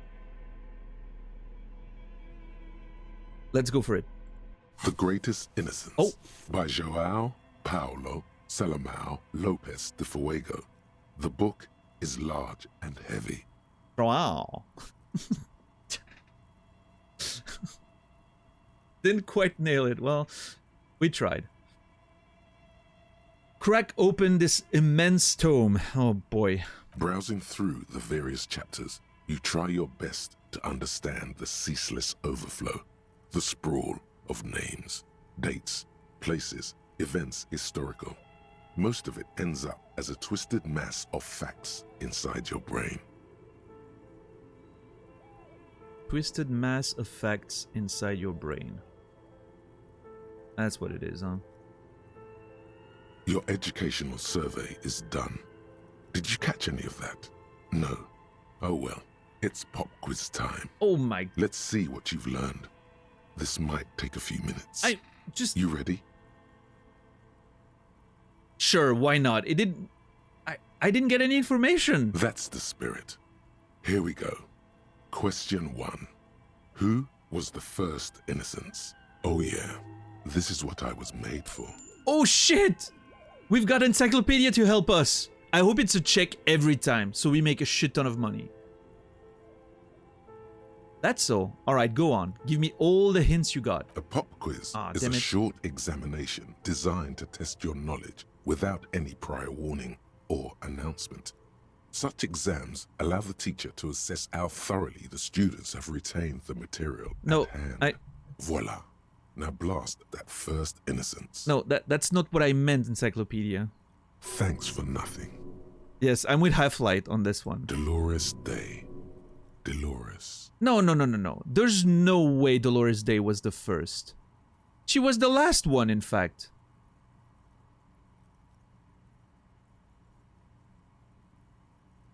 I'm pretty sure Dolores Day was the last one. We haven't had one in 300 years, and that was her.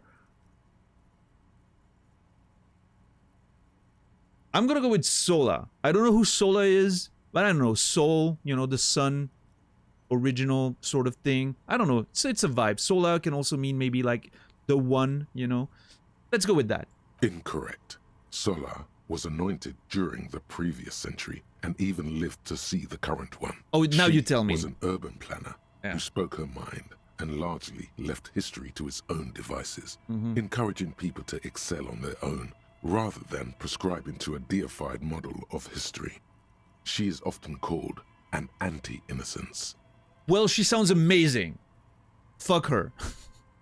Sola resigned after an assassination attempt by a Yugo nationalist who blamed her for not taking the side of the left during the turn-of-the-century revolutions. Innocences don't usually resign.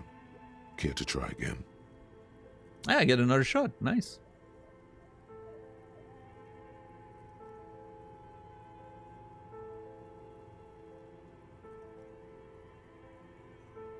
I mean, process of elimination, again, it cannot be Dolores Day. Unless I misunderstood the history of Dolores Day, she was the last one.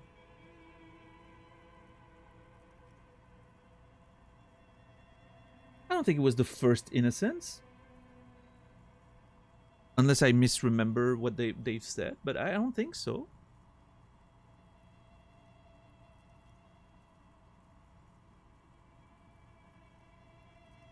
I mean, she was an important one. Most famous person alive, right? And all that. I'm not. I don't have anything of that nature in my notes. Unfortunately, I didn't take notes about that. I should have.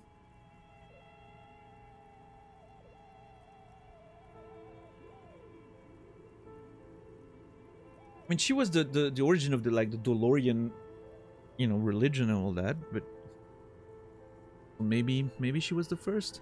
Maybe I misunderstood. Maybe there were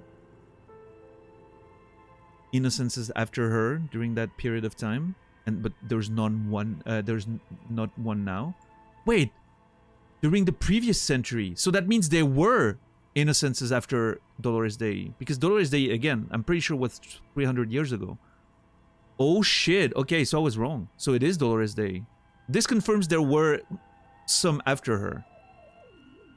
Which means there's a good chance she was the first, actually. In that sense. Well, fuck. I misunderstood the explanation about not having innocences right now. I thought that meant she was the last, but that it wasn't.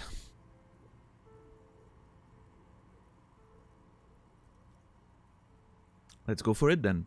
Incorrect. Oh, Dolores Day was the innocence of humanism, internationalism, and the welfare state. She codified parliamentary democracy and created modern institutions. Among these, the moral intern, she was powerful and beautiful on all her icons. Her colors are silver, white, and apricot. And when you think her name, Dolores, stomach acid rises to the back of your throat, and it hurts. You see a flash silver, a wreath, an airport bag, and blonde hair. You don't know why. Another choice, perhaps?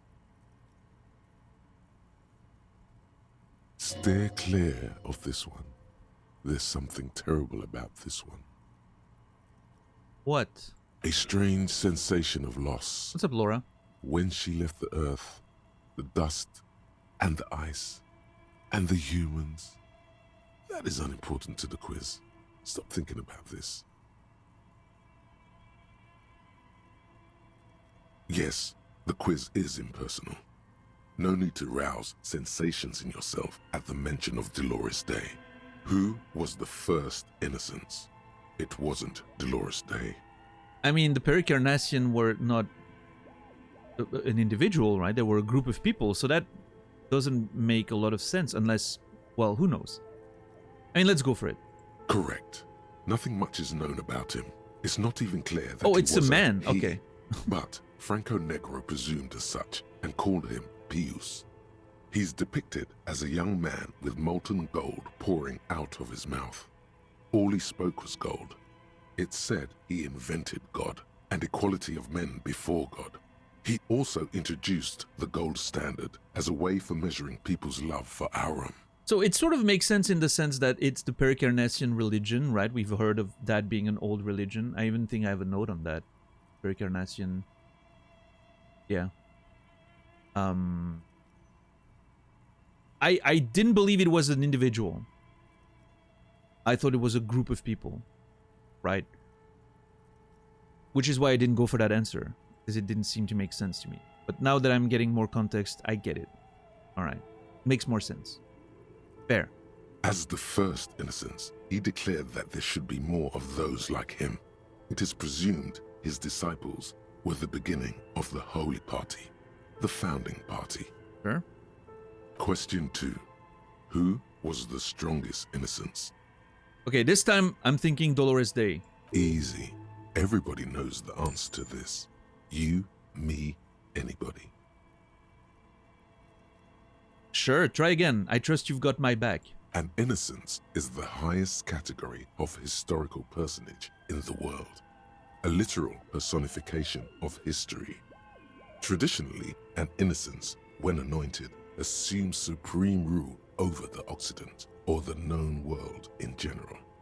At least, the parts that matter. Yes, so interesting, but I thought you'd give me answer to the question. I can do better.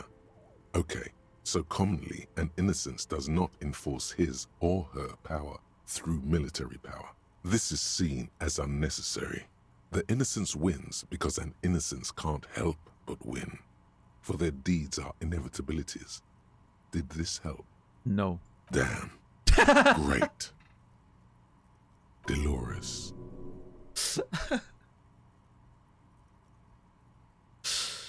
I'm pretty sure this time, I'm pretty confident. I know pain threshold's always going for Dolores because it means pain, right? But I think in this case it might be true. I mean, she's the most famous one, according to what we've learned in the church, right? What about Franco Negro? That was mentioned earlier.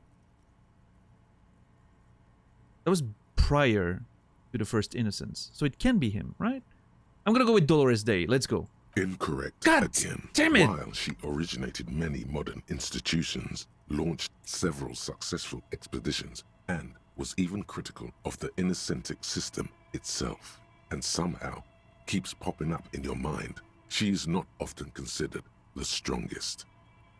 Even though the words most associated with her rule are l'amour, la compassion, la autodiscipline, love, compassion, self-control. Okay, hold on. Which could be seen as facets of strength. Would you like to try again? The way he pronounced those French words, you know what it sounded like? When Nasrallah was reading my book on his stream. And he was like, you know, l'amour, la compassion, l'autodiscipline. Yeah, he was trying to pronounce those words with like gusto, and he always failed. It sounded exactly like that. Which maybe means Nasrallah could become a, you know, voice actor. Who knows? But l'amour, la compassion, l'autodiscipline. I would go... self-discipline is a word. It fits better than self-control. Self-discipline, in my opinion, is a more specific thing than self-control. But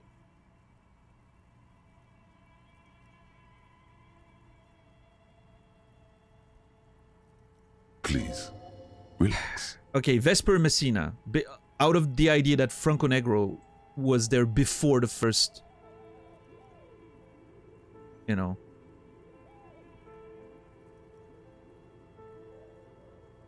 Although, I mean, Franco Negro could have happened after, and then looking back at history was like, well, it was probably a he, right? Okay, then if Franco Negro can decide the name of the first Innocence, maybe it means he was a powerful one. Okay, I'm gonna go Franco Negro. Why not? Correct. Let's go. Named the innocence of militarism, he codified hereditary rule, but at the same time ended serfdom and established the Inter-Isolari Real as the global reserve currency. He also established the concept of the nation. Wonderful. Thank you. Franco Negro attempted to solve the rising tensions between the aristocracy and bourgeoisie by building a unified society in which every man has a place and a mission, but at the same time may rise to nobility provided on the strength of his virtue. I'm almost sad that I got it now, because I wanted to learn about Vesper Messina, and now I can't. I'm almost sad that I got it right. Question 3. Who was the false Innocence? Got it under control. No problem. Solid on this one. It's widespread historical information. I'm very glad that I'm getting $2 every time, though. That's pretty cool.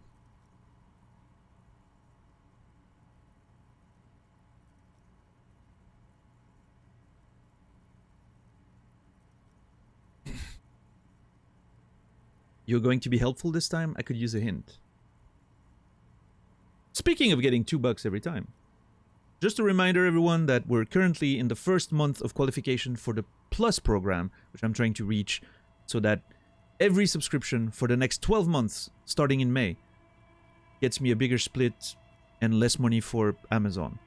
This will also apply to gift subs and all of that. It's a benefit for everyone.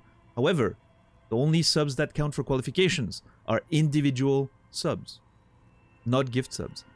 So if by any chance you're not sub and you want to support the channel, now is the best time to do so. There will never be a better time. Trust me. So, just so you know, the next 3 months are going to be very important for the channel for the next year and like the next 15 months, basically. So, yeah. And we need to reach 100 sub points every month. I think we're around 30-ish something, 30. We're getting close to 40 already, which is pretty encouraging, right? Normal subs are 1, tier 2 are 2, and tier 3 are 6 points. So if you're ever, you know, if you're one of the people who is like, oh, I would like to gift 5 subs, instead, for the next 3 months, gift yourself a tier 3 sub. Same amount of money, much better benefit for me for the next 3 months. So, just, you know, I'm just informing the people. I'm not begging or anything. I'm just informing the people of what's going on, so that you guys know what we're like strategizing for the channel right now. And thank you, Beside. I truly appreciate it. 2 months with Prime Gaming. That means a lot. Thank you. Thank you. Beside, you will be remembered. Hope you're doing well.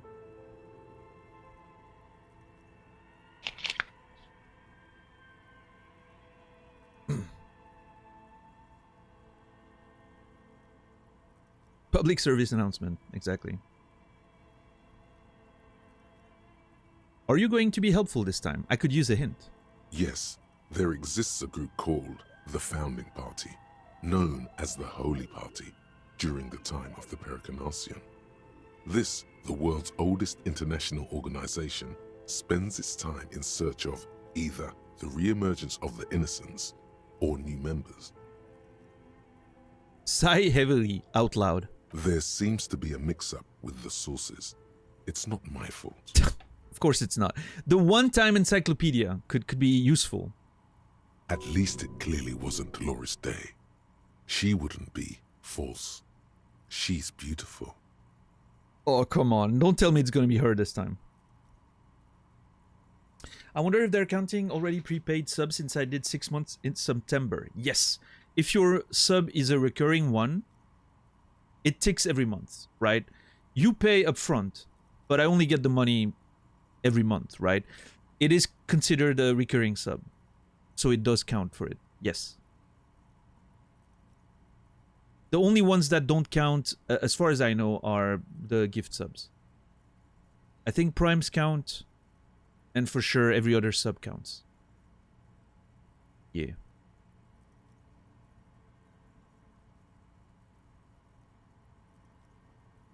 So you're helping, yes. Thank you. Appreciate it. Absolutely.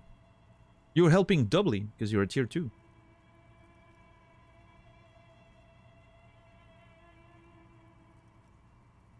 But yeah, no, for a few months, we're gonna have to try that strategy, right?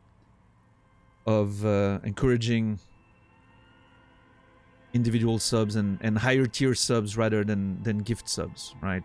Which, you know, it's a little rough. Like it's a bit of a concern, obviously, because, well, as a smaller channel, the gift subs are usually a pretty huge portion of your revenue, right?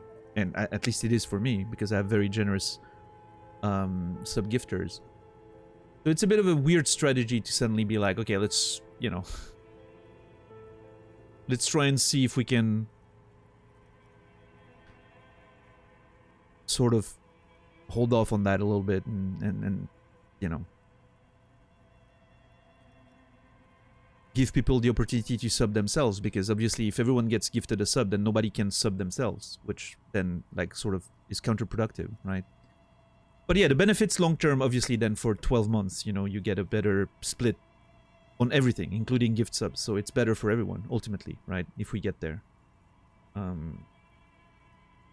Yeah.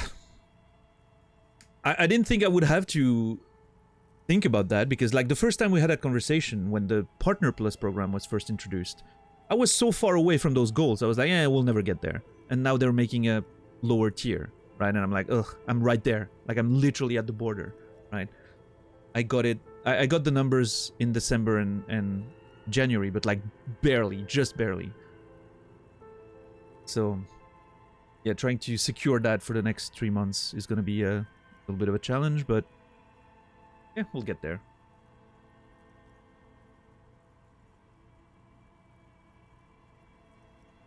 And hey, if for some reason someone still wants to gift a sub, because I don't know, that's how they like to support the channel, just pick a random funny meme name that never comes to the channel. This way, you know, it doesn't take away from anyone, I guess. But yeah, I mean, at this point, just save your money and donate or something, right? Like, that's probably better. You get in here for, you get in it for 12 months. Yeah. So the earliest we can get in is the 1st of May. And if we get it, then until the next start of May, we're in. And hopefully by that point, you know, the channel grows and you sort of guarantee getting there every time. But it's not a guarantee automatically, right?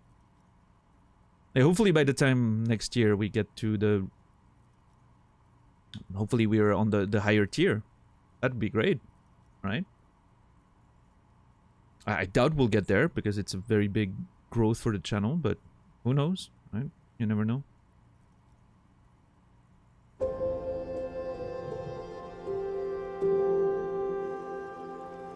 Gluminary, thank you so much for the Prime Gaming sub. 4 months. Doing my part, well, thank you so much. I appreciate it. Thank you, Gluminary. You will be remembered. Appreciate it. Very much. Like, it honestly, you know, it's always, like I said yesterday, like, it's always weird for me to mention those things because it makes me feel like I'm sort of selling out, right? And I never know really how to thank people for their support, but it means more than I can say. Trust me. It could make a huge difference. It always makes a difference, right? Whatever the kind of support is. Even just watching the stream without saying anything. Or contributing, you know, monetarily. Everything matters and means a lot, but obviously right now is a bit of a important strategic point, so...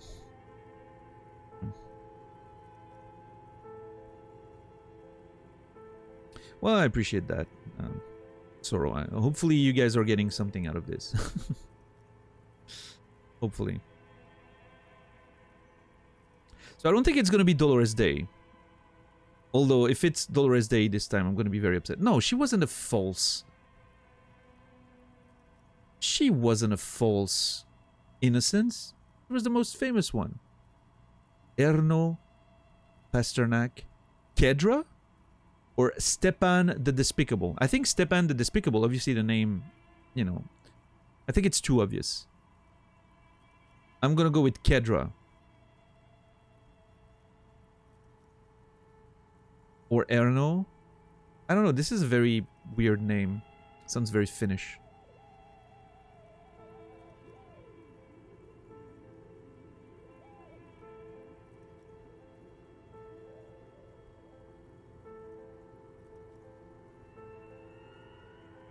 Well, let's try. Erno? Correct. There have been a number of counter or false innocences. Some assumed to have innocentic qualities. Some who just thought so themselves. Occasionally, they have the support of a faction inside the ecclesiastic organization, and accusations of foul play have arisen. It's so annoying because every time I'm like, okay, I got it. I'm so happy, and then I'm like, oh, I wanted to have all the other paragraphs. Hopefully I can read it again and we go through the same thing again. Probably not, but that'd be nice. I want to read on all of these. God damn it. The most famous and important of these was Ernau Pasternak. He was into torture, despotism, hymns, cannons, and world conquest, but got defeated and humiliated by Stepan the Despicable of Kedra. Well, there you go. Final stretch. You've come so far and learned so much. This is the most important one. Question 4. Who was the greatest innocence? I know the answer to this one. The most important of them all. Yes. The most precious to humankind. This is the obvious one. And this is the one that Encyclopedia is going to help me with, I bet. I've got it. Honest. Are you sure this time? I'll bite. Hint me. Of course, this is my thing. The reason I exist in this world. The correct answer is Franco Negro. That is not true. You're absolutely certain of this. 0 doubts.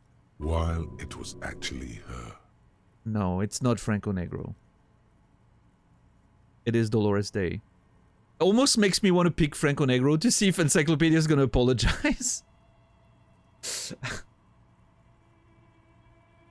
I made a shit ton of money with this, by the way. All those Encyclopedia checks. Beautiful. 114. Unreal.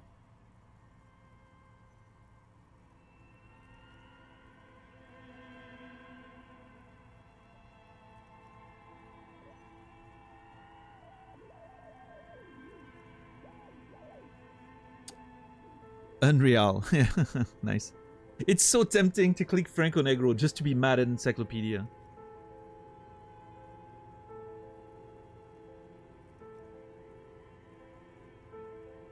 No, I'm gonna go with the right answer. Dolores Day. Correct. The Mesk might see Franco Negro as the father of nations, but as of this century, there's been a great shift in attitude. Dolores Day has become widely regarded as the greatest innocence. A most radical change to the whole fabric of the world. If I could also make money by reading books, I'd probably read more. Well, I mean, technically you can, right? You would have to be an editor. Or a reviewer.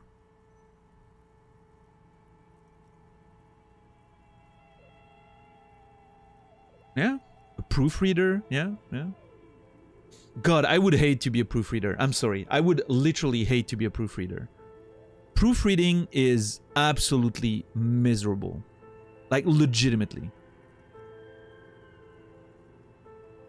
The worst part of the process of getting my books published is interacting with the proofreader. I hate it. First of all, listen. There's good and bad proofreaders, and it has nothing to do with how good they are at spotting mistakes. It is all about, are they actually understanding what your book is doing?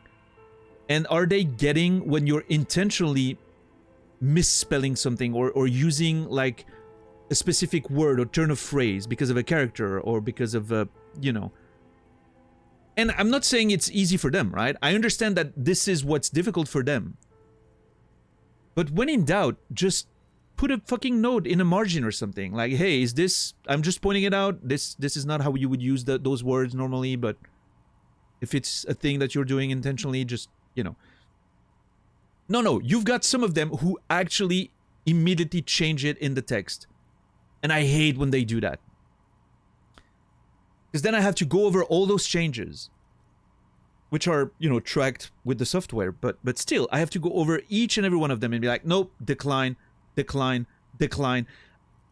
it's driven me to the brink of insanity quite a few times, let me tell you. The proofreading part is absolute pain. I would hate doing that job. I would legitimately hate doing it.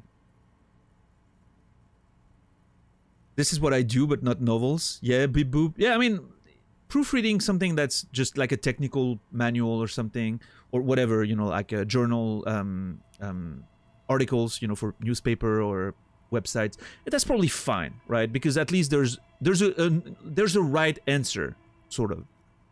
But yeah, for novels, it's so complex, right? Because there's so many things that are up to the writer.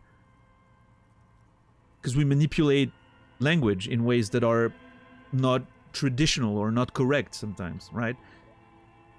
Oh, dude. Proofreading is pain. I hate it. I never want to do it again. That's why I'm not writing anymore. I don't want to proofread anymore. I don't want to go through that process.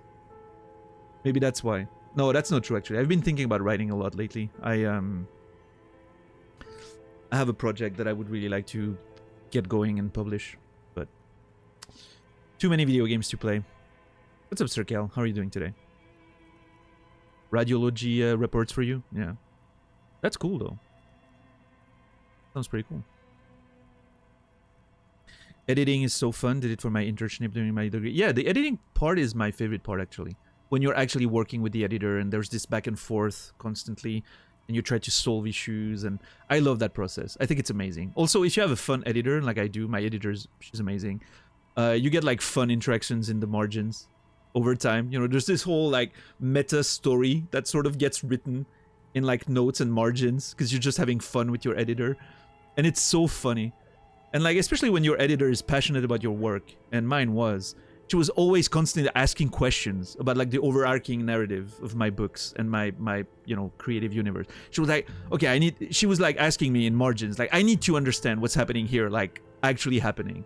Who's that character and what are they doing? What's the big plan? And I was like, I don't know. And she was like, yeah, of course you know. Come on, you have to know. And I was like, nah, I'm not telling you.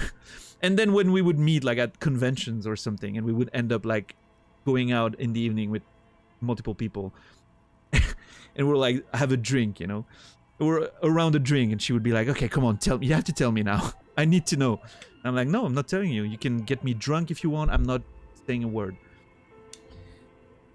And I never did. I'm keeping my secrets. Most of the time it's because I don't have the answer yet. I actually don't know.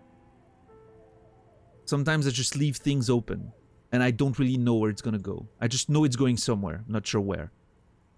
But yeah, no, it's cool. I miss that. That's also one of the reasons why I want to get back into writing, because like the conventions and all that, it's so much fun every time. So I miss that world. I miss my writing friends. Haven't seen them in a while.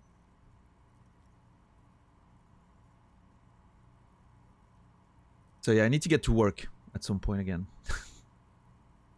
Could use the money too, probably, but yeah, we'll see. One thing at a time.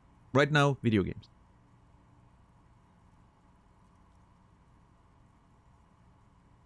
Everything from inter-esolary travel to the connected world to 3 consecutive scientific revolutions can be traced back to her. Every decade that passes, she seems less human somehow, and more beautiful. That's an interesting thing. Every decade that passes, she seems less human and more beautiful. I sort of feel that effect with historical figures like Lady Diana, right? Or I don't know, some of those great figures of history. They seem less human because you remember only like the sort of historical facts about them. You don't really see them anymore. Like, well, I mean, they're past, so you don't see them interact normally and have those things that make them really human when they're there. And only like the historical figure remains, and the great deeds and all of that, right? It's an interesting thing if you think about that, like in real life terms, right? Oh shit.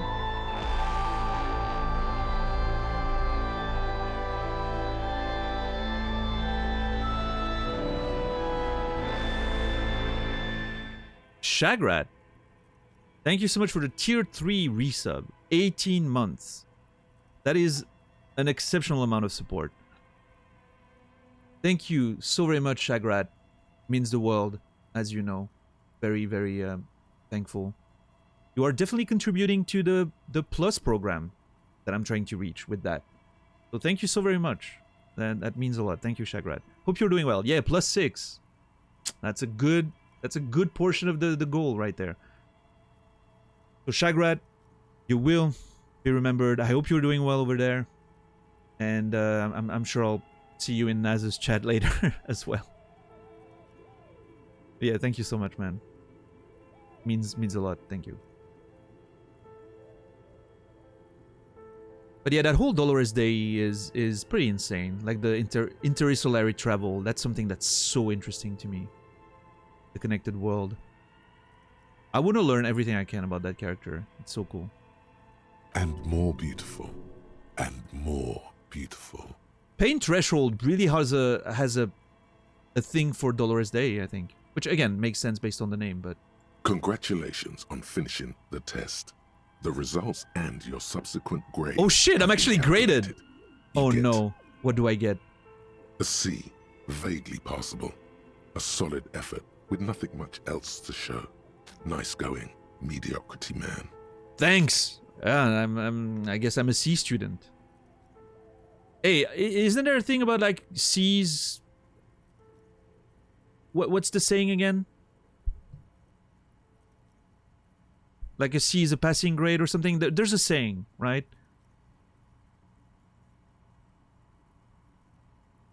C's get degrees. Yeah. Yeah. Yeah, C's get degrees. I'm fine. All of this with no information, by the way, just based on like context we acquired outside of the book itself. I feel very pleased. You would have done better if you just left Dolores Day for the end.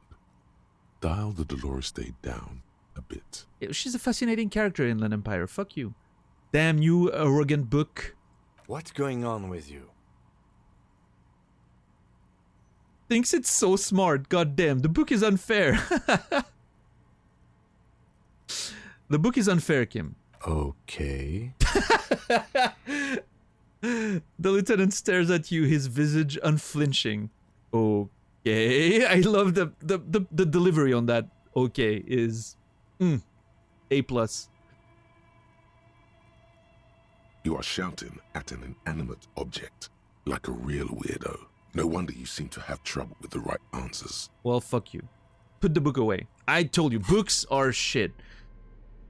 We should have never listened to them. Ignoring books was the way to go. Who reads anymore? It's 2024, for fuck's sake. Oh, sorry, it's 51 in the game world. Okay, it's time for me to collect my dice. It's time. We've made it. It is time to collect the dice. 11:34, 8 hours. I'm gonna remove my torchlight because, you know, I don't want to be rude. And I'm going to collect my dice. You know what's coming next, don't you?